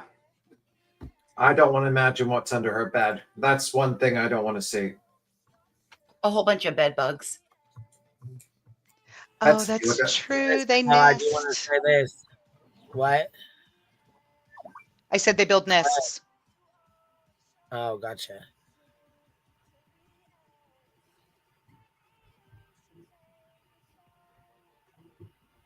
Okay, hold on. We got to go over this for a sec. Says Katie pleads the fifth. And if you notice, Betty says Katie pleads the fifth on her thumbnail as well. So I think that's what the next step in the packet is, in my opinion. Yeah. Because if you notice, they both have the same Katie pleads the fifth. And this stream was done 8 hours ago. And Betty has one too that says Katie pleads the fifth. Let's see how long ago it was done. Yeah. Basically, I would say plead the fifth is usually only when you are testifying or you are being interrogated by the police or something like that, where you plead the fifth to not incriminate yourself. It doesn't have to do with making a statement to YouTubers. Yeah, let's see. This one was done 5 hours ago. So here. This must be next up on in my opinion, next up on the list here, because we have breaking. Did Katie Proudfoot plead the fifth? Sebastian Rogers, and then you see where her face is right on it, and where it says I plead the fifth right there.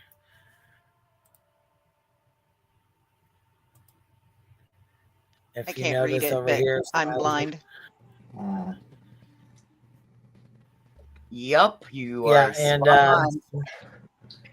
Smiley says Katie pleads the fifth 7 hours ago. That's hers, and with the red lips. So, in my opinion, the green team, that must be the next step in the,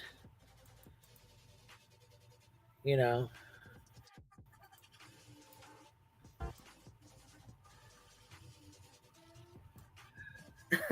I'm good. Good morning, Gary. Well, I hope you're having a. We'll start at this in a little bit here. Early this morning. This one right here is she's a fucking issue. Like I said, she posts pictures and all kinds of shit. What's interesting to me with that whole package? It remember 6 years ago they clipped all the news stations and they found out that they all said the exact same thing because they were all sent a package and then someone clipped them all together. Yep. Yeah, you see that? I throw the video in the back. It's like a short Yeah. one, but yeah. That's exactly what this is. Yeah, I put that video of the news. It's the same thing. It's like they're being sent packages to say the exact verbiage because they're all being told to do, to report on the same story. Yeah, they're getting press kits. Pretty much. And they're getting a dog kit like the lol cows. Right. I agree with B. Tim. You can't invoke the fifth unless you do it to someone who has the authority to grant that, which would be someone in the legal system. A judge, Right. the police. The appropriate response would be What in no the fuck are comments. they even talking about?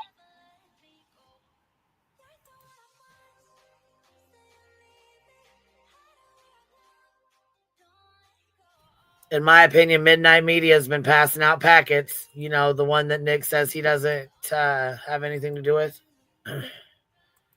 allegedly. Now, if there's one thing I think Nick can do, it's write a press release, because I have this gut feeling that he's been writing BS press releases for a while, like professionally. Yeah, I think it's a bunch of BS that's going around. We'll see. No, man, I think that they're all just kind of like following orders, and that's pretty much it. Well, let's find out what Smiley's marching orders are. I want to hear this. Her marching orders is to be an idiot. That's her marching This one's orders. so problematic. I want to hear the bullshit she's spreading. She looks like she's like a reject teacher that like just got fired or something, especially with that background. Well, let's not forget all the fuck Oh shit yeah, she this is did with Summer weird. She's like, I got a message from At Night Media last night, and I didn't even get a chance to tell you guys about it. I'm like, oh fuck, we got another one. Here we go. So when I got off my live last night, I was getting some breaking stuff, but then other people was talking about it. So good morning.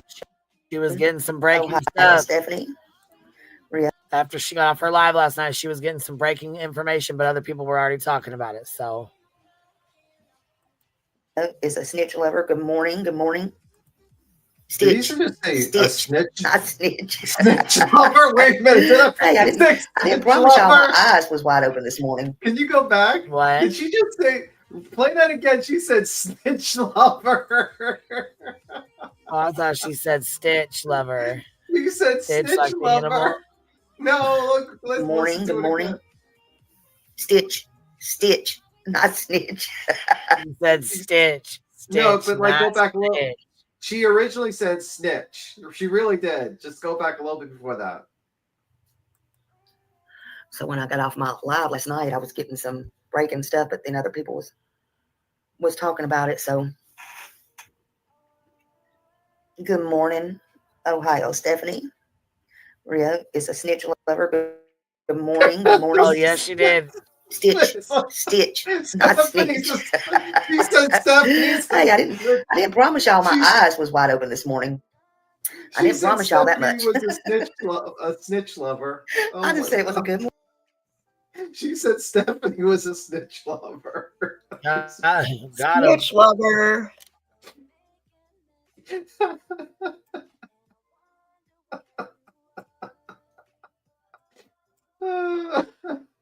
And then if you think about like where they're getting their orders from, if you think about it, it's kind of funny. B. Tim is getting way too much fun out of this one. Smiley just gets under my skin, and the thought that so much of all of this nonsense just comes from the fact that Chris and Katie said yes to Duchess before her just completely blows my mind. And she did. Like, it's verifiable. Like, it's demonstrable. Like, she is screaming Duchess's name at the top of her lungs because Chris and Katie went on Duchess's channel. And that's when she started pushing the whole thing the other direction. No. Stay over there. I despise this woman. I just think it's just this lady's a failed school teacher. Looks like with that background. She's I don't know. It's just a weird situation. But whatever. Whatever. Guess we'll wait until it hits the play. Morning, right? So when I got off of here last night, I had an update from At Night Private Intelligence. And as we know, Dog has put out some things, which I actually had talked about as well in my live, which was shocking, about the areas and stuff like that. And they saying it gets early by the tail. Yep, absolutely. But so I'll go over this part with you first, and this came out yesterday on December 26th. Dog the Bounty Hunter and At Night Private Intelligence remain steadfast in their pursuit of the truth surrounding the disappearance of Sebastian Wayne Drake Rogers, who vanished on February 25th, 2024. All in all, what they're saying here is Dog the Bounty Hunter said when Chris was on Truth Live, he said that Dog did not reach out to him.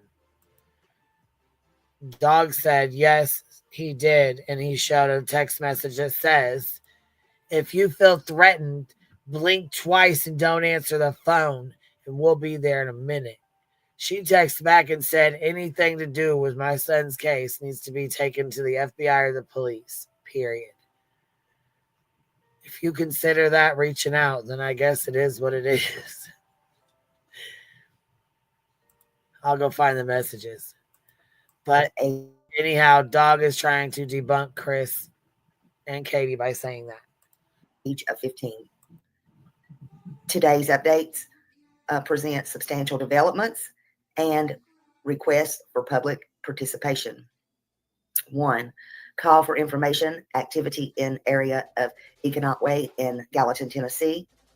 At Night is specifically seeking information related to suspicious activity observed on the 100 block of Economic Way in Gallatin, Tennessee from Friday, February 23rd through Monday, February 26th. We are particularly interested in various cars and trucks seen in the area during that time frame. If you observed any unusual behavior or activity in the area, we urge you to come forward, as even minor details could provide critical. They urge people to go forward to the TBI or the police department. Officer Craddock, leads. 2. Release of satellite imagery. At Night, in collaboration with Vexcel, I don't know if I'm saying that right, VEXCEL, and intelligence partners, has released 2 sets of ultra-high resolution satellite images. You're late. We went over them yesterday. Captured on February 23rd, 2024, between 10:18 a.m. and 11:49 a.m. Central Standard Time.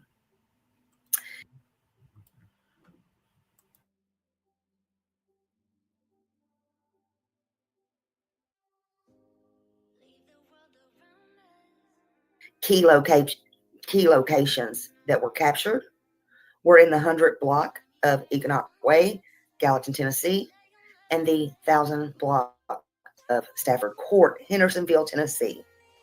I find this very interesting. These images captured with 0.00% cloud coverage provide unparalleled clarity down to 10 centimeters and offer a unique opportunity for public analysis. How you can help? Compare these images to early videos, surveillance footage, or personal observations to identify unfamiliar vehicles, unusual activity, and abnormalities. This was the most interesting part ever, was part 3. Number 3, Fifth Amendment protections invoked by Katie Proudfoot. For those who did not hear, Fifth Amendment protections, they were invoked by Katie Proudfoot. So Katie now pleads the fifth per her lawyer for this entire case. I put that little part in, but I did see it somewhere. She put that little part in, but she did see it somewhere. What the fuck is she talking about? What lawyer? When I don't know. Did you ever say she pleads the fifth to this fucking case? What are you guys trying to spread around, you little fuckers? I mean, let's count how many lawyers Seth had. He had the first lawyer that sent the cease and desist, which was a probate or family court, a lawyer. Then he had another lawyer, which was sent checks. He wanted people to send checks to set up the award. Then now he has a third lawyer, which is Joseph Lysiak, which is his third lawyer. So let's count the lawyers. Who has 3 lawyers so far in the past, almost 8-9 months? Just saying. It's very odd.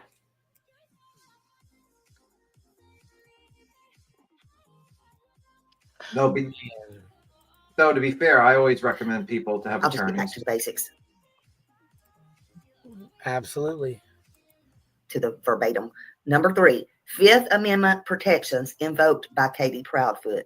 Dog the Bounty Hunter, his teams, and at night confirm that Katie Proudfoot, the mother of Sebastian Wayne Drake Rogers, has profoundly been instructed by an attorney to refrain from participating in any public forums regarding the case. I mean, it's not like she's doing that now, right? So why is she pleading the fifth? Because it's not like she was ever participating, in my opinion, of course. Additionally, Ms. Proudfoot has allegedly been advised to invoke her Fifth Amendment rights under the United States Constitution in relation to the entirety of the ongoing investigation. It goes on to say, and it is true, this is an absolute right of Ms. Proudfoot, which is rightfully irrevocable and circumventional. How you can help. Your assistance remains critical in uncovering the truth and bringing. Now, if that ain't some bullshit, I don't know what is. Yeah. This lady's though fucking is boring. Like, but fucking also, so have you slow. heard of this channel called Deceptive? No, yeah, she's a fucking issue. I put it in the back for you. Have you heard of this channel called Deceptive? Okay. So they did a review on Truth Live here. Oh, is he the guy that's selling? Long. Is that the guy that's selling the $80 card deck that has like all the signs for deception? You have to pay $80 for this deck of cards. Yes. Oh fuck. Yes. I was like, what the fuck is this? But I will say he's got a decent sized channel, but he's kind of drinking the Seth Kool-Aid right now. So, I mean, I think fucking Voices could make a deck of cards with all the signs of deceptions for like $20.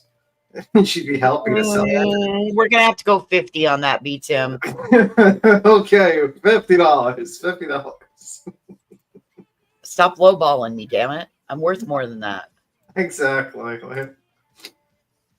$80. I couldn't believe when I heard that from when I was watching that. I was like, is this guy for reals? Who the fuck does $80? I mean, for a deck of cards. You might as well put a fucking mask on and start robbing people. It's like, that's robbery. yeah, we'll go 1.5 because he's pretty slow. So, all right.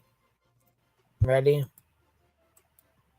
Tactic. The only upside of this annoying tactic is that's a great tell that you're hitting on something sensitive to Chris. So hopefully panels in the future will have seen my video and can recognize it when he does it. What happened to Sebastian Rogers? Let's watch his stepdad's appearance on the Elevated Truth podcast to find out. I've seen part of this, but I wanted to react to it with all of you. So let's go ahead and listen. So I'm going to bring Chris up. So here we go.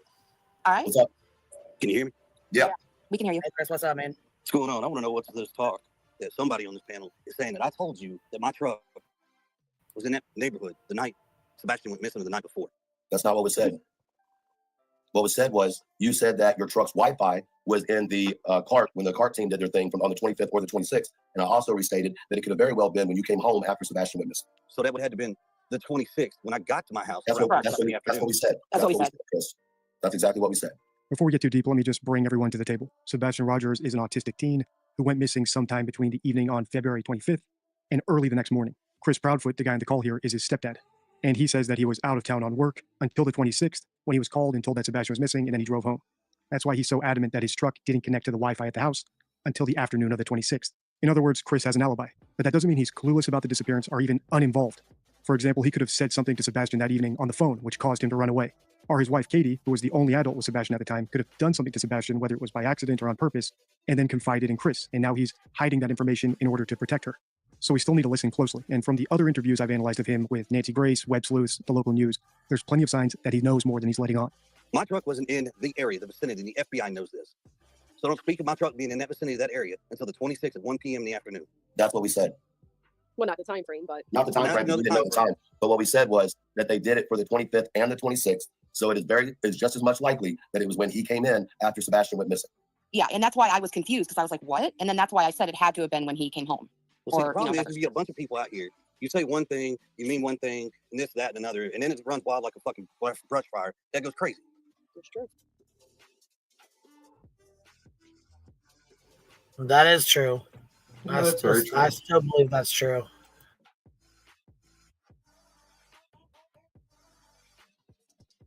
And here we are. We're 10 months into this. We got no leads. We got nothing.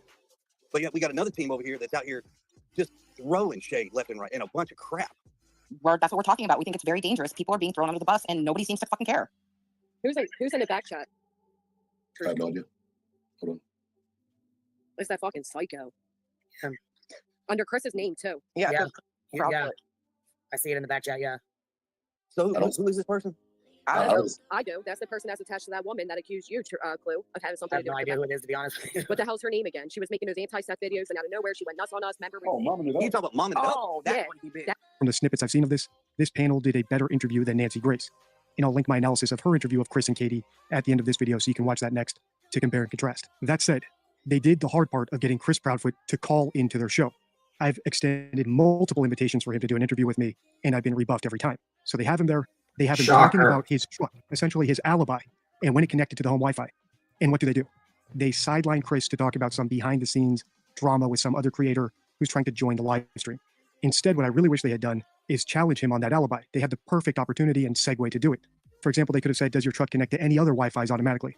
Does it connect to the Wi-Fi at your workplace? Would logs show us when your truck disconnected from the workplace Wi-Fi? Does your truck have GPS as well? If we check the logs, would it show us the route you took and all the stops you made? Would there be any unusual stops? Another thing I wanted to point out, though, is that Chris also seems to have gotten distracted by the creator drama. If you've seen my analysis of other parents of missing children who genuinely don't know what happened to their kid, they typically have an agenda when they have an audience, whether it's asking for help or asking for prayers or providing updates or giving out a phone number for people to call with tips. So as we listen on, let's listen to see if Chris does any of that, or is he just here for the drama or to be on the defensive or some other purpose? Yeah. Oh, she just said, I'm psycho, LMFAO. Yeah, you psycho. Says Chris, tell them to let MK Ultra in. Well, it ain't my show to control who gets in and who gets out. I wouldn't let them in for anything. Those people are fucking... So I'm not even going to pay attention to that. What I want to talk about is what we're doing up here, right? The point of this situation is that all of the bullshit has got to fucking stop. All of it. The putting shit behind the scenes for creators to talk about. Seth needs to stop it. Chris and Katie need to stop it. Well, hold on. Let me stop you there because we ain't putting stuff out behind the scenes. Bullshit. Well, Chris, can I ask you about what are we putting out behind?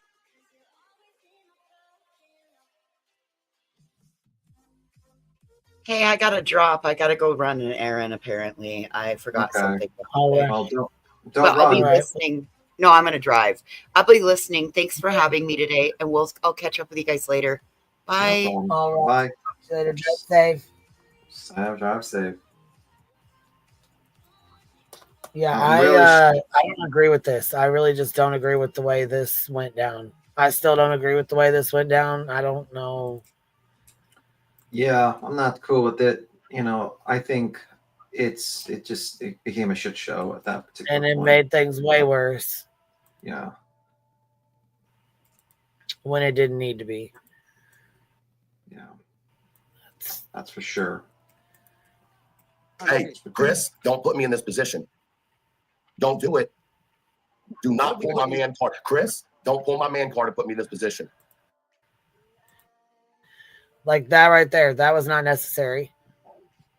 That was really not necessary because if he felt like he had something that was in that position, that he was in that position to say something, it should have been said if that's how he felt. Yeah. Or it shouldn't have been talked about at all. Like that's a private conversation that should have been kept private. Yeah. Yeah, agreed. If it's been out, then just say it's been out. But if it's not, and you know it's not, and you both know you've talked about something personal or whatever that might even impede the investigation, don't say here, don't pull my man card. Just, okay, cool. You know, we talked, you know, it is what it is. I mean, he could have went about it a lot of different ways is what I'm saying. Like I said, I still like Truth. I really do. I just think it was really kind of, I don't know, not cool to go about it this way, but it is what it is. I mean, we all do something, you know. Sometimes I do something you get annoyed with, you know. Yeah, well, that's what I'm saying. It is what it is. Different ways, yeah. Doesn't mean I don't like him. I still do. I just, you know. Yeah, and it is what it is. I mean, like in the end of the day, I think that whole situation occurred because he didn't get all the information. He thought like, oh, it connected to the Wi-Fi. He heard the tone of voice, where it was like, oh, like it sounded to him like it was like a gloat or something. And then, you know, when it got clarified, I can see why Truth felt kind of like and I can see why Truth felt the way he did because, you know, Chris said it like in a cocky way. Yeah, and he thought it was a cocky way, and he just didn't. He was going off, and he never went further into details privately, and he was holding this in and thinking to himself, like, "What the fuck was that all about?" And eventually, it just burned into him a little bit. That's what I felt like. That's what happened. And then it got clarified on the public. You know what I mean? I think that's what the situation. Well, then people are still upset that Chris, you know, came out and said something. But I mean, fuck, you can only you know, accusations hurled at you. You know what I'm saying? For so long. I mean, aren't people a little bit? I mean, like the truth of the matter is like these same people should be. But again, there's conversations that go on that are private that I don't know shit about. You know what I mean? So maybe there's information that they have that I don't know about. You know, like maybe, you know what I mean? I just try to keep that into consideration because there's conversations that obviously took place that I really know nothing about. I'm sure there are conversations that are taking place between, you know, Chris and Katie and some people. I'm sure. And just like there's conversations with Seth and TikTok Tony and all these other individuals privately. I mean, if you don't think that's happening, it is happening. Is it for nefarious reasons? It could be just like, hey, how are you doing? Is everything okay? Or it could be from more serious things. You know what I mean? Like discussing about the case or stuff like that. I mean, like, I don't know. I mean, like people always naturally assume that it's nefarious that these people talk in private with the parents. It could be just simply as like, how are you holding up? Or just repeat the information that you heard. I mean, I don't know. I think personally, Truth was probably sitting there and he was wondering about that whole situation, that whole conversation. And he was just going off faulty information. Well, yeah, it's hard to tell though, because like I said, we're not privy to conversations that took place behind the scenes either. So yeah. You know, I mean, it goes both ways. And hold on, what did she say? Truth said CP cut him off. I think that's the reason why he was trying to be that way. But she said, when he said my man card, he meant his integrity as a man. I assume the hyped up emotions made it come off differently. Yeah, maybe. And you know what? Maybe that's what it was. I don't know. Like I said, with his man card thing, I just don't think that was.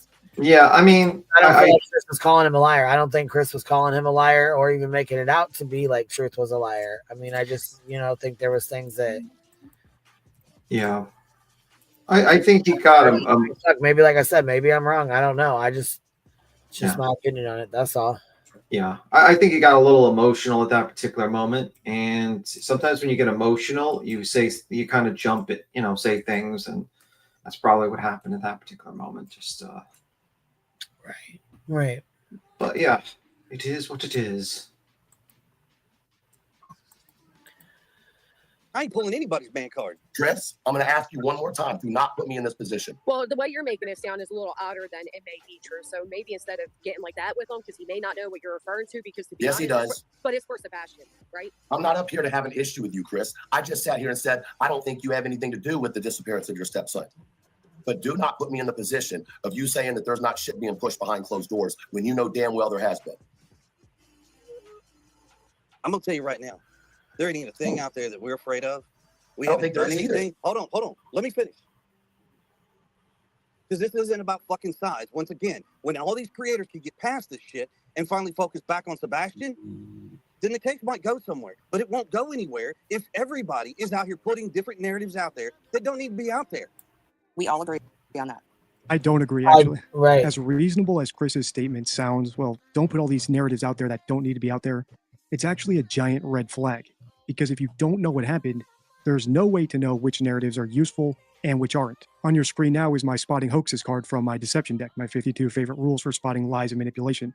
And one of the best signs that someone is hoaxing, in other words, pushing a narrative that they know isn't true, is conclusiveness. It's impossible to say what's relevant or irrelevant, or which tips are a waste of time and which ones are good if you have no idea what happened. And since I can predict the comments, I agree that it's possible Chris simply just meant he doesn't want his and Katie's personal lives plastered all over social media. And that's fair enough. But the question still remains, how do you know which elements of those personal lives are irrelevant? Remember, Chris wasn't there when Sebastian went missing. So how can he be so sure that nothing in Katie's past, or her medical history, or financial history, or history with Seth, or any other person he doesn't know about wasn't a factor in Sebastian's disappearance? I wasn't there, so I can't rule any of it out. And Chris shouldn't be able to either, unless he has some sort of idea of what happened. Right, but that includes So once everybody, again, Chris. Yeah, that includes everybody. And I'm going to tell you something. If you So then, I mean, he says that includes everybody. That includes everybody.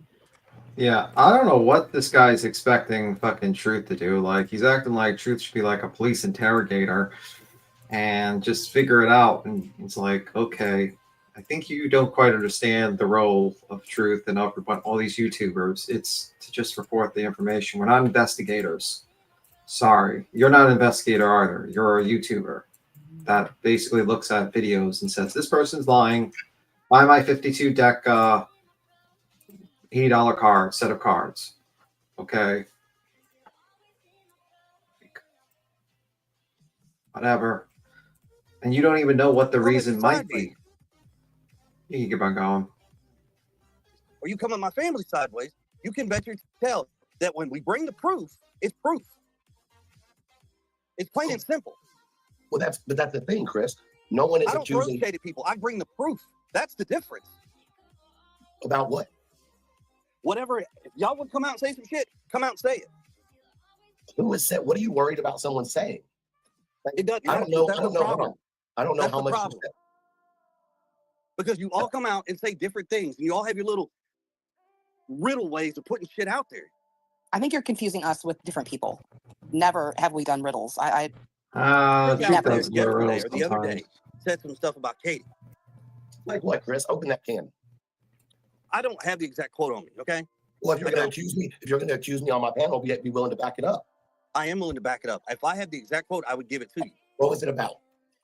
In regards to whether or not Katie was there or her going to the school looking for Sebastian. You mean my question of why did Katie go to the school? Is it because Sebastian had maybe missed the bus and had walked there at some point? You're upset about that?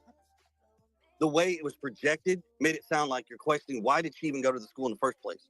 That's exactly what I was asking. Why? Because she's a mother who has a son that goes to that school. Right. Why wouldn't you go to the school and look for your kid? I would have done that. Why? I would have gone there too. I would have done the My same. question was my question was there a history of Sebastian walking to school, which is why she first thought, let me go to the school. Now, if you took that as me being disrespectful, that wasn't what it was. It was, why was her first thought go to the school? It's a simple question. Right. And it's a simple, logical answer to think about, too. Okay. It is a Monday morning. He was supposed to be at school. Pop quiz. What does Chris Proudfoot have in common with Jerry McCann, John Ramsey, Jen Soto, Don Wells, and to a degree, Chris Watts? At least one of their kids mysteriously vanished while under the care of their spouse or significant other, yet they're absolutely certain that spouse had nothing to do with it. In other words, they're certain about something that there's no evidence for, which goes right back to my point about conclusiveness. If he wasn't around, he should at least be a bit curious about why Katie took a drive the day his stepson was reported missing.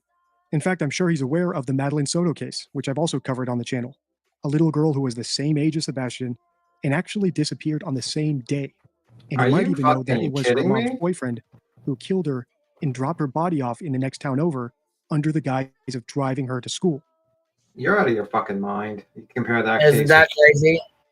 Yeah, how do you compare this to Madeline Soto case, where the mother pretty much, in my opinion, knew there was some sort of abuse going on, and she pretty much had, I'm pretty sure she suspected him of actually fucking doing something to Chris. Those are like literally apples and fucking rocket chips. Like, what the fuck's, it's not the same. It's absolutely not the same. I don't know why you brought that as an example, the two same things. It's like, this guy is, those are not good comparisons at all. They're terrible comparisons.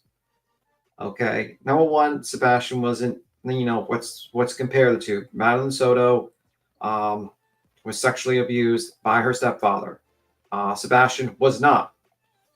Number two, Chris was 3.5 hours away from the place. This guy was there at the house and he drove her to school and all that shit. It's just fucking crazy why you compare the two. I don't get that. There's no comparison. Madeline Soto's case, none. Justice for, yeah, like there is zero comparison between the Sebastian Rogers case and this one. And like the reason why she went to the school was because he liked school. And the thing is that there's a lot of people that check the routes to the school. And I believe the retaining pond, I think is in direction or something like that. I don't know. To rethink it. But 13 and 15 are not the same age. That's true too. I just think they're terrible comparisons. And like, I think the issue with this guy reviewing if he's lying is like, number one, he doesn't know the baseline. So like, I'll explain it. A baseline, if I'm like a body expert and I'm trying to tell if you're lying or stuff like that, I would talk to you in a relaxed state. A relaxed state in which, you know, I figure out what your normal routines are relaxed. And then I would purposely put you in a stressful state, where I would see how you respond to stress. Do you like put your hands over your stomach type of guarded way? Do you bite your nails? Do you start doing some sort of small tick? And that's what I would do. This guy doesn't have a baseline. He doesn't know what Chris's relaxed state, because he's always seen Chris in an excited state, like an agitated state. He's never, or like a different state. He's never seen him in a relaxed state. So he doesn't know. So all his judging on this guy's baseline is off. He's never actually seen this man in a relaxed state. So that's a problem. That's the problem. So how could you tell if he's lying? How can you tell if he's manipulating? It's not really a good idea. You know what I mean? I don't know. I think that's the problem with a lot of times with these internet like lie detector guys.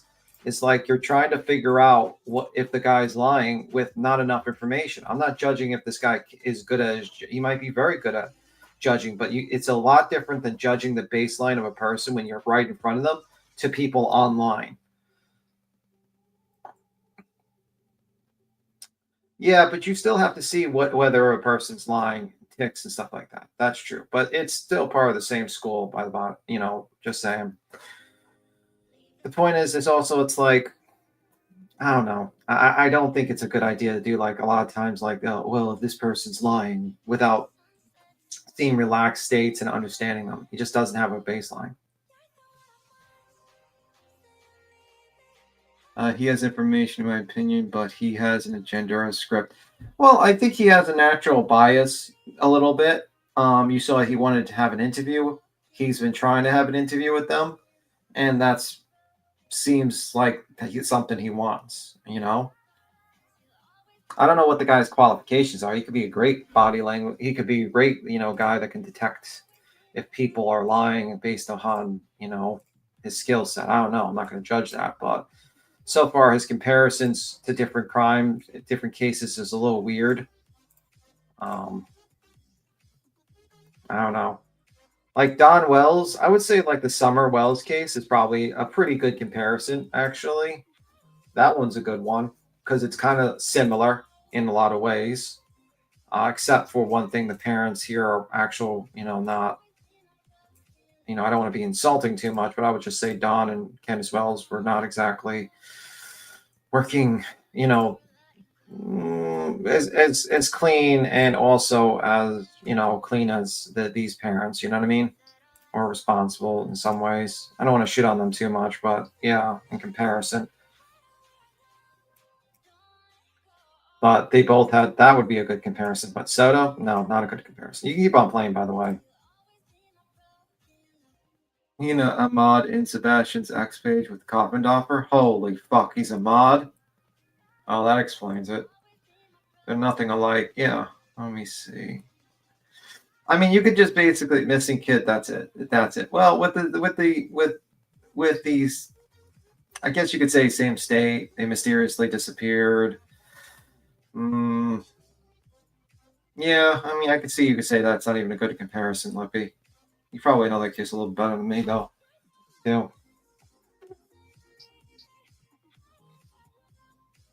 Only crazies on YouTube or on In Common. Yeah.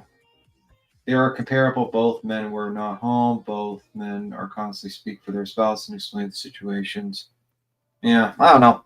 I think the Don Wells one was probably, like, the whole Summer Wells is the best comparison. But even then, it's like, out of all the examples he gave, they're not like the Ramseys. Did he mean like the Ramseys? That's not even a good comparison because they were both home at the time when the and it was a murder, not a disappearance. And apparently there's multiple people that have been debating whether it's a guy that snuck inside the house or, you know, either the son did something for some sort of dessert or something, hits, you know, John Benet Ramsey over the head, or some people have debated whether it was the mother or something, or the, you know what I mean? Like, that's still not a good comparison to this case because that's a murder, and, you know, and that was possibly most likely, in my opinion, an intruder that did it.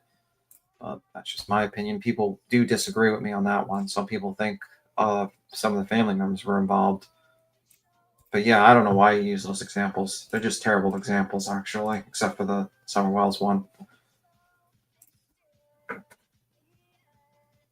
Yeah, but he was home too. He wasn't like with this case. Chris was at work. John Benet's parents were home. I think were they home? Yeah, I think they were home. Yeah. There are several things that are similar in Sebastian Seth, even in Summer's case. Let me see. He's compared him to Chris Watts and said it's similar to that case. I don't think he actually knows the case. Yeah, I don't even think Chris Watts makes sense too either. The only thing that was a good example was maybe the Summer case, and that was pretty much it. But I don't know. Maybe he just reviewed those cases and he just wanted to like plug his channel. It's like, hey guys, watch my review of John Benet Ramsey, the documentary on Netflix. You know, it could be one of those situations, you know? Don't you want to see my review of if John Benet Ramsey's father is a liar? I could actually analyze that. Could be that. We're going to get it to play. He's also just going by voice. He's getting no visual body language. And even if he did have a baseline on him, it's media campaign. We know that what it is. Yeah. I don't know. I mean, I read books on like, you know, military interrogators, you know, and by no means I know if someone's lying or not. I just read the book. So don't think I have some sort of special expertise in detecting if people's liars or not. But I mean, based on that, it's like there's a lot of science to it, and you really do need to be in front of that person to get a good idea. And even then, there can be issues that can arise. That's why I don't really like the whole idea of someone like kind of reading them online. That's just, you know. They all are parents that lied and didn't want to talk. Oh, well, I think Don and Candace talked a lot. Possibly, they were all over YouTube and on Dr. Phil and a lot of TV shows. So I don't even think that's a good comparison. The Ramseys, I think they were quiet at first, but then they talked a little. They started talking and doing interviews years later. I know that. Yeah. I mean, I thought that Don and Candace Wells talked. Some people just said they jumped on YouTube too much. The fact that the spouses are not questioning each other when they were last once with the child. Okay, I can see that way. Simplify. That's an interesting way to look at it. Still iffy.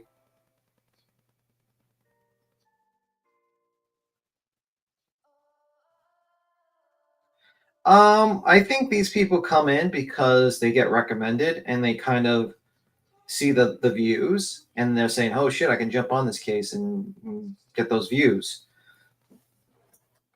So that's what I think. I think so too, Amory, but that's just my opinion. I usually don't, like, I used to be very much into like going at people's opinions on cases, but I just like, you know, I don't do that anymore. You know, you have your opinion on the case, I have my opinion on the case, and I let that go. But I do think like the Ramsey's father is like the parents had nothing to do with it, and I think it's actually an intruder, in my opinion, on that case. But I could be wrong. I could have been tricked by the Netflix special. You know, sometimes Netflix does do good propaganda. So I will not debate that point. I could be wrong.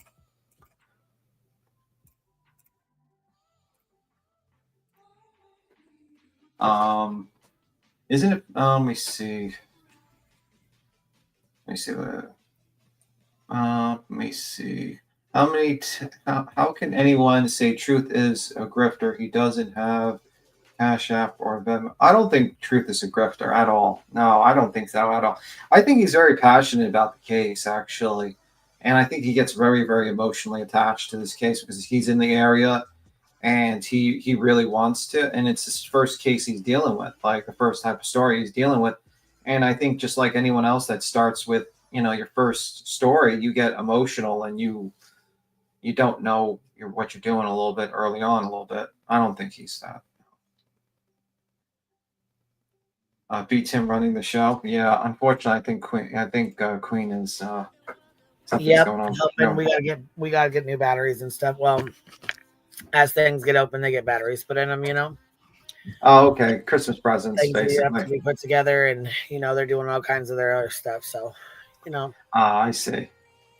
So what's the plan? Are we gonna watch this guy try to analyze the person without looking at body language? Do you want to watch it, or you want to? I mean, it's up to you, really. It doesn't matter to me. I'm sure show what you want to do. I'm here You for got it. You got time to stay and go through it, or what's up? I don't have 5 hours to go through, and I feel like that guy's a little dry. I don't know. Yeah. It's up to you. I guess you can ask the chat if they want All us right, to we'll watch. cut it here. You know what? We'll cut it here. We've been on here 4.5 hours, then we'll come back on later or something. It's Friday night. Yeah. Yeah, that's true. That's true. And the guy's like, I feel like that's going to take us a very long time to go through every single aspect of that guy. Yeah, But no. Ain't got time for it. Nope. No, JLR is putting out some videos. All right. Well, anywho, you guys have a good one. Night, guys. All right. We'll see you later, B Tim. Yes, it's Friday night. We will go. We'll hang out later. That's what we'll do. Today's JLR's birthday. Oh, fuck. And he's putting out videos. Uh-oh. Look out. I'll catch you on the flip side. We'll be back here later. Bye, everybody. Have a good night.